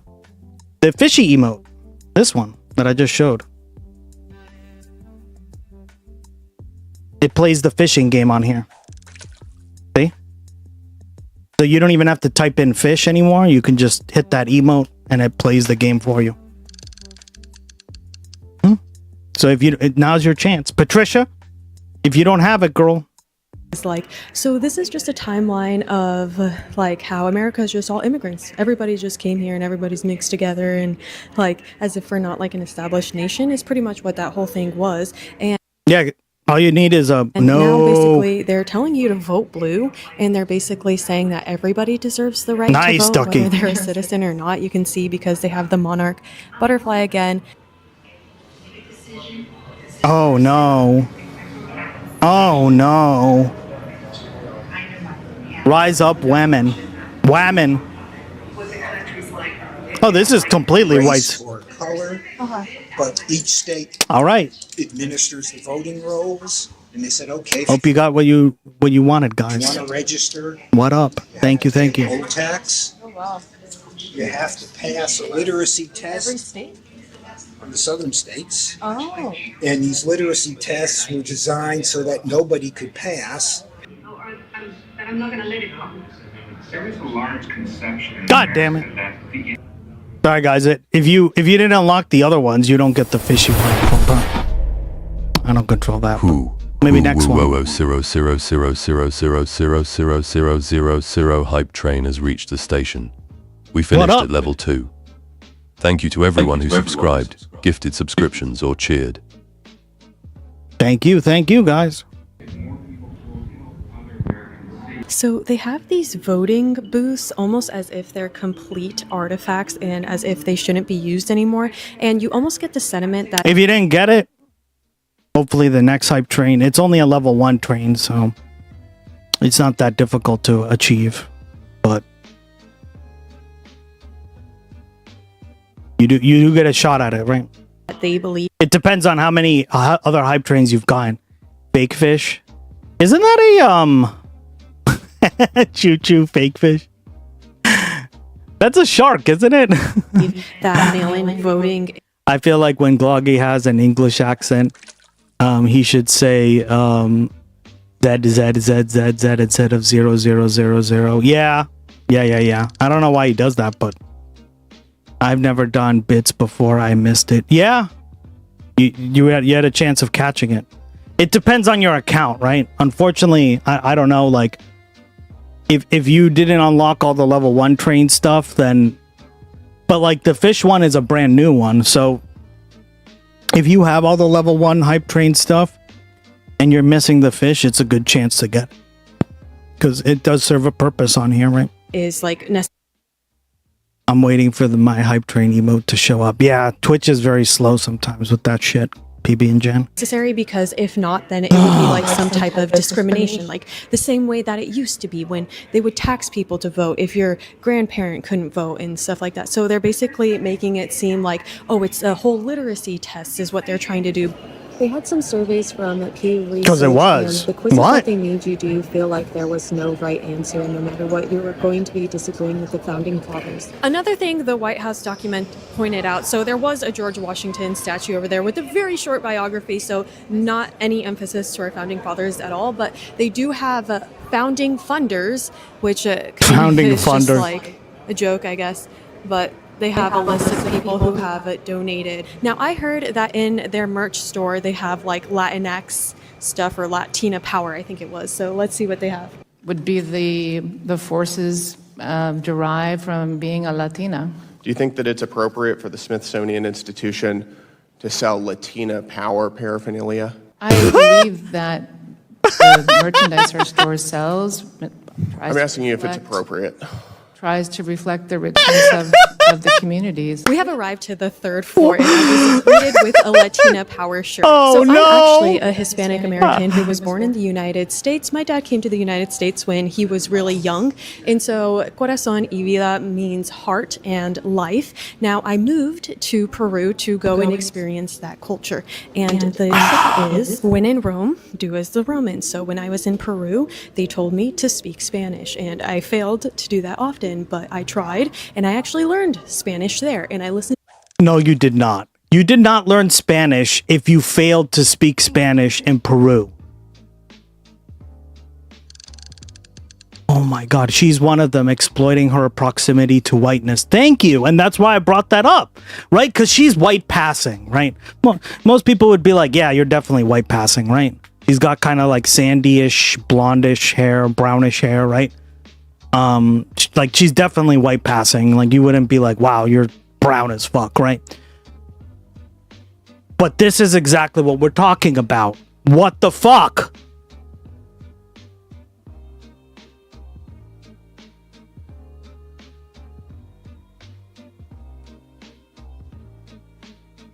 I fucking hate this shit so much, guys. Oh my God.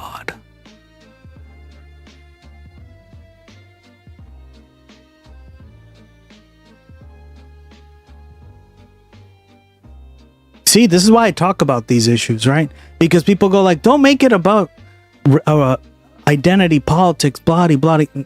Guys, it's not about identity politics. It's about educating people, right? I'm just trying to educate people on these issues. Different Angela Rose. Oh no.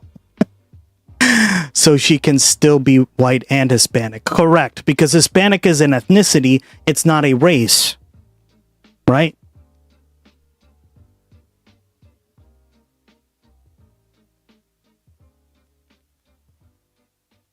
Right? When you talk to like, let me give you an example, right? This is another thing like a lot of people have trouble understanding, right? Lucy, you're clearly white, right? Based off your like profile picture and all that. Okay, well, that doesn't mean that she's not white, guys. She's Hispanic and white. Like David Pacman is also from Argentina, right? He was born there, and nobody's saying this guy's a brown motherfucker, right? So like, this is the difference. And she's basically taking that and exploiting it because she gets all the privileges while talking down to people that have like a similar that may be Hispanic but that are not white or white passing, right? So this is taking advantage of this situation, and she's like a prime example of it. Yeah. Well said. Oh my God, for fuck's sake. I know race and ethnicity are social constructs, but white Hispanic is yeah, absolutely, right? Because there are like Spain colonized most of Latin America, right? Along with Portugal. And Like Latin America actually has a, like, especially in, like we talked about this yesterday too, right? When it's Bro GG showed up, like Argentina and the Rio de la Plata area has a large immigrant community, right? Like the vast majority of the people of southern Brazil, Uruguay, and Argentina are overwhelmingly of European descent, because like a lot of Europeans, after they became free from Spain, settled the area, right? They attracted a lot of people because their economies were growing very quickly. She meant that she failed to speak Spanish in Peru. Exactly. So you didn't learn Spanish. You failed to speak Spanish in Peru, which means you failed to speak Spanish in Peru. Which means you're not even following your own fucking rules, girl. Oh my god, the brain rot, guys, is so stupid.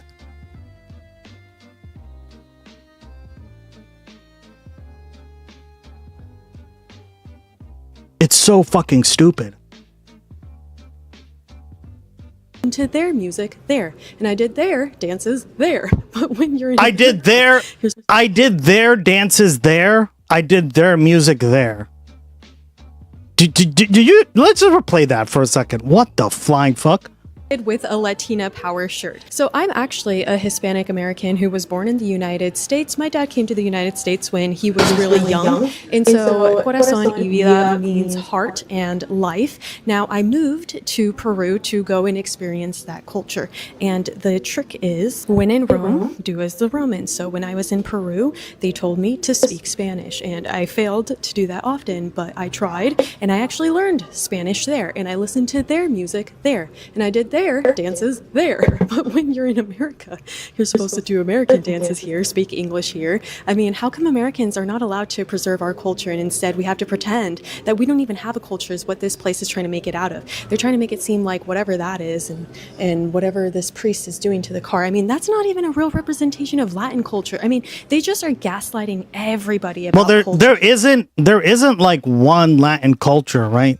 That's another fucking false equivalency here. Like, what are you talking about, girl? And it's just all lies, honestly. I mean, what this really is like the Chicano culture, which I also have a lot of experience. But Chicanos are American! Oh my god! This is so stupid! Because, Chicanos, right, are Mexican American people who grew up in the United States with a heavy Mexican American culture. Like, that's the whole definition of being a Chicano, right? So what are you fucking talking about, girl? They are American too, because by the definition of being Chicano, is a huge part is that US influence. What are you talking about? See what I'm saying? Like, she just doesn't understand these concepts. First with salsa in Puerto Rico, right? And secondly with the Chicanos now. It's like, yeah, that's because that is a part of American culture. And you could even call it a subculture, right? Oh my god. What the fuck?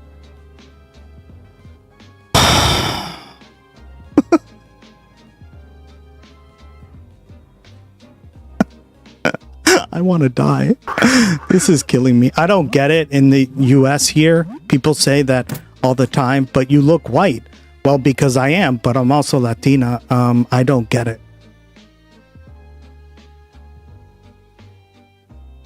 But you look white, girl. Because I grew up in a large land. Lots of Latin dances were inspired by African dances. Yeah, because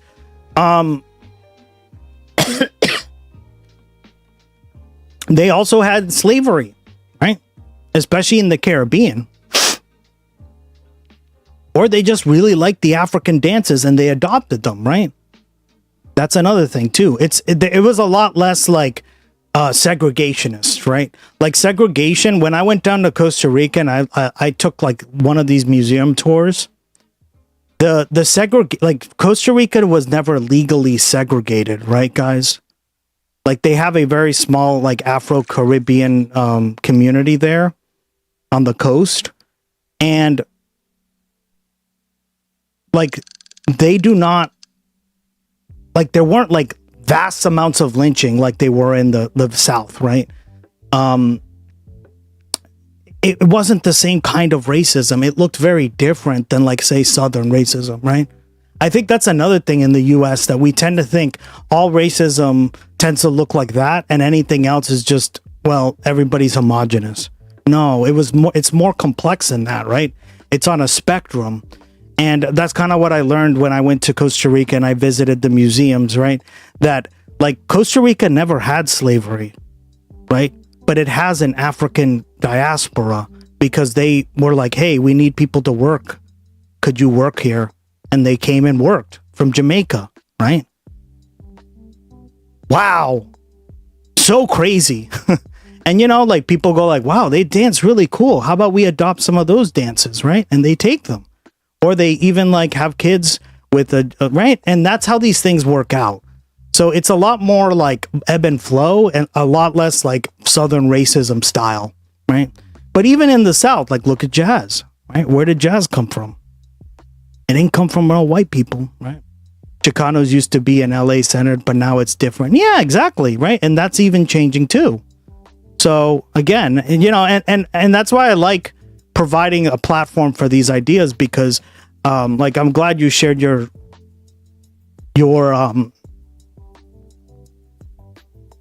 I'm glad you shared your experience being here in the United States as somebody who's, like, obviously, like, very white, right? Because, like, Americans just don't fucking get it. They just don't get it. Yeah, guys. There can be black Hispanics. There can be white Hispanics. There can be Native American Hispanics. Believe it or not. Whoa! And everyone in between. Asian Hispanics even, right? I'm sure you guys know Nguya, right? He's like a famous YouTuber who does video reviews, and he talks about, like, video game news. He's literally an Asian Hispanic. Right? Have you guys seen him before? I don't know if you know him.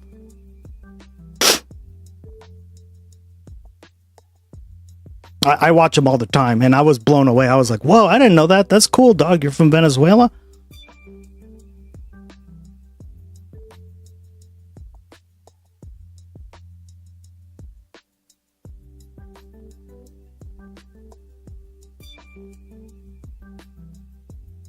Right? Dude has 1 million subscribers. Talks about, like, news and stuff from the video game perspective. He does a good job, right?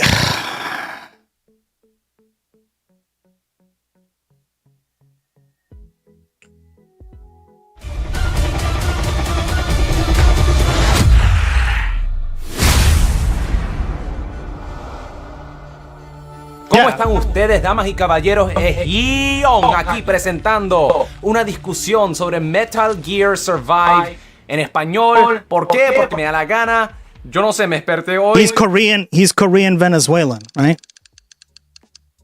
Again, guys, like, we need to, like, dispel all these fucking myths about shit, right? Y yo dije, quiero hablar sobre Metal Gear en español para presentar a la gente que hablan en español en este canal. Información y discusiones sobre Metal Gear. Right, so, like, this is what I mean. Like, when people come here, they hear this shit, right? And then they're confused, like, what the fuck are we talking about, right? So thank you for sharing your experience, Lucy. Appreciate it, girl. But this girl clearly doesn't get that, right? Just all lies, honestly. I mean, what this really is like the Chicano culture, which I also have a lot of experience with because I grew up in a largely Mexican neighborhood and stuff like that. But just because oh my god, and she even admits it, right? She grew up in a largely Mexican neighborhood. Oh my god, what the fuck is wrong with you, girl? Angela. America doesn't mean that they are American. God, change your name to Karen, more like it. Oops. Sign over there that says Mexican neighborhood, and my Dominican friend told me that Venezuelans speak a closer Spanish to what they speak in the Caribbean version. Yep, he's right. You can tell in his accent is very Caribbean too. It's just it's because Venezuela's right there. It borders the Caribbean, right? That would make sense. So yeah, like, guys, there's every kind of person, right? Yeah, that's funny that you thought that, PB and Jan. Stuff like that. But just because they live in America doesn't mean that they are Americans. And a lot of them right now are being deported. There's a sign over there that says that they receive funding from the Smithsonian's Latino pool or something. So the $1 billion, over $1 billion that they get isn't just from taxpayers. Like, they get money and grants and stuff like that. So they have a lot of funding to like push all of this like anti-America stuff. Okay, it's quiet over here. Wow, guys, I see some type of flag, but it doesn't look like it has 13 stripes. Looks like it has like 2 stripes. What the heck? Or something. Yeah, or something.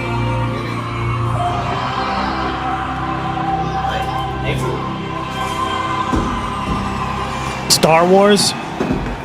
You'll notice that they have representation to Star Wars, but have said nothing about the moon landing.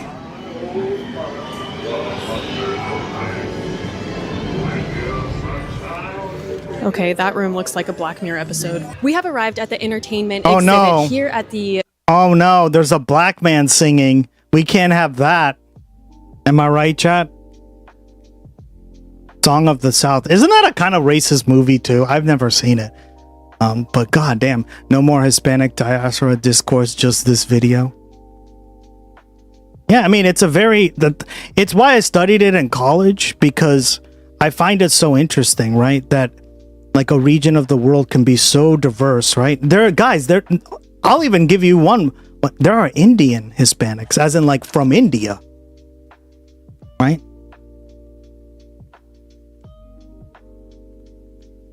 I know, I have a friend of mine who his family's from India, and he's also Native American, so he calls himself an Indian, right? Because he's from French Guiana. Goa was the Portuguese colony. Yep, exactly. Well said, right? Yeah. So he's just like, yeah, I'm Indian. So I'm like South American, Native American, and Indian. So Indian. And I always laughed my ass off because I was like, damn, dog. You're double Indian. Smithsonian. Right. And this is what I mean. It's a very diverse region. You can't generalize it, right? The northern part of Latin America is where we get most of our immigration from here in the US, which is why we make a lot of stereotypical generalizations, right? But even within that, right, like Cuban Americans are pretty damn white, right? There's a lot of Cuban Americans that are pretty damn white. Costa Rican Americans can be, like it's very diverse. That's why I always talk about these issues, right?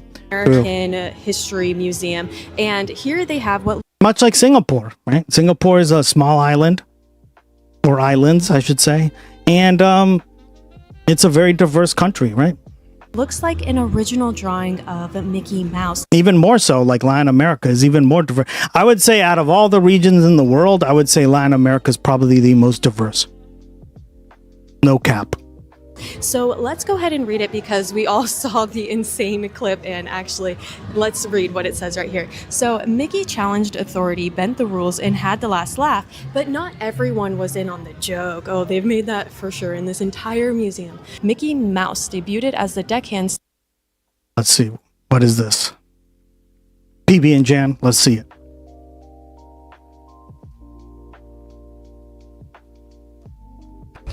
What's up, fuckers? I'm assuming you ain't never seen a Mexican Yoshi before. Well, check it out. We got Cuban Mario. What's up, fuckers? I'm assuming you ain't never seen a Mexican Yoshi before. Well, check it out. We got Cuban Mario. Dominican Luigi. Mamá huevo, mira mi plátano, papi. Making mofongo. Do not mess with us Latinos. Motherfucker! I'm illegal. Yeah. What's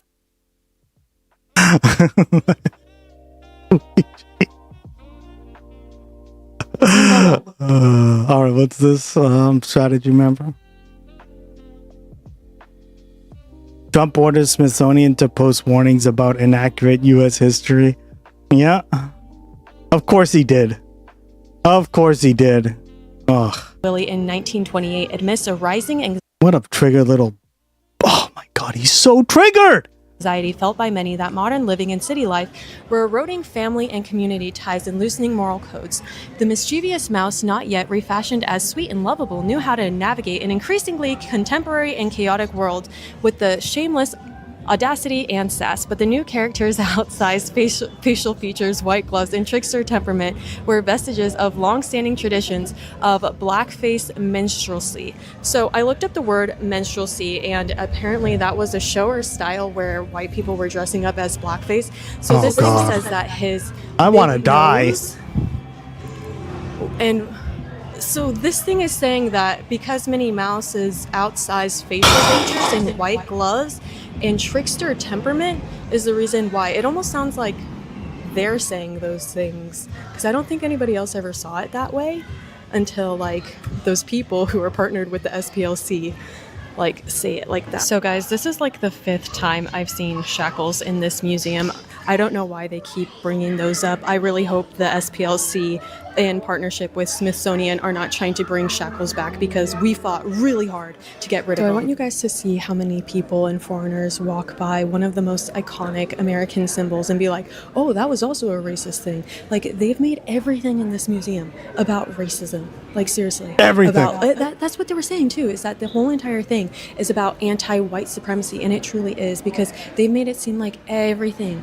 It's like as if like white people don't have lives and our entire existence is to like be racist. Like that Minnie Mouse is See? So she's identifying as white people.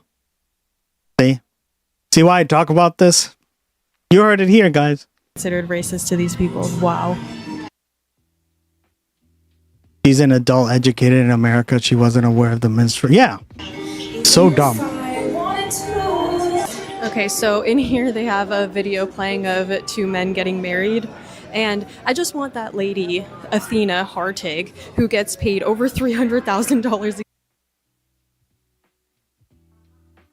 heterogeneous society like the US, of fucking course there's more racial issues. a year to explain why she said no, Mickey Mouse isn't racist, when they're saying that it is. And they're also saying that all of America is, and we're just so horrible. So why is she even here? Like, she should leave. And Athena Hartig, you should leave America. You don't like this country. You don't want our country to exist as it has. So leave.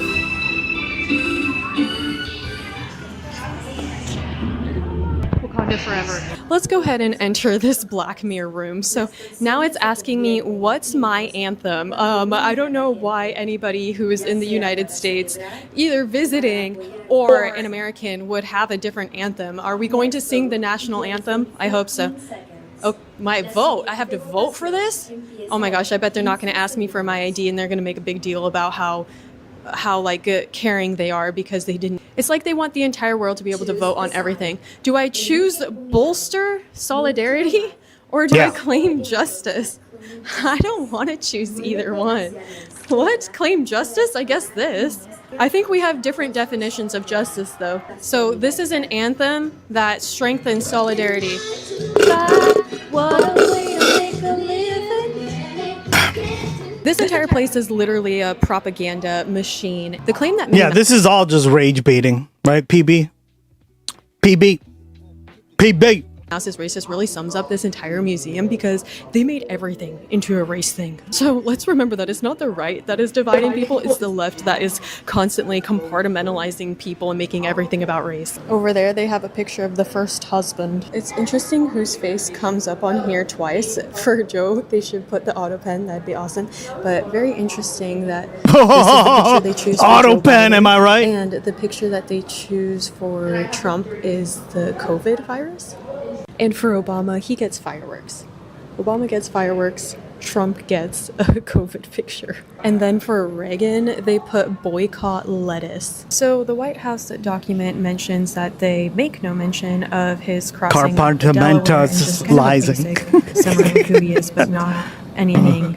Like, they make it seem like he's nothing extraordinary. America without the Trail of Tears is basically Bolivia. There's nothing inside of this museum that talks about the actual history. Like,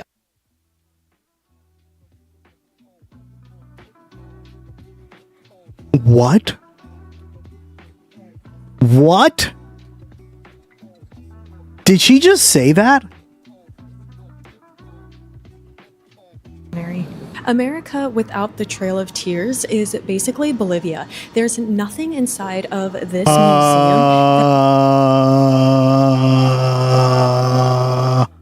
What? Well, the Trail of Tears was genocidal, right? And Bolivia is a predominantly Native American country. So she's saying that without the Trail of Tears, America would have been, the US of A would have been predominantly Native American? What? That talks about the actual history. Like, I feel like I have not really learned any history at all. Like, what? Oh my God.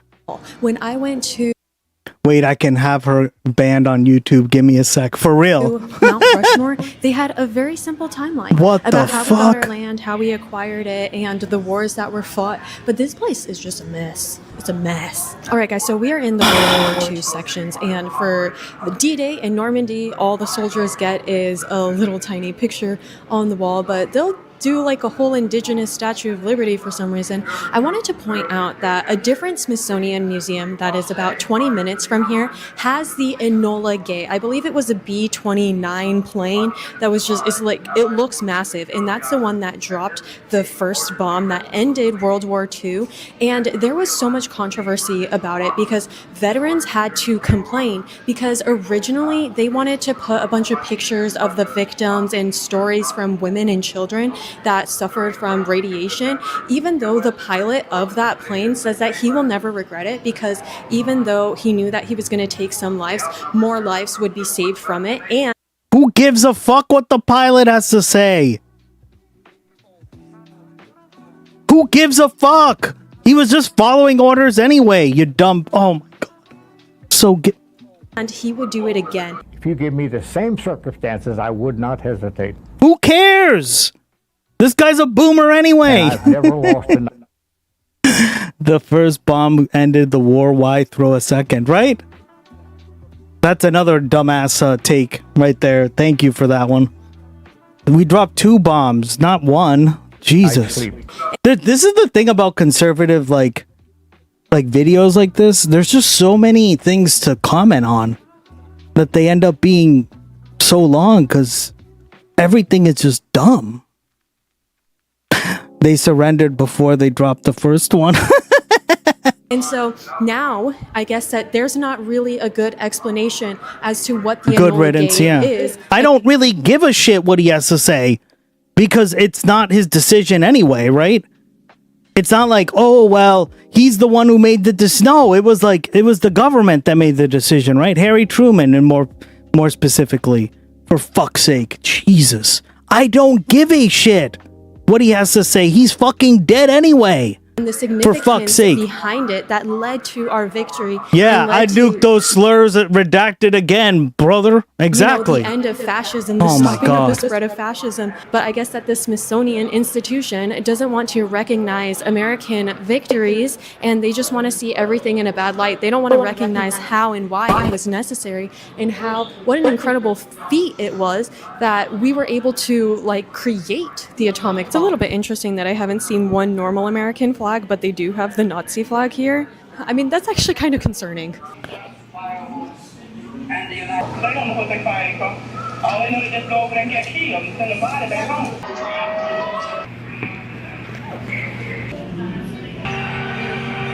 It's almost like this place would be better off not existing. I mean, unless they decide to change and actually paint our history with facts and in some type of chronological order. I don't feel like I learned anything, but all I feel like I really got from this is that it seems like they're trying to make it look like we're still in slavery moments right now. Throughout the meeting, that they receive billions of dollars, they had no 4th of July celebration. So honestly, it's pathetic. Everything that you look at has something woke. This is actually a museum about slavery.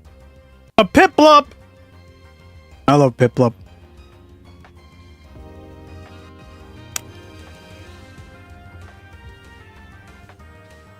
You should just go to the war theme one. Well said.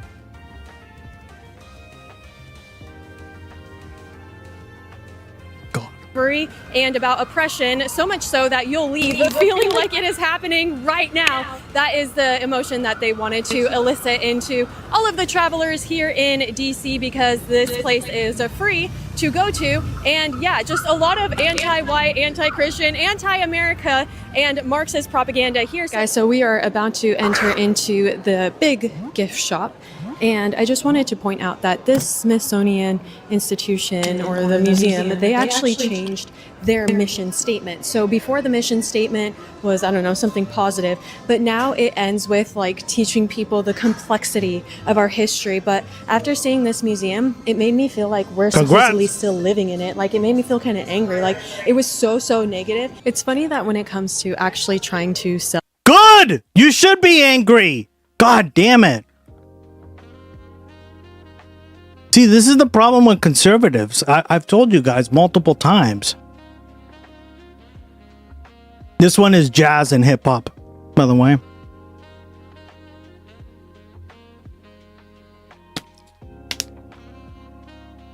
I remember I made this one.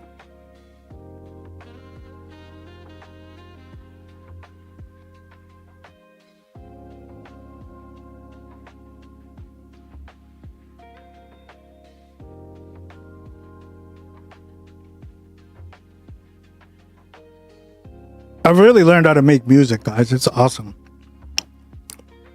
I've been having a lot of fun with it. That's why I said, send me over your samples so I can sample it and make some interesting tracks, right? Because I need like 30 more hours of this shit.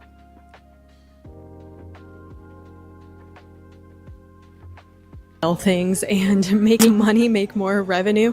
Now they actually have some American things. You got the bald eagles, the American flags. We have more representation of the accomplishments. Prize that they actually sell the Constitution, the same series of books that they have at Mount Rushmore, the Marines, the U.S. Army. And so I think that just really shows what people actually buy into. Would you please make sure that you are subscribed? Bye.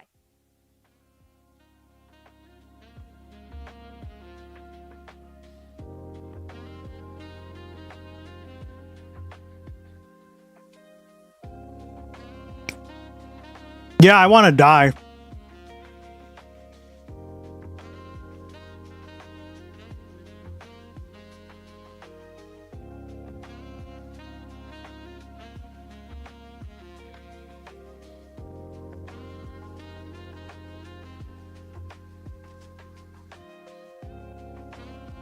I wonder why Gloggy's not translating. Interesting.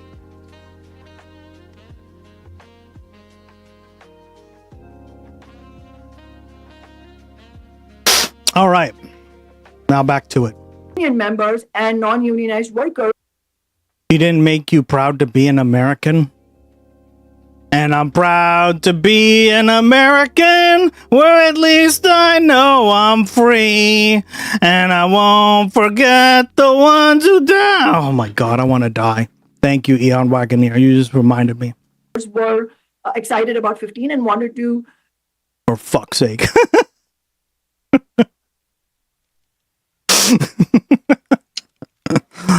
Oh my God. Anyone ever play Grandia, where the heroes discover a lost civilization that was actually their ancestors? All the memories where they tried to hide because they were evil. Makes me think of something. Yeah, makes me think of something. There we go. Isn't it funny that art is commenting on our culture?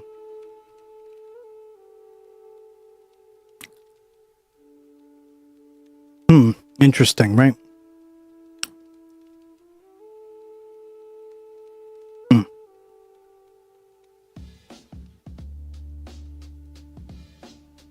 Oh, this one's the Bolivian flute one. I did like 2 of them. That's the Bolivian flute. Send me your stuff, guys. I want to make more music. Wanted to fight for it, and the labor leadership would have been exposed at that time if they didn't support it. So in that sense, it is, election victories are absolutely crucial. But in my view, election victories are not an end in themselves. It's a vehicle. Winning an office, in my view, is a vehicle to build mass movements. And so the concrete questions will be, the similar questions that were raised when AOC was first elected and the original squad members were elected. What will you do with that elected office? And so concretely, the immediate question that will be faced, especially, if the Democrats win the House, is will you vote for Hakeem Jeffries or some other genocidal Democrat as the Speaker of the House? And that concrete question will translate into either there will be pitch battle inside the Democratic Party, or there won't be, and the new Congress members will be schooled into accepting. And already we have seen Mamdani and AOC endorse Hakeem Jeffries. So that's the kind of concrete question I'm talking about. And I'm running as an independent, of course, and I'm happy to, if elected, I would be happy to work with the Democrats who want to fight alongside me for the working class people. But I'm just saying that the questions will be posed concretely, like that question about Hakeem Jeffries. So how do you think that Zoran is doing? Because, just for myself, I see his victory in the New York City mayoral primary against the Cuomo machine and with all of the establishment Democrats either actively endorsing Cuomo, trying to undermine him, et cetera. I see that as one of the most consequential developments for the broad left in my lifetime, and specifically for socialists in my lifetime. I think we see that with the way... Damn, Gloggy has a beef with pigeons. Yeah, who programmed them that? I want to know. Please put a 1 in the chat if you made him hate pigeons. He was able to use his political capital to get some of his allies elected both at the federal and at the state level. And then to your question of, okay, well, is he delivering the goods? In terms of his core campaign promises, he really is. The rent is being frozen. The buses are getting faster. He was able to cut a deal in order to expand free childcare. So he's working on the grocery stores. So he has been delivering in terms of what his campaign promises are. If we could put F2 up on the screen. I know you've been very critical of him in the past, and I wonder if you still feel this way. You said previously you thought he was caving to the Democratic Party's pro-billionaire agenda. You insinuated he was a sellout. You said that his approach was a dead end, but it looks to me like his approach is working. So do you still feel that he is effectively a sellout who is giving cover to billionaires? I think if you look at what has happened, I agree with you, the rent freeze and all of that. And as I've said in previous shows, for me as a revolutionary socialist, I may have differences on various questions of strategy, but as far as working class victories are concerned, I support every single victory. And for me, that is a very, I insist on a non-sectarian approach, meaning that I might have critique, but having a critique of other leaders on the left, in my view, is not sectarianism. Sectarianism is when you refuse to prioritize the interests of the working class in order to prioritize, your petty, differences or petty quibbles and stuff like that. And so I'm sure it's a Canada thing. Canada. Refresh. Oh, is it? Shit. What happened? Is the stream down? Oh, shit.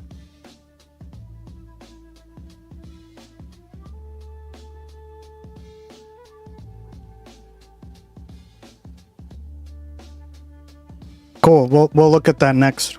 Is the rent freeze important for the working class? That is. I'm good. Okay, good. Yeah, everyone refresh. Tell everyone to refresh in chat. Lives are going to be made better by that? Yes, absolutely. The question, though, in my view, is everything else that's missing. And so it does bring up the question of strategy, which is how much can you win and for how long can you win based on the approach of trying to sweet talk the billionaire class, trying to make deals, as you said, Crystal, cutting a deal. I don't subscribe to the approach of cutting deals. I subscribe to the approach of using elected office to build mass movement. So his campaign itself, and I've been very clear about this, his campaign itself was very much, the approach he used was very much something that I have used in my campaigns, which is to mobilize thousands of people into action, literally having door knocking throughout the city and running on very concrete demands and being emphatic about repeating those demands everywhere you go in your stump speeches. All of that is very, very crucial. But then when you win elected office, what do you do with that office? That's the difference. And just to give you one very concrete example, is rent freeze important? Yes. But if you look at the big picture of what's happening to housing right now, private equity owns about 1 in 8 apartment units in the nation, and this is specifically very true in New York City. You're seeing Blackstone become the city's largest apartment owner, getting $225 million in tax breaks. All of this, these are just examples I'm using just to make the larger point that the big picture that's missing when we only look at, isn't rent freeze a win? Yes, it's a win. But I'm talking about the big picture of capitalism in which everything is going downhill for working people, not to mention the climate catastrophe. And so the approach that's needed is going to be a fighting approach that I've used, which is actually mobilizing hundreds of thousands of people into action. And just to, I want if I could just on that, Kshama, because I think this is kind of the core of, the debate around your approach versus the approach of Zoran and the DSA. I was personally, we'll just say skeptical of Gus, your mic is echoing. Yeah, sorry about that. There you go. He came in and said, you know what, I'm not going to endorse against Hakeem Jeffries. And some reporting came out that was important to Kathy Hochul. And so I was kind of critical of that. I was skeptical of that. I was like, you know what, these people, they're never going to work with you. They're going to be adversarial to you. What are you doing? Well, I think that I was wrong and he was right, because ultimately we have to deal with the reality that Kathy Hochul is governor of the state. Donald Trump is president of the United States. We would like it if that wasn't the case, but that is reality. And he was able to secure a very significant win for working class people through being able to work with Kathy Hochul. Now, when he, for example, went and met with Donald Trump, he literally called the man a fascist to his face, but he also has not had the, massive invasion of New York City that we saw, for example, in Minneapolis, which also has very important consequences for working people in New York City. So from my perspective, as someone who now is mayor of a city responsible for millions of people's lives and is trying to cut a balance between, a revolutionary objective, but also working inside a system as it exists, I think he's really struck that balance well of leveraging the mass movement that he built and that DSA has, but also being pragmatic and smart and getting wins for his agenda so that we can prove that socialists aren't just out there like, having a book club and screaming slogans, that they can actually be trusted with power in the city and they can actually deliver measurable, concrete results for the people there. Well, as far as delivering concrete results, just to say that we, through a totally different approach than Mamdani, we were able to win we were able to make Seattle the first major city to win $15 an hour. And actually now Seattle has the nation's highest minimum wage of $21.30 an hour. We won the Amazon tax, which is hundreds of millions of dollars every year, defeating Jeff Bezos in a city of around, less than 800,000 people. And we won a whole host of renters' rights in such a way that the corporate landlords, by their own admission, simply could not win in the 10 years that I was in office. And so as far as winning victories for the working class is concerned, these are massive historic victories that came from one elected office on, as an independent socialist with all the other people being Democrats. And, with respect. Yes, can I just respond to you? With respect on that, though, it doesn't seem that model has been replicable. I don't take anything away from you in terms of, we've talked before, we interviewed you back in Rising Days, et cetera, and followed your progress closely. I don't take anything away from you in terms of the victories you're part of securing. It doesn't seem that model has been replicable, though. And, one member of Congress, one mayor, one city council member is not going to be sufficient. Whereas with DSA, they're running hundreds of candidates. They've secured a lot of victories. They've done it on the Democratic Party line. I think what Crystal's trying to say, and wasn't Jordy talking about this too? You guys were telling me, right? And we watched the interview with him, that you want this to be replicatable around the country, right? And I think what she's going at here is that it's a little bit too me centered, right? But the way you build a left-wing movement that actually changes people's lives and their material conditions is through all this stuff plus all over the country, right? You can't just have blue cities or blue mayors like this, and it can't just be in blue areas of the country, if that makes sense, right? And I guess what Crystal's saying is like DSA has been pretty effective at kind of running these insurgent takeover party candidates. And she's not really providing like a template for that. Does that make sense, guys? And they're really winning the argument with the Democratic base, which now overwhelmingly supports the politics that you and I do, which to me is an extraordinary thing as well. Obviously, the Democratic base supports it, but the Democratic base supports us too. I mean, I would not have won a single election had. Yeah, see, like, I think that's my problem, is that it tends to be a little bit too, yeah, but this is more than just you, right? If you're going to run. Yeah. This kind of reminds me of the Katie Porter situation, right? Like, oh, I'm perfect for running this. And if Katie Porter would have just dropped out and had the that billionaire, right, who clearly would have had a better chance, all the votes would have gone to him, essentially, right? Or not all the votes, but most of them would have voted for someone like that over, like, Javier Becerra. Ugh. Majority of people who vote Democrat otherwise had also not voted for me as an independent socialist. As far as the base is concerned, yes, but that's not the question here. The question is what strategy works as far as the political establishment and the billionaire class is concerned. And you say that Mamdani and the DSA leaders have been leveraging mass movements, and I don't agree with that. They haven't been leveraging mass movements. In fact, they've been doing the exact opposite. And just to give you a concrete example, as far as Kathy Hochul is concerned, Kathy Hochul's back has been against the wall, had been, and so far, especially with the rising consciousness and the anger against the Democratic Party. So in my view, the job of socialists is not to help rehabilitate the political reputations of politicians who are widely exposed as sellouts, as arch-Zionists, as pro-billionaire politicians. And I would certainly not have done what Mamdani did, which is endorse Kathy Hochul in the midst of the New York City nurses strike at the same moment that she was writing executive order after executive order, helping the hospital bosses hire scab nurses in order to undermine the nurses strike. So in reality, it is our job to go much, much farther, because capitalism is a ruthless system. This is class warfare against us, and we have to fight against that and make sure that we are exposing the politicians even further. Our job is not to forge a progressive alliance. Some sort of private alliance with Hochul. Similarly, with Hakeem Jeffries, we have to actually push back against that.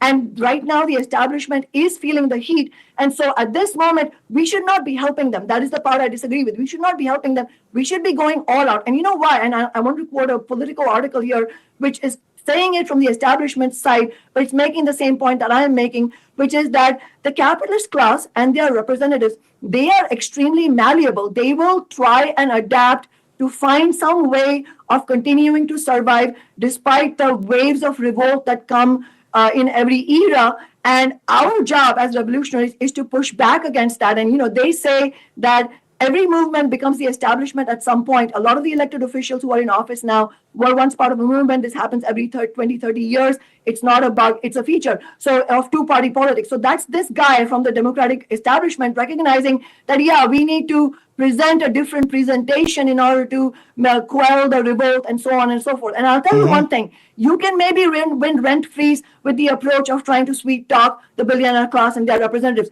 but you're certainly not going to win the big-ticket items that working people need, which is universal public health care, in actually dealing with the climate catastrophe and all of that. If you look at the history of how universal healthcare was won in nations like Canada and in Western Europe, it was absolutely because of the kind of approach that I'm using, and especially building new parties for the working class. Like, for example, in Canada, the universal public healthcare happened only because of the launching of what was called the Cooperative Commonwealth Federation, or the CCF, which was a new party of the working class, them winning victories in Saskatchewan, and them building public health care in that province, am I right? That becoming really popular, and the rest of Canada, working people in Canada clamoring for it, and then the Tories themselves becoming really, the ruling class parties becoming really nervous about that, and instituting public health care nationally because they were so nervous about the CCF gaining political power nationally.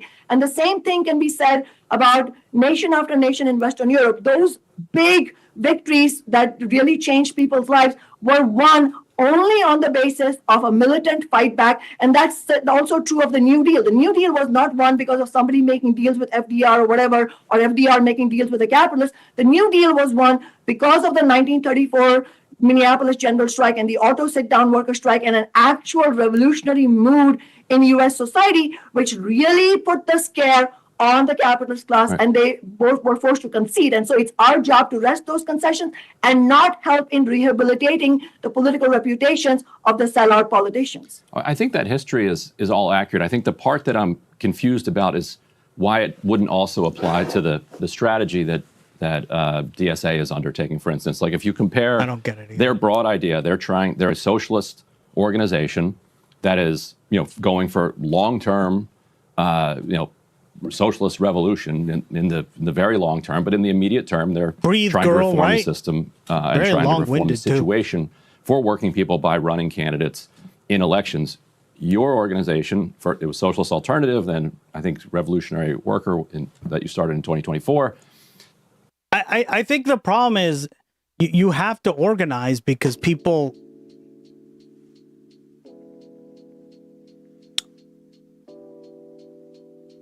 need to have something to stand behind, right? And whether that's the DSA for now, it doesn't have to be permanent, right? Maybe in a few years it will change, right? And if something becomes more popular, I'm okay with that.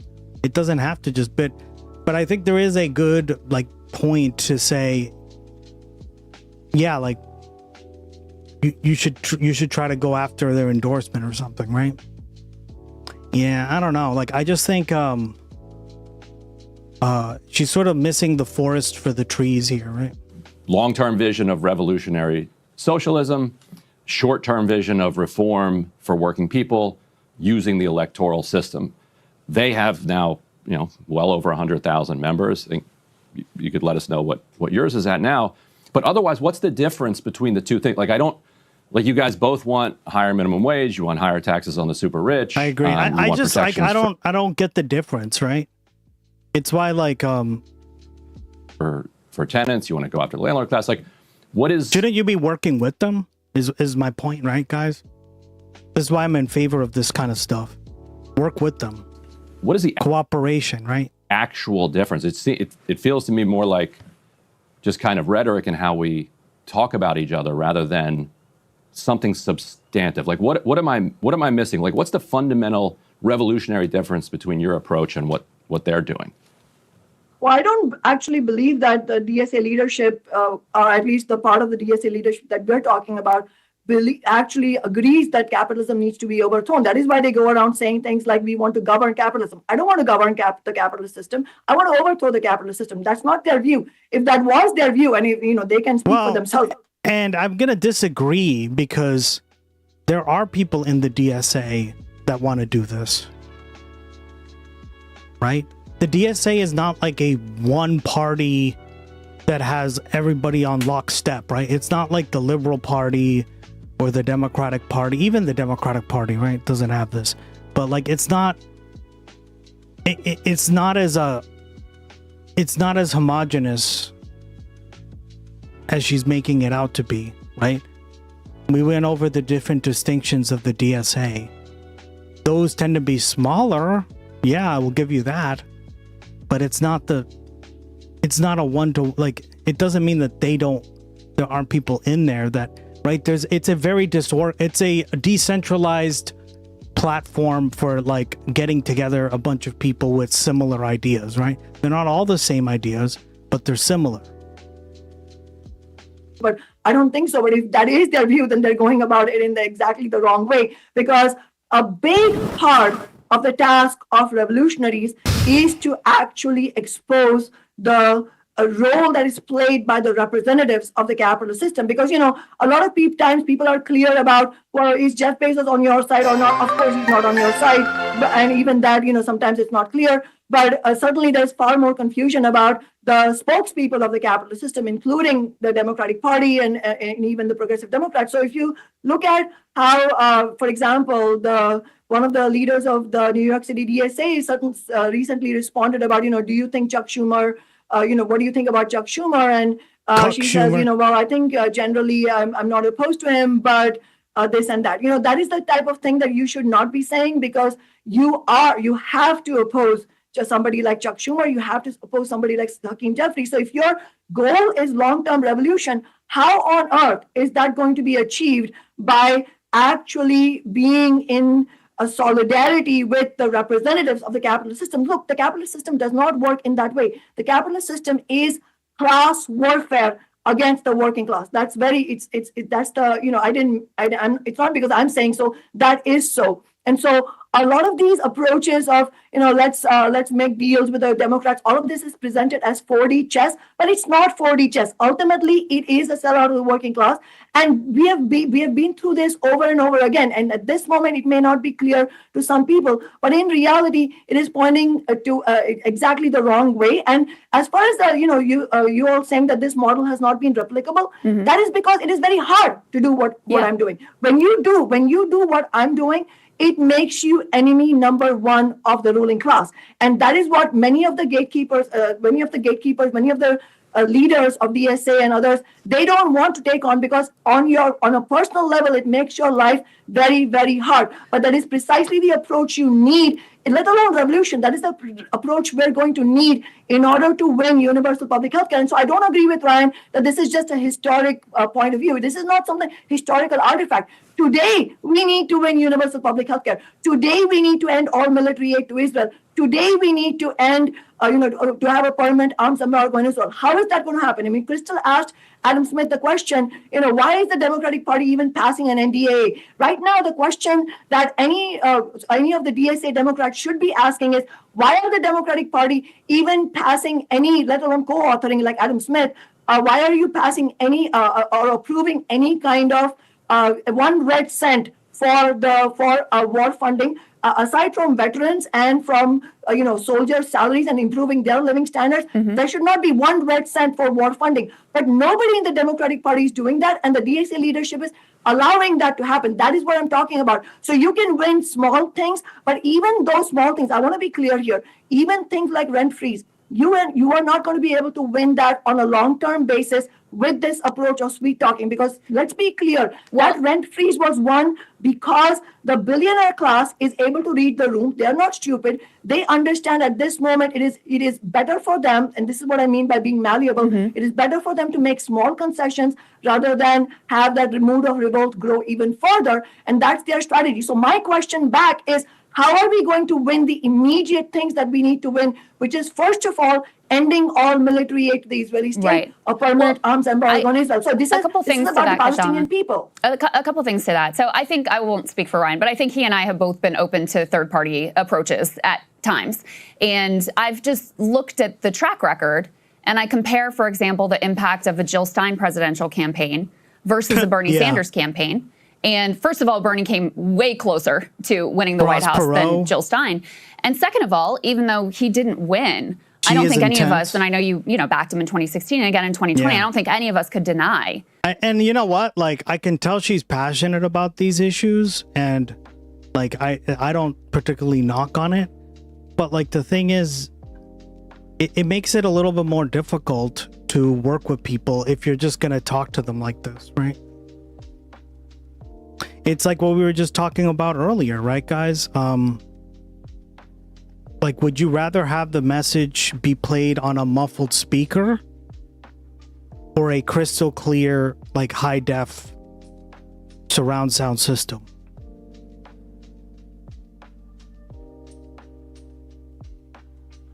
Right?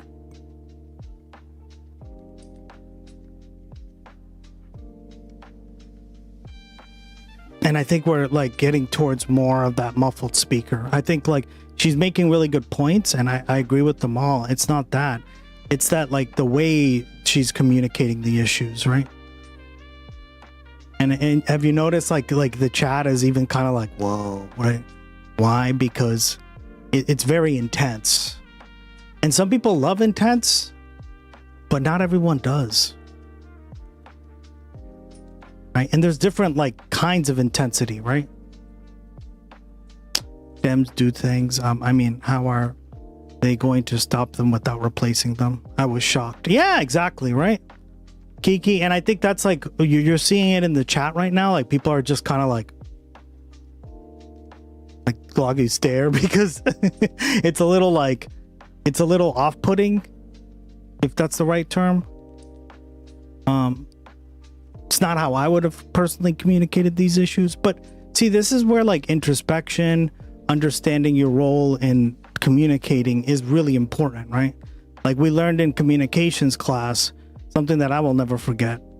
Like the message doesn't fully stop until the other person receives it in the ear and understands exactly what you meant.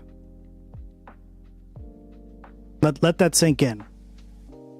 That means that if they receive it in their ear, right? Because they're not deaf, assuming they're not deaf, and they misunderstand your message, that is not a their problem. That is a you problem. Right, chat? That's the first thing we learned in communications. That means you, as the person communicating the message, needs to be 100% clear, so there's no room for misinterpretation. Does that make sense? I think she might be a little emotional, am I right? But that's another way of putting it, right? Which is why you should be more calm, collected, and factual. I think she's doing good on the factual stuff. It's just, she's very defensive. Right? She needs to be chill as a cucumber. And listen, like, I get it. Like, there's a few reasons maybe why she's feeling defensive, right? But like, they're just asking you questions because, I mean, I agree with a lot of their statements, right? How are you going to turn this into something more powerful? When we need to rise up for the moment and actually change stuff.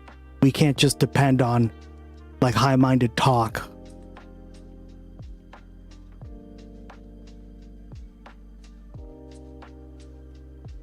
So that's kind of where I've come to realize with this interview is that it's a bit of a, there's a lot of things going on, which is, I like all her policies, and it's not that I don't like her at all. It's just she's not doing a good job at communicating the message, right? Someone like Zoran is doing a much better job, let's just say, right? Why? Because even the way he speaks, it's always this, what I just said, right? You hear that message and you're like, yep, I get it. Rent control, freeze the rent, fast and free buses, universal childcare, right? I still remember that. Why? Because he's good at fucking talking about this stuff, right? But she's kind of all over the place and it's very emotional, and I'm just like, yeah, no, I don't get it. Like I need to hear more. Like, I get the policies because I'm used to talking to people like this, but I think the average person is not going to resonate as much with this, if that makes sense. She may end up winning, which would be great, but like in terms to build a national movement, you have to be very crystal clear on messaging, right? On what you mean to do. The impact that his campaigns had in opening the eyes of an entire generation, in helping to motivate some of the very candidates who are now running for and winning office, and helping to build out DSA, even though, you know, he wasn't directly a DSA member, as an organization that has a real membership and real organizing power and is doing a lot of the things that you're talking about here. So just from a, you know, pragmatic, which approach has worked better perspective, you know, the two most consequential to me things that have happened for the left, which give me the most hope right now about winning exactly the sorts of policy victories that you and I would both like to see, are Bernie Sanders' campaign on a Democratic line and Zoran Mamdani's campaign on a Democratic line, and now the movement of DSA and DSA-aligned candidates who are running on the Democratic line. You mentioned the FDR example earlier. Obviously, FDR was a Democrat. So why is it that approach is wrong, when to me, so far, it's just been vastly more successful than trying to go it alone and build something from scratch? You know, my view of the Democratic Party is that... Yeah, and it's also realistic because, I hate to say this, right, guys? And this is where I become very much a pragmatist in politics, right? There are a few streamers on here that cover actual elections, right? And I appreciate that because we need to start doing this, right? Because we can talk about philosophy and how the world should be and all this stuff, right? I love that. Right? You already know what I believe in, right? Post-scarcity, YouTube, right? Just basically Star Trek, right? That's what I would like to get to. But, like, you don't do it through just what she's saying here. Like, you got to do more than just that, right? And, like, you have to get past all these very powerful interests in society, right? You're not like there's still a two-party system. How do you get rid of that, right?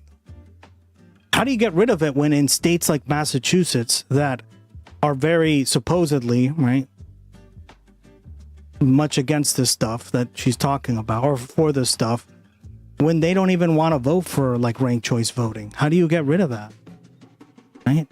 So, like, you're just making the job a lot harder. And I think the DSA has done a good job at least kind of finding like a more pragmatic route to becoming more mainstream in American politics, right? As before, like, who gave a shit about what Jill Stein had to say, right? Everyone just calls her like a Russian puppet candidate. Or Ross Perot, right? Ross Perot won a lot of votes, but it was because he was a billionaire, right? So what's the common denominator here? It's the money. The money, stupid. It's the money. Right? Yeah, Ross Perot had a ton of money. Right? DSA has money behind it now because everybody pays their dues to get in, right? And like, these are things you can't escape, like on a practical level. You can sit around and protest and stuff, and that helps, but you also have to like organize and create movements to actually pressure the political system to change from the outside, right? And she even brought up FDR, and it's like, he was good at doing that, right? Like, he supported the workers, the strikes. It wasn't like he was against them. He was like, oh yeah, I'm sending in the National Guard to stop the police. Remember we learned about that? So for fuck's sake, like, this is what I'm talking about, guys. What? Right? Because the police were on the side of capital, business owners. That it's basically a sort of, like, you seem to have a view that it's like a thing, like a very powerful, tangible thing. My view of it is more, it's a kind of empty shell with ballot access run by a bunch of consultants who can and are being overthrown because the base of the party doesn't agree with them and because they want to support the type of candidates that we like. So why are you committed to pursuing a strategy that, in my view, in recent history has not been nearly as successful as the DSA approach? Well, obviously, a lot of the challenges that we face is because of the absolute demise of militancy in the labor movement. So, the conclusions you're drawing, in my view, are very impressionistic and superficial because it's a question of what is actually needed to win the kinds of victories that we need to win. And that is why you have to look at history. You cannot look at rent freeze. Can I finish? If I could just pause you there because this is, to me, what is so exciting about the DSA moment, because I agree with you. I mean, I think Bernie never had a prayer because there was no movement really that had been built behind him. The left was so incredibly weak. And so when I look at DSA now, I think they're up at like 126,000 members. They're able to throw their weight around. It's a real membership organization doing things in the community. I look at this and I go, oh my God, this is what we've been needing to build for a very long time. So explain to me why you see that differently. Yeah, I mean, obviously the membership is important. That is why I'm trying to say you're conflating the consciousness of ordinary people versus what the Democratic Party represents, and that's what I want to come to. And so as far as the membership is concerned, yeah, many members are very, very progressive and maybe even subscribe to revolution. There's lots of DSA members who are canvassing with us. There were DSA members canvassing with us yesterday at our volunteer day. That's not the issue. The issue is what strategy actually works. And as far as the impact of Bernie Sanders, yes, you said, I supported Bernie Sanders. We campaigned, we door knocked for him. And I spoke at both of his rallies in the Seattle area, both in 2016 and 2020. And yes, that all of the message of the political revolution that really resonated with working people, because working people are sick and tired. So yes, that's the conscience of the working class. But the main feature of the today of our times is the chasm between the consciousness that has risen and the desire for fight back and the leadership that's on offer. And so all the picture that you painted, in my view, is not actually indicative of what's actually happening. I'll tell you what's actually happening. Even despite the Democratic Progressive Caucus, whatever, more and more progressive people being elected, AOC and other squad members being elected. But those are different than the DSA, right? Like AOC is not DSA.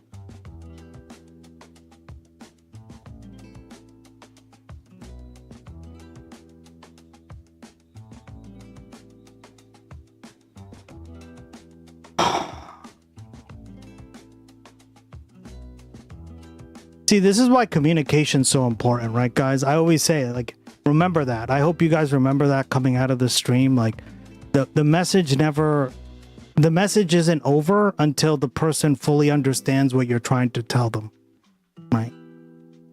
Which is why communication is so important, right? Having that open line of communication, talking about these things, because things can be misinterpreted, right? And I think this is what happens when around the world, but yeah, these are how conflicts start, right? What have we seen? Thank you, conflict mediation class. Since that whole time, we have seen the breaking of the railroad workers' strike, where only one Democrat in the House, Rashida Tlaib, voted against that. Every single other Democrat, like AOC, voted to break the railroad workers' strike. But AOC is not DSA. Right? Right. During that same time that, we are supposed to be celebrating all of these elections, we're seeing the genocide being launched and being funded. We're seeing ICE terror. She's progressive, but she's not DSA. She's maybe like DSA kind of aligned, right? Or she supports a lot of but she's never been DSA.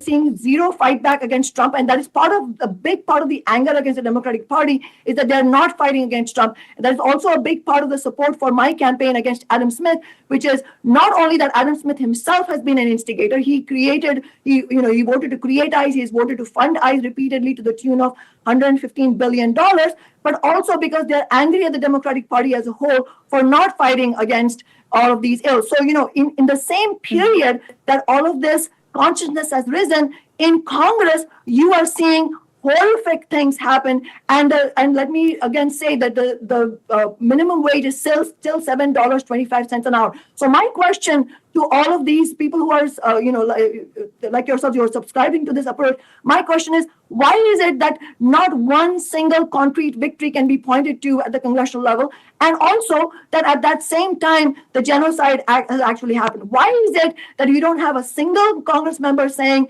the progressives or squad members saying, I'm going to bring forward this bill and to end all military aid, and I'm going to campaign across the nation to mobilize working class people. And that is the main thing. Mobilizing working class people is the core component of what we need to do, which is what we don't see the DSA doing. And I don't agree with you. I don't agree with you that it's the same thing that they're doing. No, they're not. They're not actually mobilizing the working class in the way that we are doing. They have membership, yes, but they're not actually bringing the mass movement to bear. And as far as your contention that the Democratic Party is an empty shell, let's be clear. It is not just about the structure of this thing called the Democratic Party. It is about actual class forces under capitalism.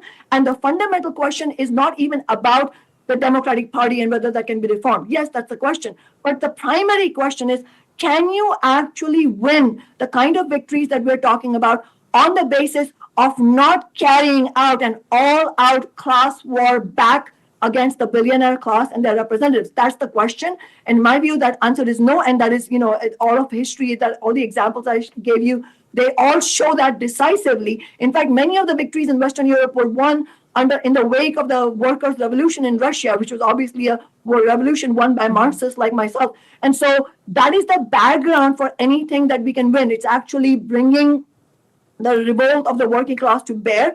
And can that be done? So that's the primary question. Can that be done? Can that kind of class war back against the billionaire class, can that be done from a party of the billionaires, maybe not. In my view, it can't be done. But that to concretize that question, my question is this: even if you run as a Democrat, that's you can run as a Democrat. Maybe I could have run as a Democrat. That's not the question. The question is, would you be able to do the kind of class war for the working class that I did in a way that does not make you enemy number one of the Democratic establishment? No, that's the answer. The answer to that question is no. So whether even if you ran as a Democrat, let's concretize this question. All these new people who are now almost, the November election is happening, but they're almost guaranteed to get in. All right, I'm gonna get back to this because this is draining my energy. Jesus Christ. And the debate between Abdul Sayed and is going on. Billions of dollars. Jesus. That prefer to watch this anyway. has been pushed by the government of a foreign country, the same foreign country that the folks paying for your ads want us to send billions of dollars to. And that's the thing that I think Michiganders really want to understand. They're not that worried about the fact that I hosted a podcast. They're worried about the fact that right now, for a lot of folks, their kids go to schools that are unbecoming of their future. They are worried about the fact that they can't gas up their car because it costs, what, $4.50 a gallon? They're worried about the fact that the same corporations who funded your campaign are raising rates on the things that they can't go without, like their power. So I'd really like us to focus on the things that actually matter, which have nothing to do with the podcast, have everything to do with the future of Michiganders that we would like to serve. Yeah, but it also... But what about your taxes, Abdul? God. ...is about transparency. And you have not released your full tax return. What did I tell you? $300,000 in other income while you sat in the podcast chair and you hawked junk healthcare cures that RFK Jr. would thumb up. You talk about getting money out of politics and putting money in people's pockets, but still because she's a wind-up toy, guys. The money in your pocket. Oh my God, I want to die. Transparent, and I am offering, real plans to address the cost of living crisis, we want to be able tackle Donald Trump's And you're talking about what you did, but you also made some accusations here. Dr. El-Sayed, that is a question that some people may have that Congresswoman's talking about. Talk about the money and the financial disclosures. You were going to release some. We released all of our financial disclosures. Again, this is a distraction from the issues in your life. But not I'd love to talk about transparency. I really would. Because I want you to ask yourself, there is this group called the Center for Democratic Priorities. They didn't exist until they popped up and started running ads for my opponent. And then there's this other group called Center Forward that paid for a flight for the Congresswoman and her mother to go to Portugal. And they just released their donors, and then it's a whole bunch of shell 501c4 organizations. They're the folks who are literally putting money in our pockets right now to try and mis- and disinform us about this race. And here's the thing about it. None of it actually makes your life better. Think about the $60 million that got spent in this race. What could $60 million do for a community in Detroit? What could $60 million mean for erasing medical debt? I'll tell you, $6 billion it could erase. But they want to spend it to get the Congresswoman elected. Why? Because at the end of the day, they know that they're going to have a safe seat doing their bidding instead of yours. Every single dollar that DTE is spending is a down payment on knowing that they can raise your rates. Every single dollar that Blue Cross Blue Shield spends in this race is a down payment on raising your premium. Well said, right? Like, this is exactly true. Right. Every single dollar. That's why they do it. I want to ask some more questions from our audience at home right now. You're texting us. I got them right here. The next question is, how will you ensure low-income communities receive equitable and adequate education? You've heard so many people say Michigan ranks 44th when it comes to literacy for fourth graders. Let's start with Congresswoman Haley Stevens. What are you doing now? What do you plan to do? Should you become by Washington, D.C. and Donald Trump, who treats the Oval Office like a stock trade floor. This is why I want to end the corruption of seeing people who want to be celebrities or get famous or rich in office. I want to ban stock trading. Folks, I'm the only non-millionaire in this race. But let me tell you something about what I have worked on and what I am fighting for. Full funding for special education. Our public schools here in Michigan are getting the short end of the stick. And if we fully fund special education, we could meet the needs that a family in Royal Oak has talked to me about, where they feel torn about making sure that their child with special complex medical needs actually gets the education they deserve. This is also why we have to expand Medicaid, not just reinstate the cuts that Donald Trump cut. We have got to expand these programs. Oh my God, I want to die. I consider myself a warrior for public education. And this is also why I have written legislation and why I'm leading the charge to redirect grants to go into the profession of education, kill me. just like my father was. He was a first grade teacher in the city of Detroit doing reading recovery in addition to running his small business. And so I want to see more people go into that profession. Israel comes to me in my dreams. Damn right, Cosmopolitics. Shout out to Cosmopolitics. How you doing, girl? Good to see you. How you been? Our public schools, and that is going to Thank you. certainly solve a lot of problems for us. Dr. El-Sayed, you heard the Congresswoman say redirect grant money. Is that part of the solution here? What do you think? You know, you asked a really important question about education. I'd like to answer that question. I'm proud of the fact that the American Federation of Teachers has endorsed me in this race. And they've done it because I'm a proud product of public schools.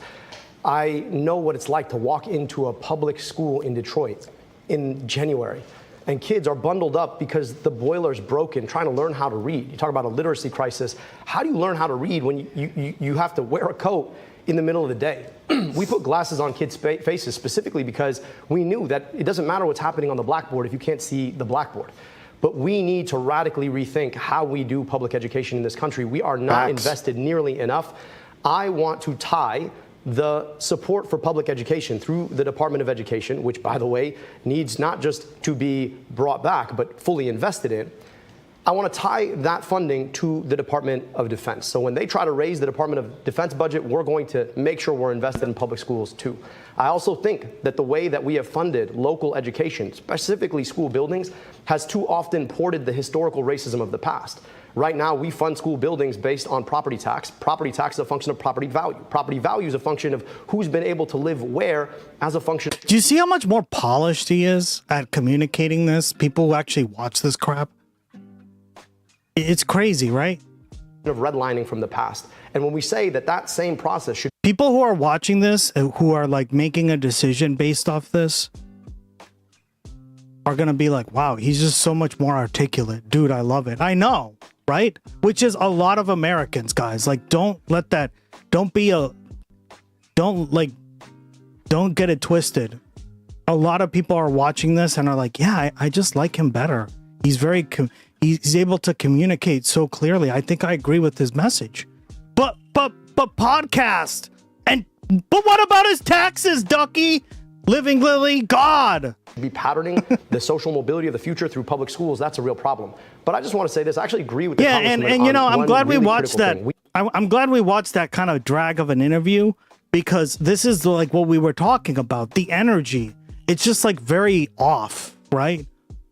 And this is why I like left a lot of these like political party like apparatuses and movements, because their energy is just always the opposite of what we're seeing here, right? They're just so like either on their high horse or philosophical, or they're just like too corporate. It's never like, it's rare that you get someone like this or even Zoran, right? We are being robbed. The money that we should have to he invest has strong in our nervous schools energy. is being sent to foreign governments to destroy other people's schools instead of investing in our own. And that is exactly what AIPAC wants you to do, and why they're spending so much money to get the Congresswoman elected. Dr. El-Sayed, Congresswoman, it's one point in which at least partially you agree on. As one of you will be taking on Mike Rogers, people want to know, what are the defining differences? This next question comes to us from a young person herself who actually is a student in Detroit, a college student. And we thank you so much, Kamora, for being with us here today. What's your question to the candidates? She blinks a million times a minute. And I'm a Wayne State University junior studying broadcast. Fine, Gus, but can Abdul do this with his face?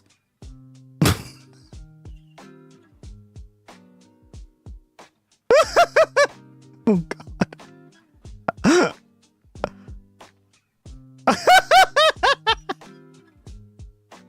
She really does.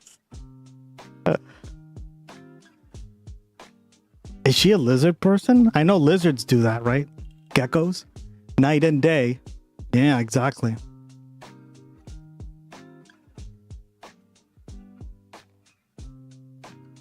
Don't geckos lick their eyes, guys? Come on. No, that'd give it away too hard. Journalism. And my question is about the wildfires. So the wildfires Thank you, Why So Dankness? deeply affected Michigan's air quality, especially in Detroit. What environmental measures are you planning to decrease the dangers of air pollution? Let's start with Congresswoman Haley Stevens. Yeah, well, it is so great to have you from Wayne here. I've just treasured working with that university in their science program. I treasure STEM education. And that is very much at the heart of Her hair is cute. why we need good climate policy, not the junk science that we are getting from the Trump administration. And let me tell you what I think that looks like.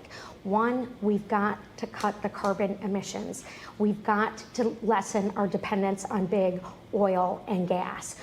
Investments like I secured in our clean energy future, so that from Marquette to Detroit, we were evolving and moving forward.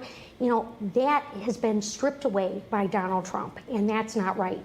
But it's also not enough to just say, hey, we're going to go in there and just fight Trump. We've got to put forward our own creative ideas, which is why for 4 terms I've sat there on the science committee, securing resources, looking at alternatives for plastic and our supply chain. This is an opportunity for Michigan manufacturing, Michigan innovation to shine. I want to make sure that we are leading the way. And then when Kamara is a broadcast personality, she's talking about the things that we have secured in the United States Senate for Michigan, for our jobs and for our clean energy future. Dr. Al-Sayed, clean air. Kamar, just be careful. If you become a broadcast personality, somebody might come after you. I just want to speak specifically to your question. I can tell you about what we've already done. We put air quality monitors all over Wayne County so folks can get real-time information about the air that they're breathing. Took on some of the biggest corporate polluters in our state when I was in the city of Detroit. Took on Marathon Petroleum, the biggest polluter and the most polluted zip code in the state, forced them to invest their own money to reduce emissions when they had wanted to increase them. The truth of the matter is that these wildfires are happening more often because it's drier and hotter than it has been in the past. It's drier and hotter because we continue to rely on fossil fuels for our energy. We need to get to 100% renewable energy. And the only way we're going to do that is by taking the Chevrons and the Exxons of the world out of our politics. Now, guess whose campaign they supported? Well, if you guessed my Congresswoman colleague, you probably guessed right, because yes, they have both given to that campaign. So when you hear ideas of things that ought to be done, but they never actually get done, you should ask yourself why it doesn't get done. Well, because the people who sell oil in this country fund the politicians who make sure that they can keep selling oil. Dr. Al-Sayed, Congresswoman, thank you so much. We have another text question, one of the many, many text questions. This one, I think, is important because, again, my main goal and our main goal at Fox 2, let's differentiate between the two of you. What are the big differences here? So what would you do on your first day in office? We'll begin with you, Dr. Al-Sayed. What would you do on your first day of office should you become senator? Anybody who knows me knows that getting people health care is the passion of my life. I went to medical school only to realize that too often our healthcare system is part of the problem. We need and deserve guaranteed health care. Oh, thank you so much for joining the Patreon. Appreciate it. I just had to reset Gloggy for a second. Through Medicare for all. I have been thinking about this question. In fact, I've testified to the U.S. Senate twice. This wouldn't be my first time walking into the chamber. On Medicare for all, guaranteeing health care, on eliminating the medical debt in this country, $225 billion. Now, on Medicare for all, there is work that we're going to have to do. We're going to have to get a president elected who can do it in 2029. Now, in the process, though, I actually think that we could eliminate all the medical debt in Gloggy, don't follow the light. Yeah, I had to restart him because something was going on. This country, $225 billion. Just so you understand what that is the amount of the GDP of more than half of U.S. states in this country. So on day one, I want to offer medical debt relief to everybody. I think we could get bipartisan support to do it, and I'd love to get that done. And let's start working through Medicare for all, and then let's make sure that we can get money out of politics so the big pharmas and the big insurances of the world aren't in the way when it comes down to finally getting this done for all Americans. Congresswoman, in a minute and a half, tell us what you do on your first day in office. Yeah, day one, we have to stand up to the abuses of power. Take it from somebody who has been recognized as our most effective lawmaker. When I tell you I'm going to go to the United States Senate and ban stock trading for elected officials, their spouses, their children. I don't believe it for a fucking second. For our president and our vice president. A pigeon with the reflector. Who got fucking Gloggy to hate pigeons? God damn it. Who was it? Put a 1 in the chat if it was you. Candidates for those offices, I am going to get it done. I am sick and tired of seeing Donald Trump sell us out to the highest bidder, go cut deals with every other country except for cutting deals for us here in Michigan. We have been paying the price, and it is not acceptable. And speaking of prices, day one actions. One, I knew it was you, me and you too. Invest in small businesses, minority-owned businesses right here in Michigan. Lucy, I knew it was you, girl. Just kidding. Oh my God. Those are your tax For dollars. sure, I've seen And I that Fox believe in News the local Washington National Mall. Yep. effective stewardship of them so that they go back to our communities here. And I've got the receipts for that. I've got the proof points for that. And then lastly, we got to make sure that the jobs of the future are coming from the place that we all love to call home, which is why my manufacturing agenda on day one will also be in the hopper. I got all the bills ready to go, Roop. We have 30 seconds left for each of you to answer the following question. What makes you think you're the formidable candidate who can take on Mike Rogers? 30 seconds, Dr. El-Sayed. Well, poll after poll after poll has shown, despite what my colleague says, that I am the most competitive candidate to take on Mike Rogers. But it's also this, that you've got to have something you're fighting for. Ask yourself, if DTE funds both Mike Rogers and Haley Stevens, who wins? DTE wins. And Blue Cross and Big Pharma and Big Tech and APAC, all funded by the same people. We need a choice. I'm the only candidate in this race who does not take corporate money. And so I offer a real contrast to a guy who has never seen a corporate dollar he did not want. Congresswoman Haley Stevens, 30 seconds. Well, look, Governor Whitmer, Attorney General Nessel, the chair of the Michigan Legislative Black Caucus, Amos O'Neill, they all agree that I will be Michigan's workhorse, that I will stand up for us on day one, that I will beat Mike Rogers just like I have beat Republicans 4 times over. Thank you so much. Congresswoman Haley Stevens, Dr. El-Sayed, the vote is now in the people's hands, a week away. A critical conversation happening on this stage that, yes, is local, but is national as the world is watching to hear what both of you have to say. We thank you for your time here today. We want to thank you for joining us in this special edition of The Pulse. If you missed any of the debate or the Republican or Democratic gubernatorial debate,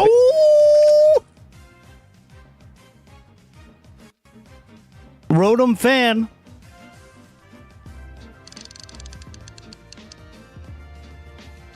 I always loved the Rodham line. Just because I think it's cool that like a ghost is like possessing inanimate objects, right? you can watch all of them on fox2detroit.com. A ghost. On our YouTube page. Stay tuned here on Fox Local. Well, that was shit.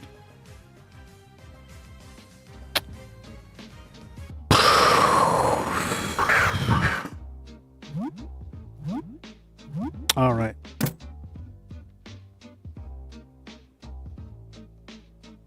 What else do I got for you here? I ain't afraid of no ghosts. Damn right. Oh, yes. Oh, yeah. So Tim Dillon is keeping up his streak here of going after MAGA and basically explaining how they're idiots and they're dummies. And we're going to run through some clips here. I'm going to break it down for you, but also I'm going to give you some extra context because I listened to the whole podcast and I regret to inform you that, you're only seeing part of his commentary. And it's... By the way, I got some yerba mate.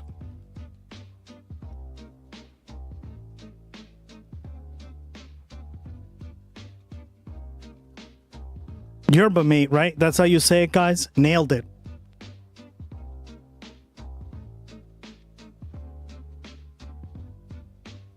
The best part. And when you listen to the whole thing, he's still a bit of a mess, if we're being honest. So, I know. Joking. Let's start with this one here. He describes mate, how... Yeah, it's mate, yeah. Ow. Hey, wait a second. Perhaps the... I got it because I was at the store and I'm like, I need something to like give me some clean energy. And we were talking about like Argentina and stuff. And I was like, oh yeah, that's from Argentina. Let's try it. It's good. I like it. Idea of Trump taking on the deep state is bullshit. Maybe he is the deep state. All right, let's listen. Here we go. And people get mad at me. What are you saying? There's no deep state? No, dummy. But if the deep state can never be affected or impacted or changed, then why even elect this guy? Why did you all get excited and wear the dumb hats, dummies? Why did you care so much about... Mate? Yeah, and I'm joking. It's pronounced mate, right?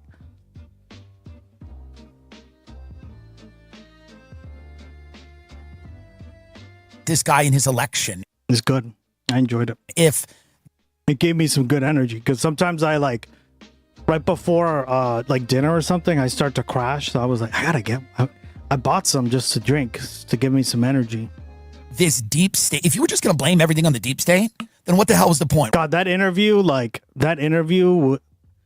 I love her, and listen, her politics are great, but God, it just was like, it was intense, right? Why did you go to the rallies? Jesus. Were you just trying to go to a concert? And that's really what it was? Did you just like the merch? Why did you care so much about this guy? Why isn't he investigating his own assassination attempt? Let's talk about the deep state for a minute, by the way.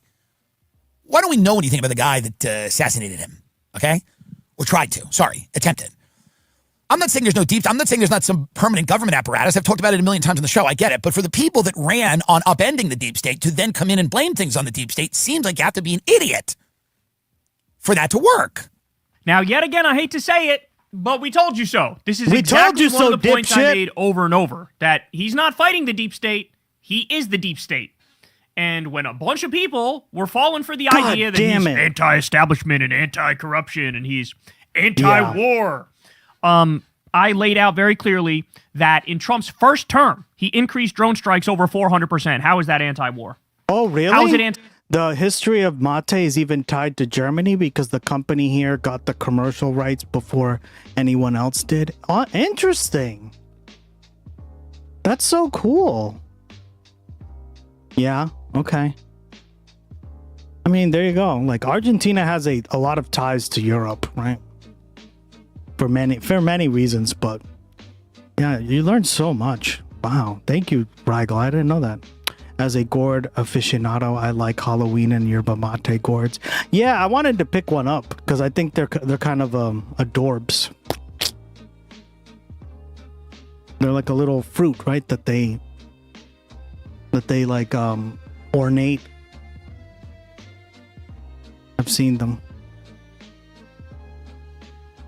Club mate. Oh yeah, look at that. Is a caffeinated carbonated mate extract drink made by Lochner Brewery in Munenstadt. Okay. Oh wow, this is like Eastern Germany, huh?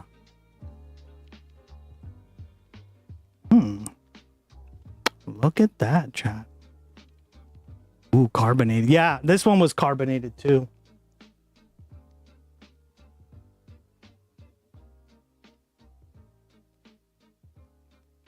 Made in San Diego. A whale's penis. Funny if you got that reference. I've got mystery gourds growing on now. The rodents planted them there. I've only had mate tea. Yeah, there's different kinds. You have to... I've had a lot of different kinds. I know that if you don't make it the right way, it can taste really bitter. Right? Jagger mate. Sugar content. Wow, some are include. Okay, the history. In Germany, originally formulated and marketed Club Mate under the Sek-Bront in 1924. Look at that. The drink was only regionally until acquired by Lochner, marketed under the Club Mate in 1994. Okay. Club Mate has developed a following computer hacker culture and tech startups, especially in Europe. Yeah, because mate helps you focus, right? It has like I studied this when I wrote like my paper. Apparently, like people in Argentina drink it, and Uruguay, and Brazil, and Paraguay, right, and Bolivia. So it's not just Argentina, but Argentina is the most well known for it. They use it to drink. They drink it like if you're like going to college, right? You'll see like college students drinking it, right? because they're using it to focus. Like, not only does it give you energy, but it gives you like focus. I'm feeling a lot more focused now, right? Because coffee's really good at like giving you a up, but it doesn't always like, it does give you a bit of a crash. And mate doesn't do that. It gives you like clean energy, right? So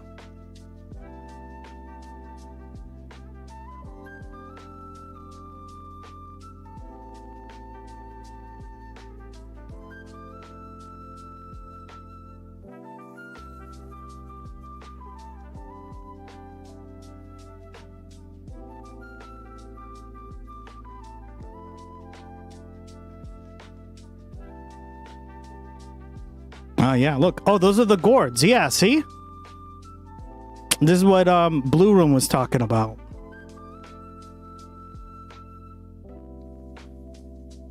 Right.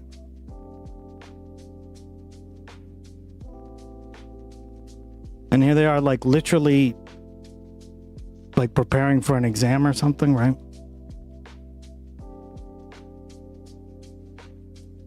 By the way, that's like a tea strainer, right? That shit is super cool. It's like a straw that has a tea strainer in it. I need to get me one of those. Was I? Yeah, it was you, dude, right?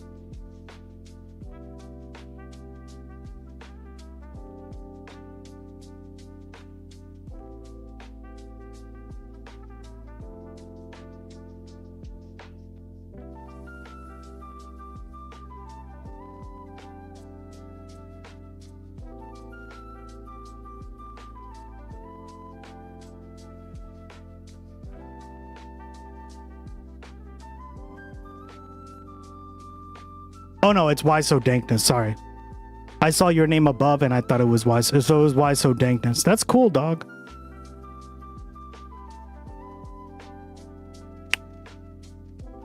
But I learned from Steins Gate that Dr. Pepper is an intellectual drink for the chosen ones.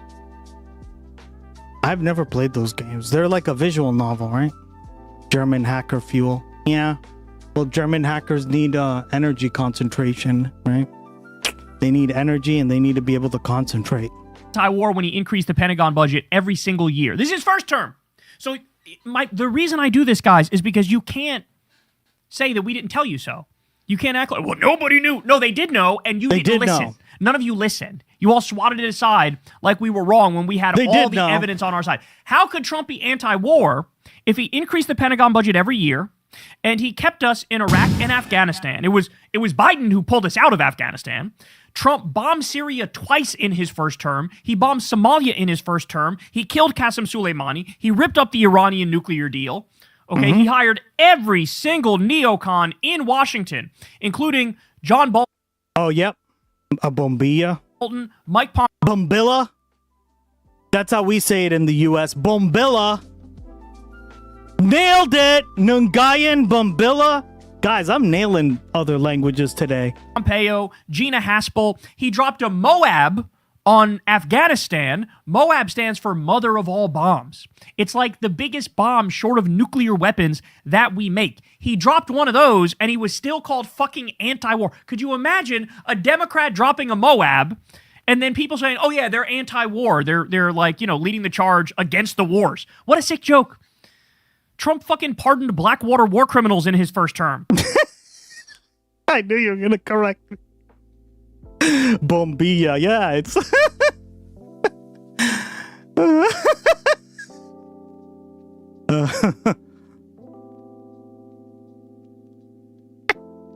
He was openly talking about taking the oil from Syria. Yeah, no, they're very ornate. I need him. Can you get me one of those, guys? I need to get me one of those. I drink a lot of tea. Bombilla. Like Amarillo, Texas. Am I right, chat? Nailed it.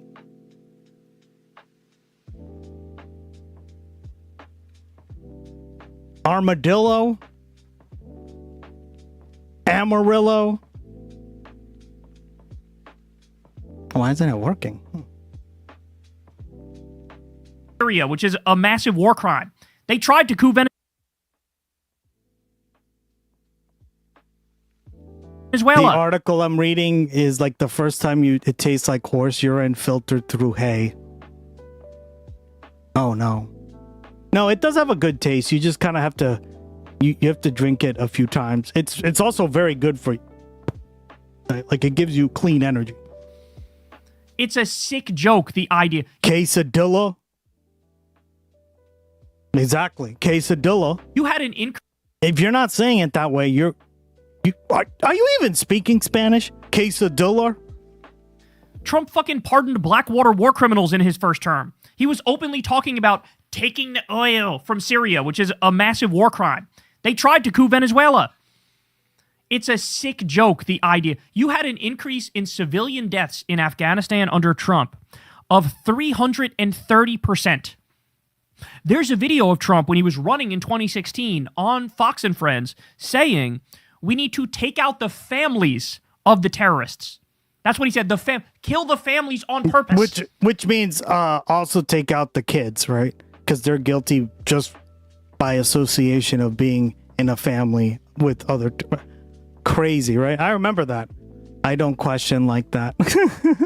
And people really told us, no worries, Kiki. He's anti-deep state. He's anti... We're talking about yerba mate. And Club Mate, which is apparently the first commercialized drink. Settled by a German... Which makes sense. There are a lot of Germans in Argentina. Right?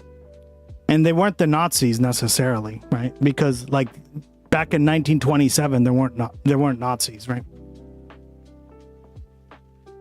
Like, this was before then. Like, the German diaspora has been in Argentina for a long time. By war. No, he's fucking not. And really, the funny thing is... Like, a lot of people don't know this, but the unifier of... Right? A lot of people, like... People always think of, like, America as, like, the United States as kind of like the... Oh, here they are, right? That's what they look like, Lucia? Yeah, wow. That's cool. I need me one of these guys. Can I get one? You can't, like, buy them in the store, though. Stamped with 800 silver. Oh, so they're silverware. Wow.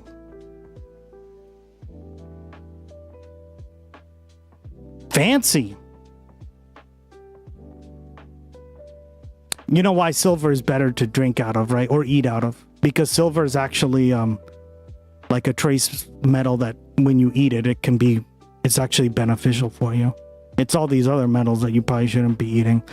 They sell them on Amazon. You can get it same day delivery. Yeah. I don't know if they sell 800 silver though. Like these are more ornate. Silver, like that's why kings, guys, did you know that the reason kings and stuff lived longer?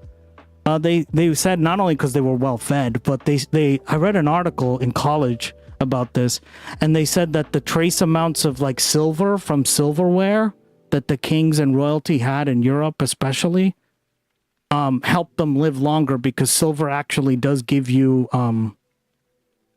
but silveroid is poisonous. Correct. Don't do that one. Do sterling. Do the good ones.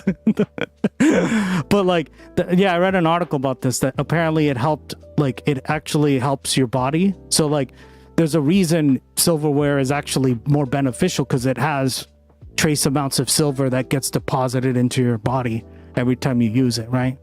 That's kind of interesting, right? Didn't alcoholics live longer because they drank alcohol instead of dirty water? Well, yeah, because think about it this way. Like, if you're drinking dirty water all the time, it's going to eventually kill you, right? And that's why everybody was so alcoholic back then. Because alcohol was the only way to, like, kill all the bad stuff consistently, right? Yeah, so... There's a lot of, like, stuff like this from, like, old times. We should probably be using more silver in our eating utensils. But silver is kind of it's a precious metal, right? So it's kind of rare. But that's cool that they that's awesome. Look at that. Wow. They have like little ornate like jewels on them and shit. Oh, look at that. Look at that.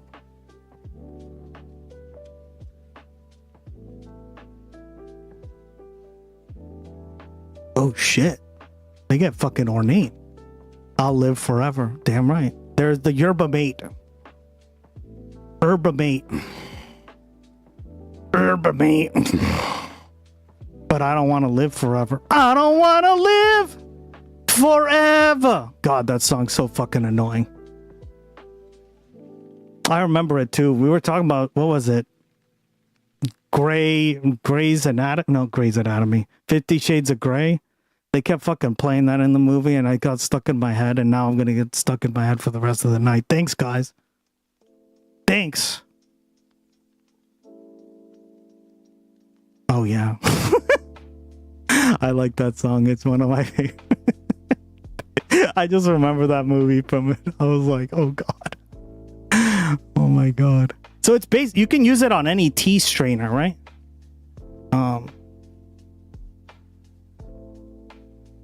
You can use it for any tea.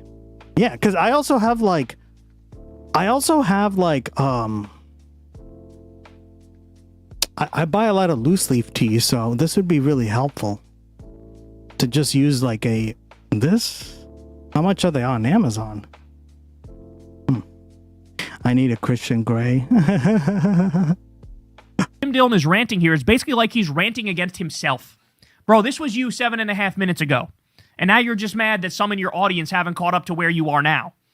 But you didn't catch up to where the liberals and the leftists were during the election when you fucking should have. Why were you excited for this guy to win? Why did anyone think it would be interesting for this guy to win if he was just going to do all the things that this deep state wants him to do? What is he doing that they don't like, by the way? Maybe some tariffs that'll just expire the minute he's out of office? He's in Iran. He kidnapped Maduro. Flock cameras are everywhere. The tech people are getting all the money. So who is this deep state again? Who are these people that are really upset and up in arms with him? Who are they? I don't know who they are. He seems to be. What would they want him to do that he's not doing? He seems to be pretty lockstep with all of these people. Surveillance technology is everywhere. The pace at which unregulated AI is going to grow and become a real problem is harrowing. We're about to commit troops to a war with a country and we'll probably lose. That's the other thing. We're also protecting the Epstein pedophiles because Trump was Epstein's best friend. Unless we put 1 million people in there and hold their government free, and then what'll winning look like? It'll just be tallies of dead people. It's going to be a nightmare. It won't feel like winning. It'll feel like losing, and it'll probably be actually losing too, because there's not much you can do in that country. But again, we're on the brink of that. We're on the brink of that. So again, I'm asking all the smart people, and I'm excluding the paid hack MAGA people that are getting paid by this. That's great. He unwound DEI. Ta-da. Great. I'm all for that. Oh, God. Oh, you would say that, Tim, wouldn't you? You would say that. They're fucking like rewriting history and taking all the stuff about slavery out of the museums. And he goes, oh, yeah, it's good because they're going after DEI. You mean like fundamentally lying about history and not telling the truth anymore to protect the feelings of right-wing racists? You mean that? Is that what you mean? And you like that? Here he goes after people who are saying, oh, like Trump's being thwarted. Like Trump actually wants all the good stuff to happen, but he's being thwarted. He's being blocked. There's people around him who are telling him the whole damn country is mountains.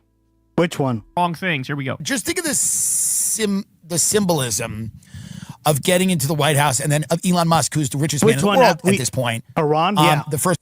It is. Right? Most of Iran, I would say, is mountainous, which makes it very difficult to bomb. And because if they do a good job at putting them in the mountains, you're good luck with that. No bunker buster could get through that, right?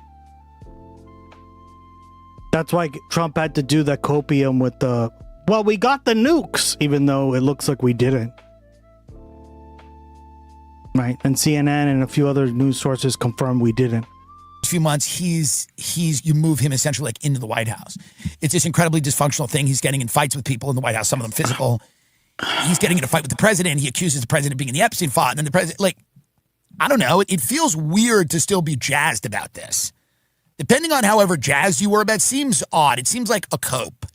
It seems like the QAnon ain't happening. It ain't happening. Cope. Nobody's getting marched off to Gitmo. It's time to wake up. It's time to turn the computer off and go for a walk. I hate to correct him, but there are some people they want to send to Gitmo. They're called immigrants. They're called non-violent criminals who are immigrants. They're called people who, some are even here on green cards or visas or, some legal work program or whatever the fuck. That's who they're sent. They're sending them to CCOT to get tortured and raped. There are people being sent to Gitmo, but it's not, the Epstein pedophiles. No, it's all the people who shouldn't be sent to Gitmo are going to be sent to Gitmo. The concentration camps are being built, and they're sending, abuela and abuelos there. That's what's happening. So let's not say nobody's being sent to Gitmo. Let's not say nobody's being sent to fucking, torture camps, because it's happening. It ain't happening. Nobody's getting marched off to Gitmo. It's time to wake up. It's time to turn the computer off and go for a walk. I'm sorry. I know it's upsetting to you. Oh, God. Sorry, but it's just there's a reality here that people need to accept. I mean, in my belief, in my estimation. Now, they don't have to, and I can't compel them to. It's a great thing about America. You're allowed to believe whatever you want to believe. You're allowed to sit there and say, no, Trump has the best of intentions. He just keeps getting thwarted. That's the way they believe. He just keeps getting thwarted. Every time he tries to do something, somebody else there is, tricking him. He's getting tricked. It's so crazy to listen to him say this stuff because, again, this is what every liberal and every leftist said every step of the way under Trump, going back to his first term in office. We would say, like, no, he's the problem. Like, he's the problem. Yeah, it's true he's also surrounded by a bunch of fucking idiots and dingbats and warmongers and psychopaths and deregulators and every negative thing you can imagine, but he also sucks in his own respect, right? For real. And even when it comes to the Iran war, like what some people will do is purely blame Netanyahu and Israel and act like Trump does not have any agency of his own. Like, yes, Israel was trying to convince the U.S. to go to war, but also Trump is a big boy. He could have said, go fuck yourself for not doing it. You know who did say that? Joe Biden. You know who did say that? Barack Obama. You know who else said that? George W. motherfucking Bush said that. Bill Clinton said that. Israel has tried to get every U.S. president to go to... I love that emote. It kind of reminds me of Sonic. Gotta go fast. Does everyone know that fucking Sonic meme? Gotta go fast. Ooh. Blue Room just got a 30-day stream streak. www. Watt it. Rise as. Thank you, buddy. Blue Room just blew past us. Am I right? With 30 days. Get it? Because streaking. The jokes write themselves, guys. They're all dad jokes. Israel tried to get every U.S. president to go to war with Iran. Oh, I like that. They're all dad jokes. I've been told I'm the king of dad jokes, chat.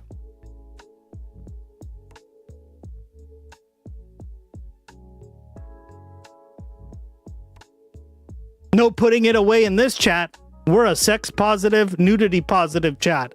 Hell yeah. I'll be streaking 30 tomorrow. Nice. Even better. Love it. Don't tell your dad. I think that's why I'm good at it, because I know my dad. My dad has like a very interesting kind of humor, but he also tells a lot of dad jokes, right? So I grew up hearing them a lot.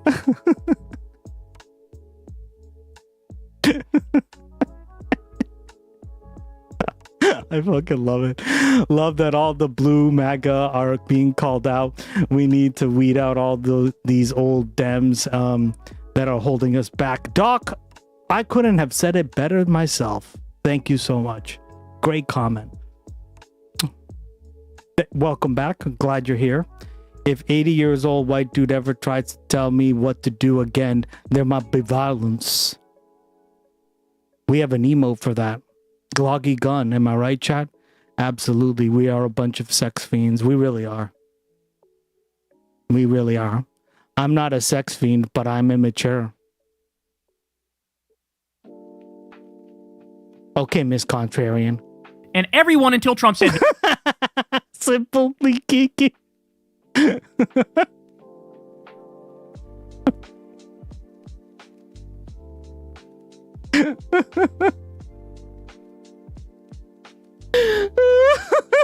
I love it. I know you support the DSA and appreciate your words and sharing a of ideas. Of course, yeah. I'm a big DSA supporter. Big DSA supporter.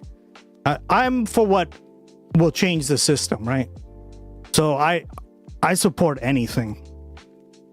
Anything that actually brings like materialistic, statistic-driven metrics that will actually improve the lives of people. And I think the DSA is an important part of that. It just is, right? You won't catch me streaking anywhere since that's on 1/4 of July. But you're Dutch.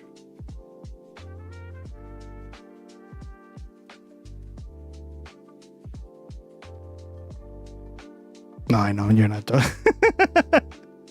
No. So he's a big boy. He can make his own mind up. But now it's like, again, you're not Dutch, right? if you want to know what Are you European? Is that why? Dillon is going to be saying in a year and a half from now, tune into my show today. Because Americans could never do that. I'll say the Could shit never now be that he's going to say in a year and a half. When it's no longer, edgy or controversial, and you're not out on a limb if you say it. That's what's frustrating about this. It's like every single thing he said here could have been him ranting against himself from a year and a half ago. Because you believed all the shit that you're now ranting against, and now you're mad other people haven't caught up to you yet. And there are people that'll believe that until they're dead. There's people that'll go to their grave believing that he was the one true great American patriot hero. The guy that hosted The Apprentice was the one guy that tried to save America, but he was thwarted. And that's okay. They're allowed to do that. If it makes you feel better, something's got to make you feel better. It's either going to be the Red Robin burger skyscraper that they bring out to your table, not Red or Robin. it's going to be the idea that Donald Trump was the last great hope of America, but he was thwarted. Shit. He was the only one who cared about us. So something's got to make you feel good. Something's got to make you feel good. Now you hear that, and you might be thinking, oh shit, like, all right, he's spitting now. That's what's up. That's awesome. I listened to the whole episode. I regret to inform you he is not spitting. What did I tell you about Tim Dillon? I told Who added that? We are sex fiends, lol. What, horny?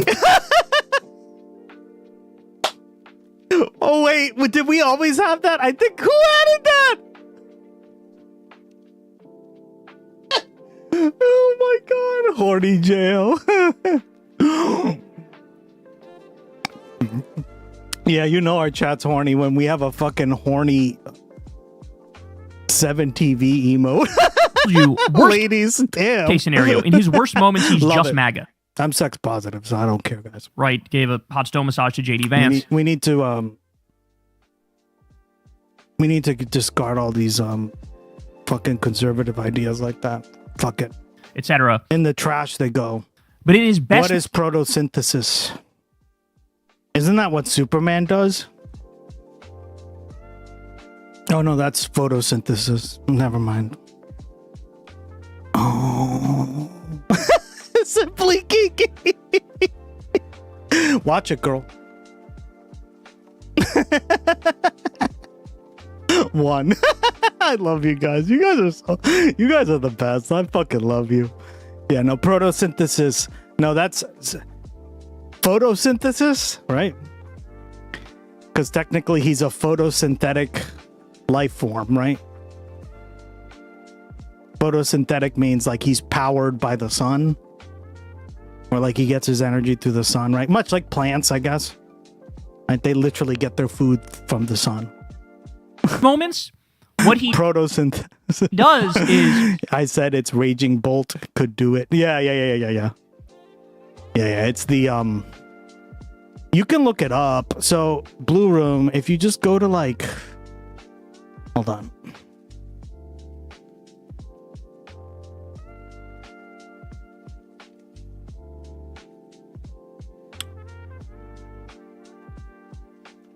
Yeah, see? Just go on the database here. I got all the abilities from here. Right, so Raging Bolt can do it. Here, see? Raging Bolt. And this is what it does, right? It boosts the Pokemon's proficiency stat in harsh sunlight or if the Pokemon is holding a booster energy. So that's what it does. So every like ability that they have is in the game, yeah. Simply geeky. You're so funny, girl. I told you it's been years since I've had a really good bang, and myself, I often care. I need to find a good young stud, rock my world. It's hard for women. It's like they don't find the type of guys that they like. Ooh, ooh, ooh, ooh, ooh, ooh. E and Leal just got a 3-day stream streak. www.what it. Wow, dog, I thought you had a longer one. But you haven't been around in a while. How you been? Welcome back to the stream. So glad you're here, working on the stream streak again. Appreciate you, buddy. How you been? Long time no see. Oh no. Don't do that, Simply Kiki. That's gonna hurt. Yeah, ladies, do not use teeth. Teeth hurt. Do not use teeth. It fucking hurts, okay?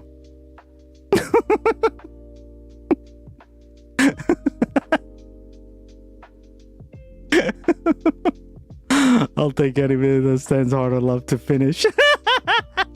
I love it. Oh man, I know. You gotta do that. Exactly. Don't use teeth, guys. Yeah. Ladies, I know. Some of you ladies need to learn. Do not use teeth. And boys, right? Because if you're a boy as well, you're a man, and you like that, don't use teeth. It hurts. It's a very sensitive area. Right?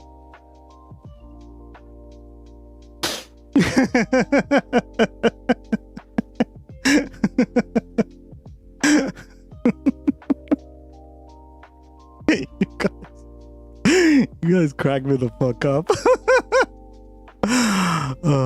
He retreats to enlightened centrism.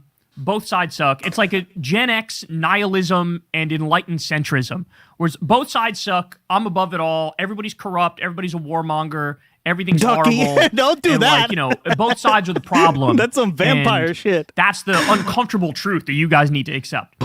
A complete and utter fucking horseshit. In his little bit on his show, he goes out. I only nibble.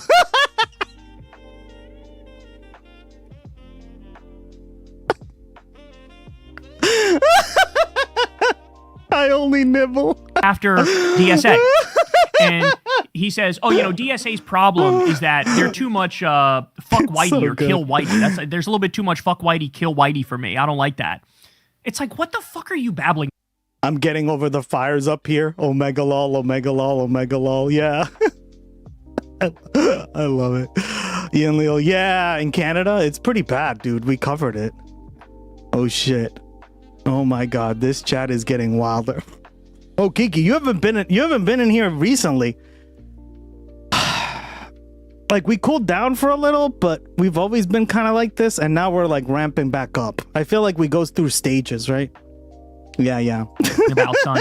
What the fuck are you babbling about? DSA's not fuck whitey or kill. You made that up. Yesterday was worse. I know. It's been a roller coaster. Yeah. We're like this consistently, girl. Right? We cool, like around this time you started joining, we cooled it down a little bit. I think it's just like, it's all vibes, right? Some days we're like tired, whatever, but like we're pretty much consistently like this. Doing like a right-wing caricature of what DSA is. Because again, he can't just hold his big fat L from riding Trump's nuts during the election. So he's got to try to save face to go, oh yeah, I got issues with the Republicans, but no, the Democrats aren't better. Like, oh, that's crazy. DSA is crazy. So he does a whole bit where he talks about how Graham Plattner is being replaced, and he pretends like it's this trans candidate who's replacing Graham Plattner. Exactly. Well, first of all, it's not. Okay, that's point number one. Point number two is he keeps saying that this trans candidate is in DSA. That candidate is not in DSA at all. It's completely and utterly made up. So he does the whole, MAGA's bad, MAGA are warmongers, MAGA are idiots, they're the problem. But, the DSA and the left, they're so anti-white, and they're so crazy that all they care about is trans people. All they talk about is trans people. Like, that's a problem on their side. So you got extremes on both sides. Oh, God. Fucking spare me, bro. Holy shit. Oh my days. Are we really doing this? By the way, take a look at who's actually replacing Graham Platter. It's a guy named Troy Jackson. It's a white man, a middle-aged or even older white man, who is in DSA. So what happened to fuck Whitey? What happened to kill Whitey? Oh, it turns out that was completely and utterly made up. And it also turns out it was made up that this trans candidate was in DSA at all. But he's trying so hard. He can't just go after the right and leave it there. No, he feels like I got to do something to like maintain my right-leaning audience. And so I'll also, oh yeah, the DSA, they're crazy. They're all about fuck Whitey. They're too far left. They're out there, bro. Meanwhile, no, you idiots. What DSA is representing is what people actually want issue for issue in this country. You want to have universal health care? That's motherfucking DSA. Medicare for all is motherfucking DSA. Oh my God, you're like the fifth person to bring that up. Ironically, me and you too. I think you missed it last time, but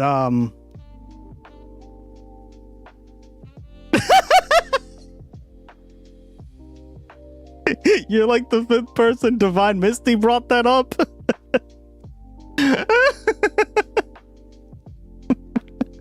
Wait to eliminate. I must have missed it. Yeah. That's motherfucking DSA. That's what that is. You want childcare? That's DSA.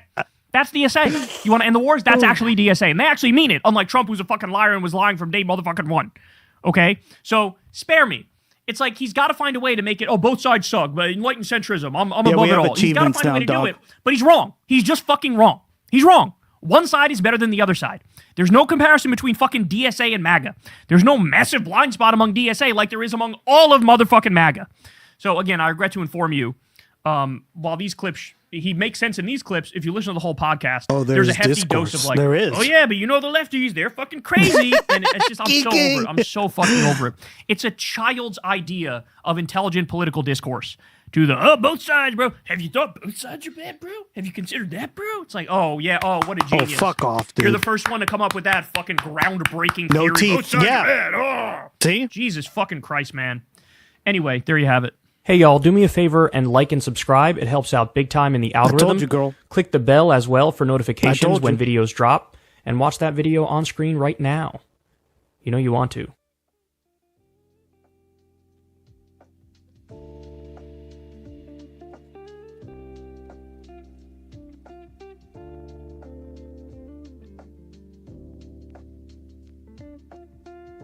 All right.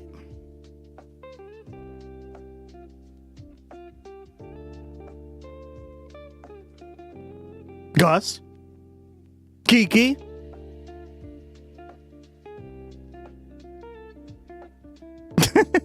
Have you played? Nope.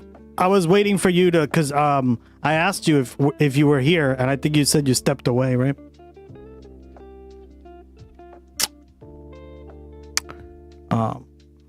I'm curious. I always love to cover other countries that I'm not as familiar with, right?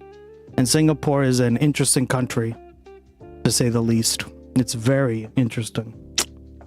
A lot of our stuff comes from Singapore, guys, right? Like, they are a giant industrial powerhouse. You'll be surprised how...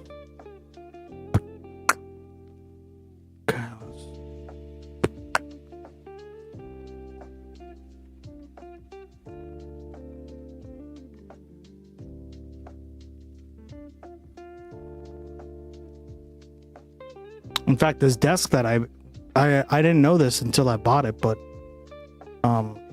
it's the company's from Singapore, which was kind of cool. I was like, oh. Today I want to talk to you about some tech news coming out of Malaysia. Malaysia has recently... Malaysia's right next to Singapore too. Had a lot of controversy around its handling of this network school. The network school describes itself as a startup society. Yeah. You guys have a connection with them, right? Like, they're very there's a lot of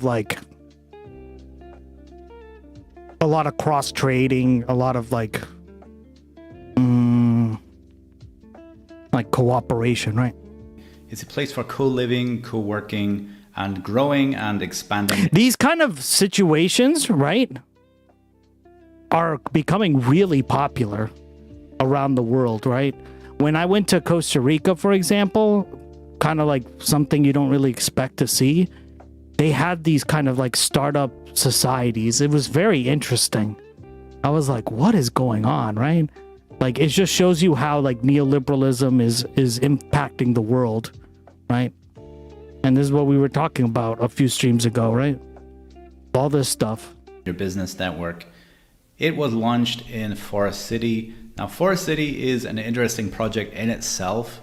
It was initially designed to be a $100 billion project where 700,000 people would live within the vicinity of this city. Forest City itself is located in the south of Malaysia, very close to the city of Johor and not too far from the Singaporean border.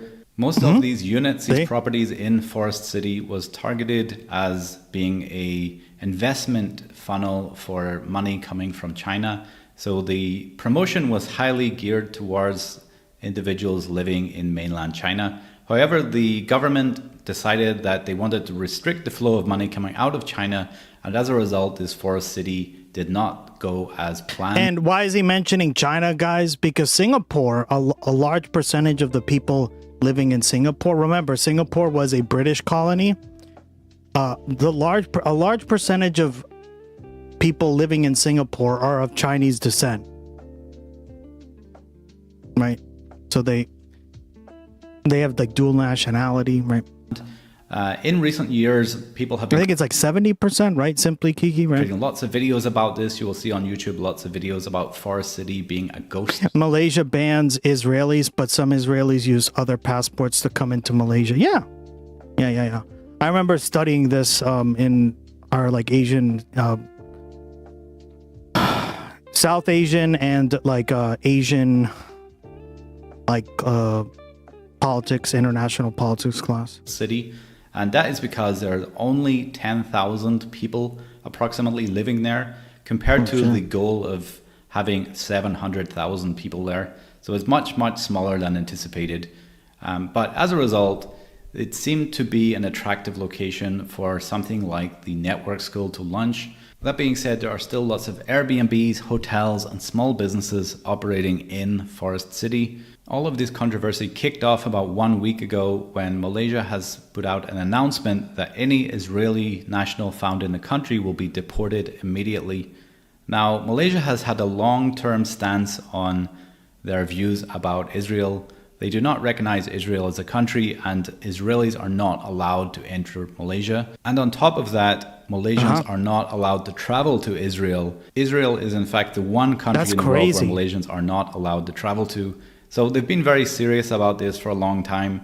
And recently it's become a bit of an issue now that the allegations are being made around Israel involvement in this network school. And this is something of a controversy right now. There's been various back and forth between the network school founder and the Malaysian government. The network school had said that they were going to withdraw or put on hold a 500 million ringgit investment in Malaysia. And this ultimatum has been a bit of a controversy in terms of social media. People are not happy by this stance. And I'm going to play you some clips now from some of the local news around what's happening there and how people feel about it. The Iskandar Putri City Council has shut down one of Network School's premises in Forest City after finding multiple breaches of licensing requirements. According to Harian Metro, MBIP enforcement officers sealed the premises at 10:45 a.m. today. A closure notice, issued under the council's business licensing bylaws, was posted at the school's main entrance.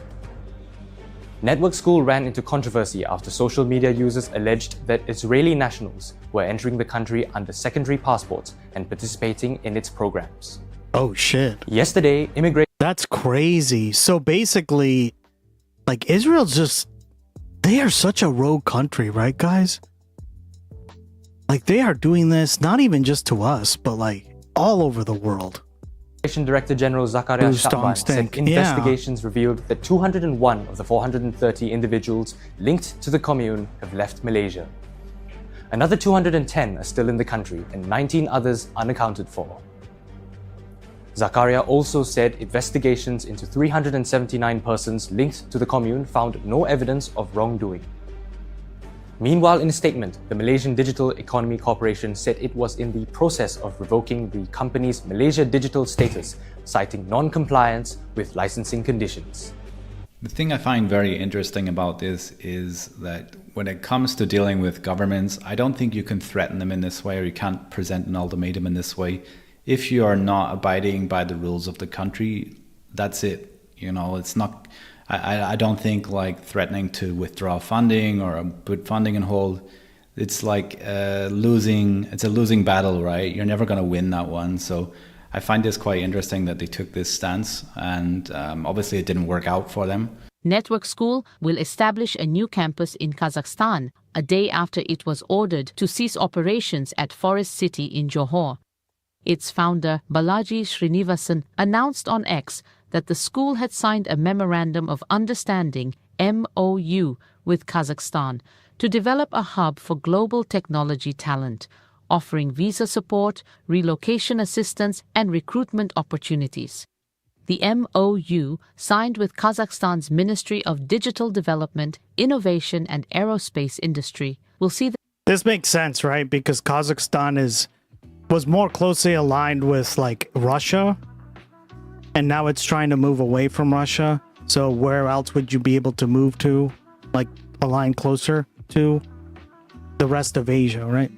China, for example, but like especially the rest of Asia, right? The campus provide AI education, research opportunities, startup support, and international programs.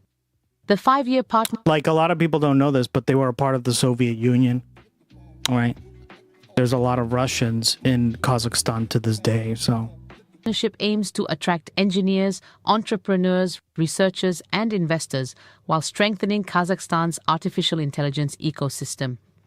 The announcement came a day after the Iskandar Putri City Council, MBIP, revoked the business license of NSO Malaysia Sendirian Berhad, the operator of networks. And why is this important to the overall? Because remember we were talking about how Russia is trying to basically reclaim the old empire, as they call it, right? Well, that would include Kazakhstan, right? I'm telling you right now, if Ukraine loses the war for some reason, Kazakhstan is next. And they know, right? It will be them probably along with other countries, and slowly it's just going to become more and more of an international crisis, right? School at Forest City and ordered it to cease operations with immediate effect. The Johor government... Oh man, I forgot. Well, yeah, I mean, I told you, man, we are a horny fucking chat.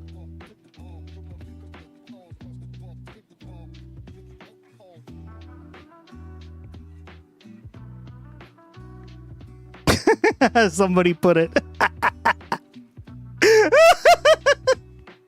Kiki.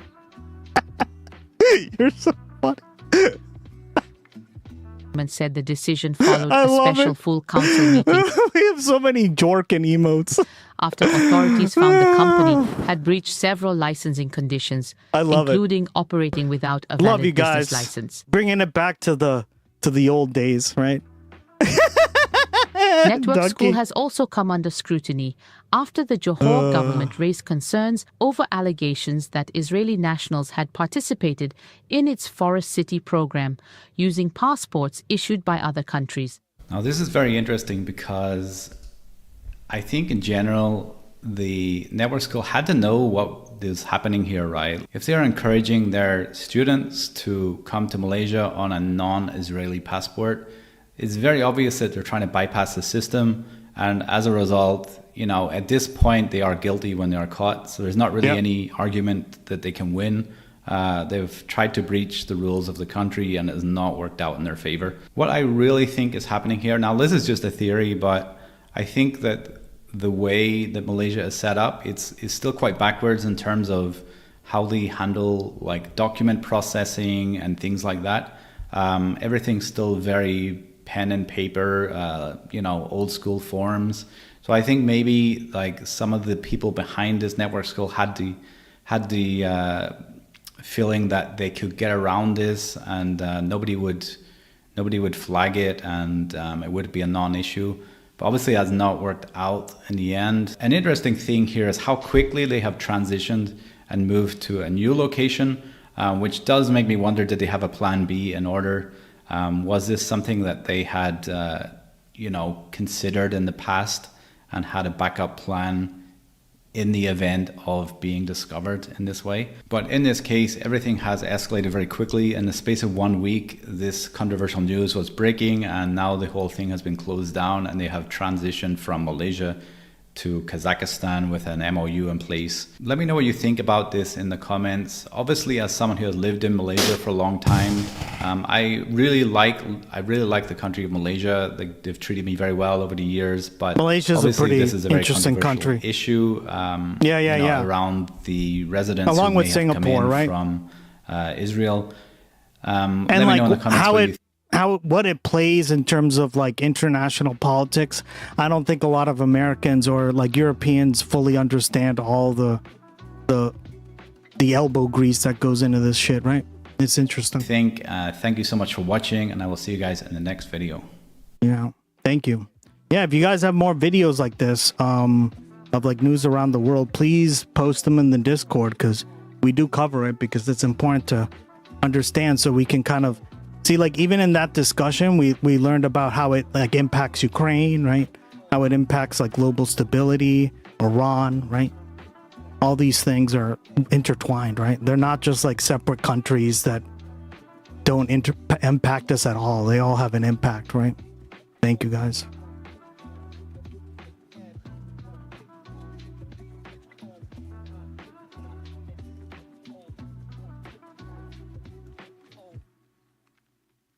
Okay.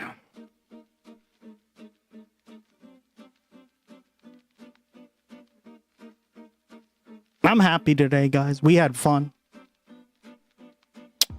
We had an awesome hype train. We had a lot of Jorkin memes. Horny, am I right, guys? Oh my god. We watched a decent part of the debate. God, that video literally, like, I wanted to die. I wanted to die. Oh my god. But then I also have some more stuff here. This is another thing I wanted to cover. Kiki, I'm talking about you, girl.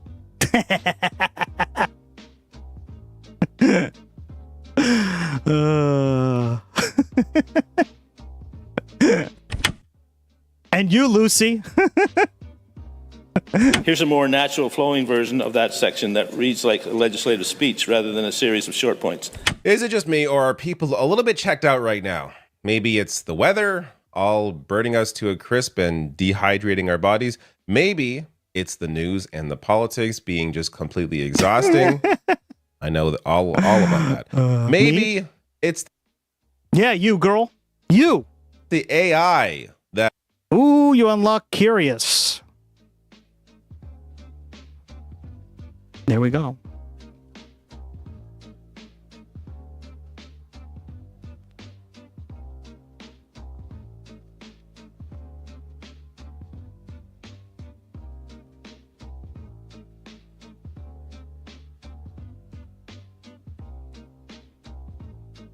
that some people are apparently relying on completely to do their job. Like Bill Oliver, this is a progressive conservative MLA in New Brunswick. Nice, you caught a rare, girl. Read out what a chat bot clearly told him to read out or to say in a speech. Yet it's... Yeah, I actually improved the animation for when you catch a golden and a rare and a like epic and a legendary. So it looks like a lot more epic. Also, if you pay attention, Kiki, I added weather to the game. So like depending on what time of the day it is, or like there's weather now in the game of the fishing game. I took it from like the Glogimon game. Nobody's checked out weed. Excuse me. I've been drinking that yerba mate. It feels good, guys. Nobody's checked out. We just have PTSD. What's that? What is PTSD?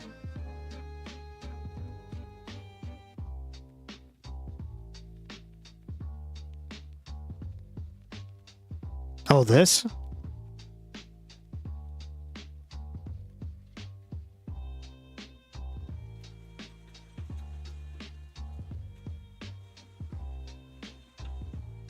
Why are we still here? Just to suffer. Every night, I can feel my leg and my arm, even my fingers. The body I've lost. The comrades I've lost. Poor little guy. He's Stop remembering. hurting. It's like they're all still there. You feel it too, don't you? I'm gonna make him give back our past. Poor little guy. He's remembering. It looks like the Chinese Revolution, and he's remembering that Donald Trump won.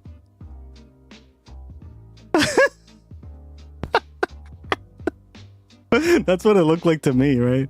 Post-traumatic stream disorder. Yes, exactly. I was like, what's PTSD? Oh, this. There we go. That's where that emo comes from, by the way, guys, in case you are wondering, right? Isn't it funny? Simply Kiki, that he's adorable. Poor little guy. Give him the little berry, for fuck's sake. Simply Kiki. He's not going to be using no teeth, though. He uses all teeth. Why are we still here? I fucking love this. Oh, man. He wasn't supposed to say this part. So let me play this clip. This has gotten a lot of attention. Now, this happened apparently a month ago to show you, I guess, how well he passed it off. But it was clipped out by somebody on Reddit and caught fire. Here he is. And I think you'll be able to catch on when he is beginning to read out what he's not supposed to read. Madam Speaker, another concern relates to expectations. One of the dangers associated with creating advocacy offices is that citizens often develop expectations that exceed the powers actually granted to those offices. Here's a more natural flowing version of that section that reads like a legislative speech rather than a series of short points. Madam Speaker, one of my concerns with this legislation... So I think he picked up on what he was reading midway through that sentence and kind of hurried it up for the latter half of it. Sounds like a robo. He did a pretty good job. If you were listening closely, and I imagine a lot of people were not, considering how boring this whole thing sounds, that robots. You may have not picked up on it. So just quickly, here it is again. That exceed the powers actually granted to those offices. Here's a more natural flowing version of that section that reads like a legislative speech rather than a series of short points. Madam Speaker, one of my... All right. Now, I can't help trying to feel empathy for this man, even though I probably don't agree with him on anything politically. It's just that there have been so many cuts to government that it's possible. Look, I'm not sure about New Brunswick's situation, but it's possible maybe he's down on staff and he had to put this together really quickly and he threw it together and he accidentally read the part he wasn't supposed to read. Because let's be clear here. This is not the first person to use AI in a speech. I mean, you know that, right? He's just maybe one of the more obvious persons to use AI because he actually read the prompts out. So this is just one example, you could argue of many examples, of how our government does not give a fuck. And it's just, I'm going to get to a couple other things here that involve AI, that involve Elon Musk, and just how everything is becoming so damn exhausting. So first, here is the Toronto Star report on this. This politician made an embarrassing blunder. The reaction from the masses gives me hope. So the Reddit account that shared this, the vast majority of people, of course, are skewering him because it's so ridiculous. But they quoted here, quote, "If there are no consequences for this, then we hold our high schoolers to a higher standard than our elected officials," which I think we already do. Not just in Canada, obviously in the US as well. But I do think we have such high standards for high schoolers, which I'm not arguing that we shouldn't have in some ways, but our elected officials actively often work against the best interests of the vast majority of people. And they usually get away with it. So, and that's just in terms of what they do. To me, this speech is just sort of an overt example of how a lot of these lawmakers don't care. But I would argue what they actually do is worse than simply what they're saying in a speech. But another user wrote, if he was a lawyer, he'd be sanctioned. More comments rolled in. Amateur hour, idiocracy, depressing, good grief. Yeah, to me, this is just a high-profile example of how lawmakers have checked out. Reina Duras sharing this. One of the only good things about AI is that it is exposing how absolutely checked out so many people are. And here's where we get to some other insanity. This is also going around. I saw this and I just immediately knew it was bullshit. But we'll get to the proof in a second. So Shane Wenzel, who, I don't know, some conservative commentator, I don't know, whatever. But he shared this. Friends from Toronto sent me this. Apparently, this was seen on the 401 heading south this past weekend. First of all, the 401 doesn't head south. So already, I'm just going to assume you're not even a real person. And if you are, then you know you're full of shit. But here is what was apparently heading south on the 401. Bye, Canada. 4 more taxpayers not funding your bad ideas. Okay. Let me get to the original post. So I love just to be clear. I love Living Lily. Shout out to her. Like, she's an OG. She fucking tunes in every day on the stream, even though like she can't always like be on this chat or whatever. Like she used to be, right? Remember when you were unemployed? Now you're like working all the time. You got a promotion. Damn. Shout out to Living Lily. First mod on the stream too. 6th. What up? This was posted a month earlier. July 30th. Is the OG here? Yeah, she's been following me since since I first started back in like December. Jeez, I've been streaming a little more than a year, guys.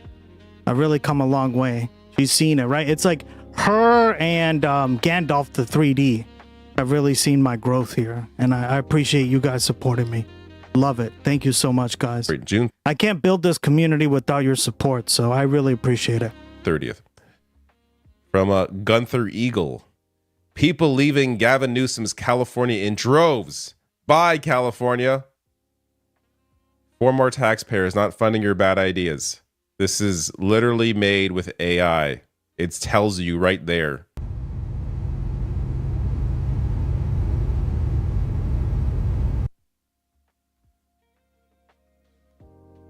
I just want to show you, like, this has 16,000 likes, 2.5 thousand retweets. The level of garbage that is shared on social media, especially on Twitter, especially on Facebook, is just impossible to fathom. And we actually have some numbers on it. NBC News writing here, bot web traffic has overtaken human web. Oh my god! Give me the money. Okay. Ducky! Woo, DQkey just dropped a tier 1 gifty sub bomb. Everyone take cover.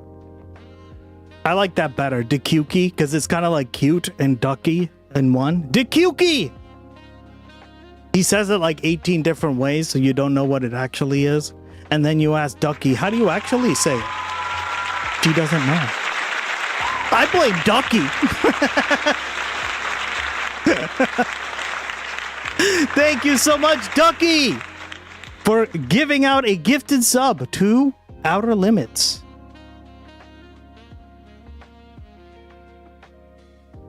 Outer Signal. What am I saying? Outer Limits. Isn't that like a fucking store or something?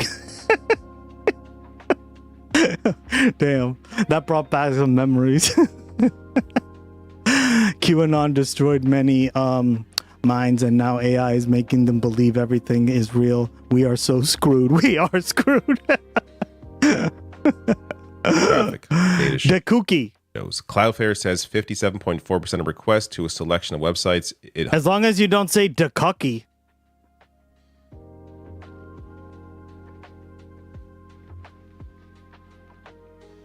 Am I right? I actually hate it when I follow a new streamer and the streamer asks how I say it. I'm not trying to draw attention to myself like that. Yeah. Well, you don't have that. You never had that problem here. I guess you did later on, but like Gloggy just says your name when you follow, right? Which is one reason I did it, because I'm kind of dumb when it comes to like the way people spell stuff sometimes. I don't know what they always mean, right? Because I don't always get like internet and Twitch humor and Twitch like spellings and stuff. Some streamers have non-follows for that for a reason. I wonder if I could do that. How I would do that. But it's my fault for having this name. Yeah. I just do it because I want you guys to feel special, right? Like, that's the way I view it. But I understand that some people don't like to be called out. I wish there was a way for me to, like, put, like, before you hit the thing, yeah, Loggy, please call it out. If not, I would happily, like, I don't care, right? Like, I think it's, like, whatever you're most comfortable with. But, like, if I don't call them out, I've noticed that, like, I don't get as, like, I used to never call out anybody. And it never worked, right? Like, I remember it just wasn't as fun. And then when I started calling people's names out, people were like, why aren't you calling out my name? I'm like, God damn it. You can't win. Posts are now automated bot requests, while 42.6% are human generated. And actually, that data is a little bit out of date, because this was as of, just to get the date here, June 4th. Well, it is now 59.7% bot, 40.3% human. We are getting closer and closer to 100% bot on the internet, which I assume we can't get to, because that would be impossible. But at some point, we're just going to live in a world where it's bots talking to bots, and that's going to be the majority of the internet. NBC News writing here, Matthew Prince, co-founder of CEO of Cloudflare, one of the largest internet hosting services, is the one that put this. God, we are so cooked. That's why I wanted to cover this, because AI is a major problem anywhere you go, right? Like, even my dad is saying, sorry, Dad, I'm going to call you out here, but like, I was like, Dad, that's AI, right? Although he's better at it than older gentlemen, right? But you got to be really careful with this AI crap, guys, because there's a lot of fake information, right? And I think this is really important, because this is going to change how we view stuff, right? This is going to change politics, and it's going to have a worldwide impact. It doesn't matter if you're in Singapore. It doesn't matter if you're in Argentina. It doesn't matter if you're in the Netherlands, in the UK, wherever. It's going to have an impact, right? Together or put this out, saying thought it would be the end of 2027, then early 2027. But agentic traffic growing so fast that bots have now passed human traffic online for the first time in internet history. So as they write, the rise is attributed to the continued proliferation of AI agents, largely autonomous programs that use tools that collaborate with high-level programs and data with little human feedback. So, for example, just to simplify this, if you do a search on Google now, it summarizes the answer. So if you ask it... Which is really bad, because, okay, think of it this way, right, guys? If you could just AI summarize everything, including like the streams, right? Then there's very little news articles. Essentially, not only are they can be very wrong sometimes, but what ends up happening is, like, a lot of the art, soul, and humanity that we pour into, like, making a news article, creating a stream, creating a video, creating music, gets stripped away, right? Because you're getting a very robotic sense of what is actually being talked about, right? Like, I imagine if an AI summary, like, summarized this stream, it would not be as fun, right? But here you are, like, having all fun, because you're all having fun here because it's different, right? Like it's not the same thing as like an AI just summarizing something. Summaries are only good in certain things. And when you become like so summary pilled, if that's even a word, it's a word for me now. You run the risk of this happening on like a broader spectrum. Does that make sense, guys? It makes me mad when I go and read the news story and I see this is an AI summary of this video. Well said, right? Yeah, you're sort of like missing that aspect of it. This is why people hang out on streams and stuff, right? Because they want that like actual aspect of connection as well, right? And pigeons. Oh God. Who taught Gloggy to hate pigeons? God damn it. Gloggy, you can you please summarize the stream for me? So Gus talked a lot. Pigeons betrayed me twice. Yeah. There you go, guys. Do I even have to read anymore? I would tell him it's AI, but I wouldn't believe. So I'm glad his son taught him a lesson. Yeah, exactly, right? My older son used... Oh, okay, I see your other comment. My older son used an AI to create a picture of a sheriff in my garage and sent it to his father to freak him out. And it was the best thing because he was believing everything he saw on the internet. Yeah, right? Like, these are things we have to be very careful of. And that's a good example of that, right? I also have a pile of trash body. And I'm... and my own PT, and I recognize AI written PT pages and articles right away, but I'm not as good with the images yet. The images are becoming very difficult. Guys, I was on Facebook the other day. And I literally scrolled through my feed, and everything on my feed was just AI. And I could tell because I looked at the videos and I was like, that's AI, like that's fake. So I scrolled, fake.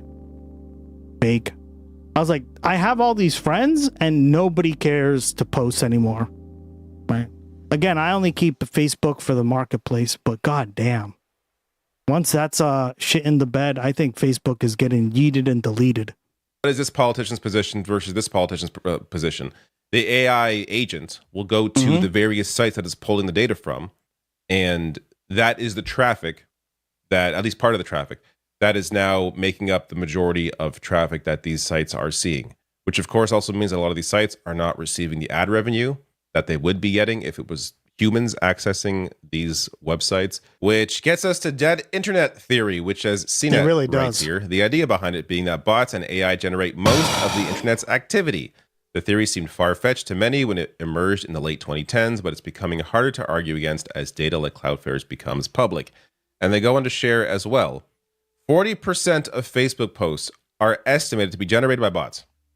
Now, if you're on Facebook and you see the news feed and you have media literacy, that shouldn't be surprising. The amount of garbage on Facebook is incredible, and not just, text-based posts, but fake images. It's all like videos too. Completely manufactured stories. I see it when it comes to sports. I see it when it comes to politics, of course.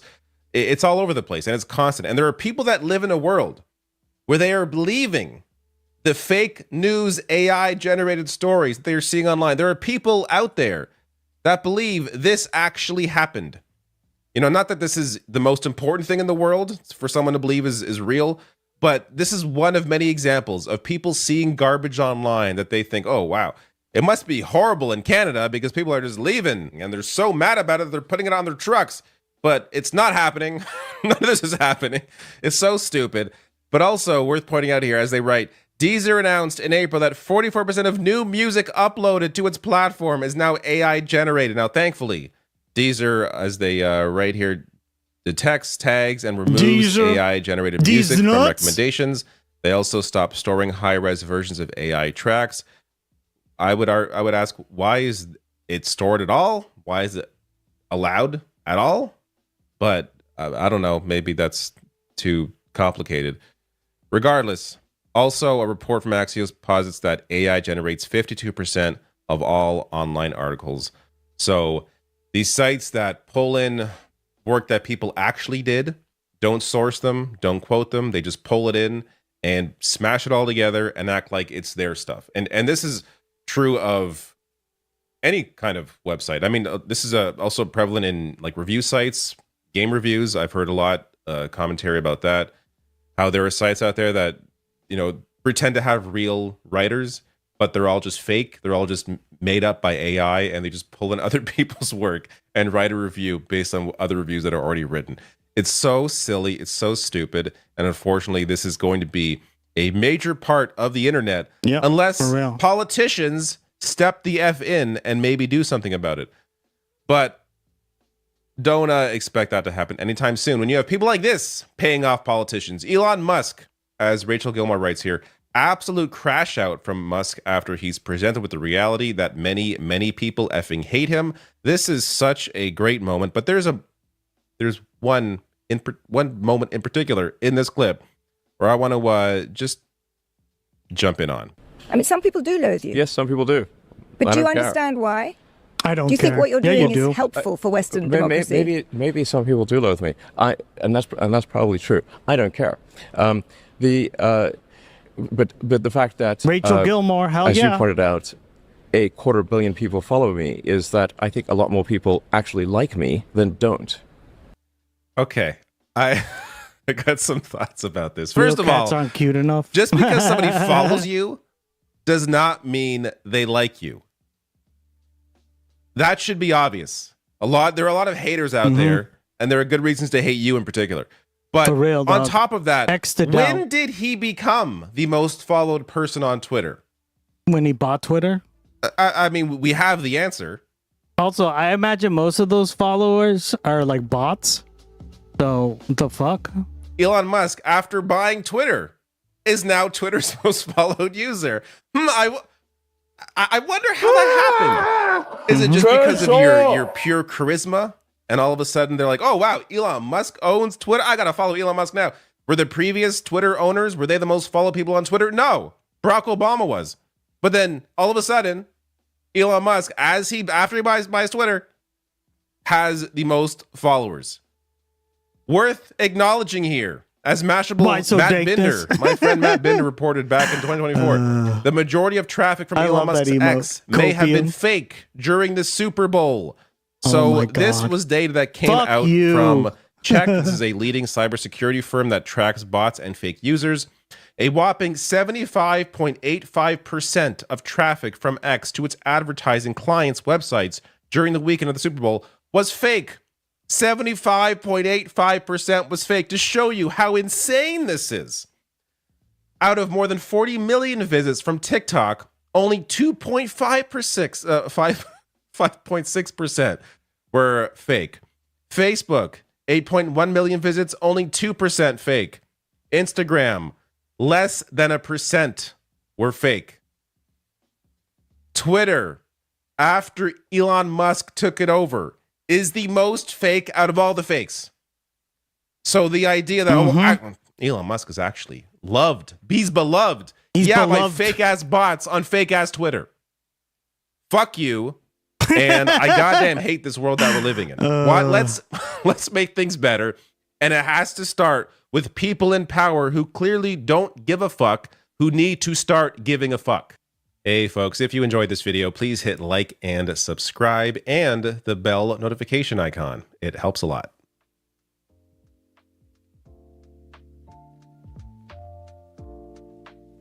What up?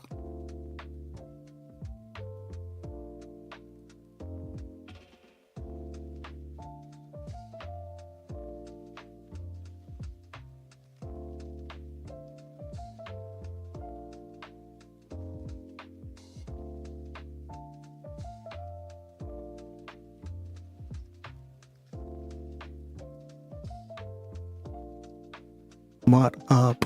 I love it. Like the GustX broadcast. Damn right, girl. Like the GustX broadcast. You know what that means, though? It's that time of the night where I say good night, good day, wherever you are. Thank you so much for joining me on another episode of the GustX broadcast. I'll see everyone tomorrow, same time, same place. Loved it. Oh my God. Stay tuned for the credits. Thanks, Gus and chatters. We'll see you tomorrow. Yeah, absolutely. Stay tuned for the credits, and then we'll raid out. I think we're going to raid out to JFK, because he gave a shout out to the community, to you guys. I want to show him love. We're respecting you guys as chatters. Burgers are on. Yeah, burgers on too. Okay, so who should I raid? Burger or JFK rotting? It's up to you guys. I don't care. Press 1 for burger. Press 2 for JFK. Whichever one. Someone says they don't accept raids. Oh, they don't accept raids? Hold on, let me check. Yeah, that's gonna be a problem.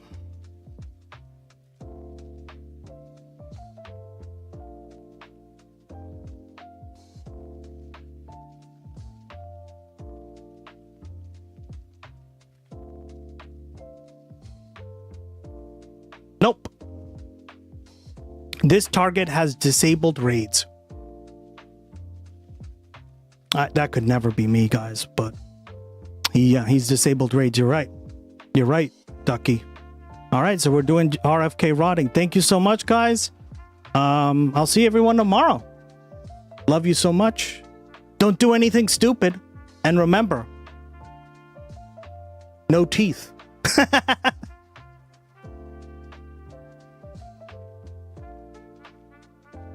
Yo, Luca, welcome back. How you doing, buddy? Thank you. How you been over on Kick? Gio Luca.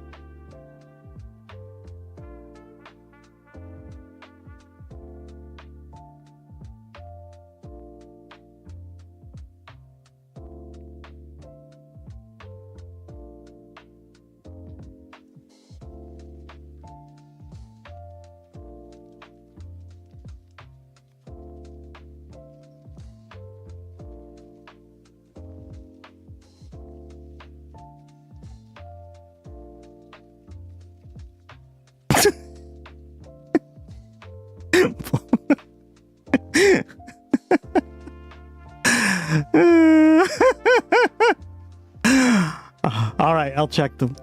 Yeah, let's do it.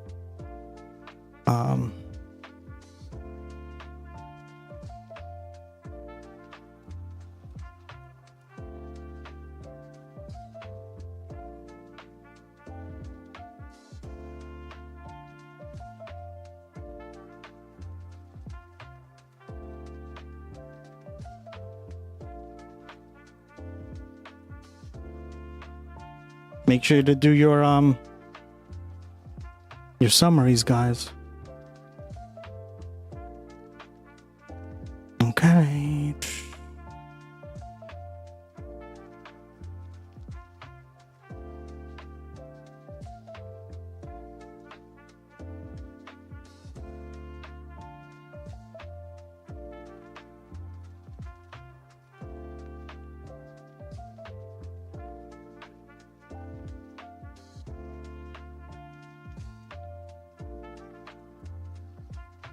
All right, let's raid out.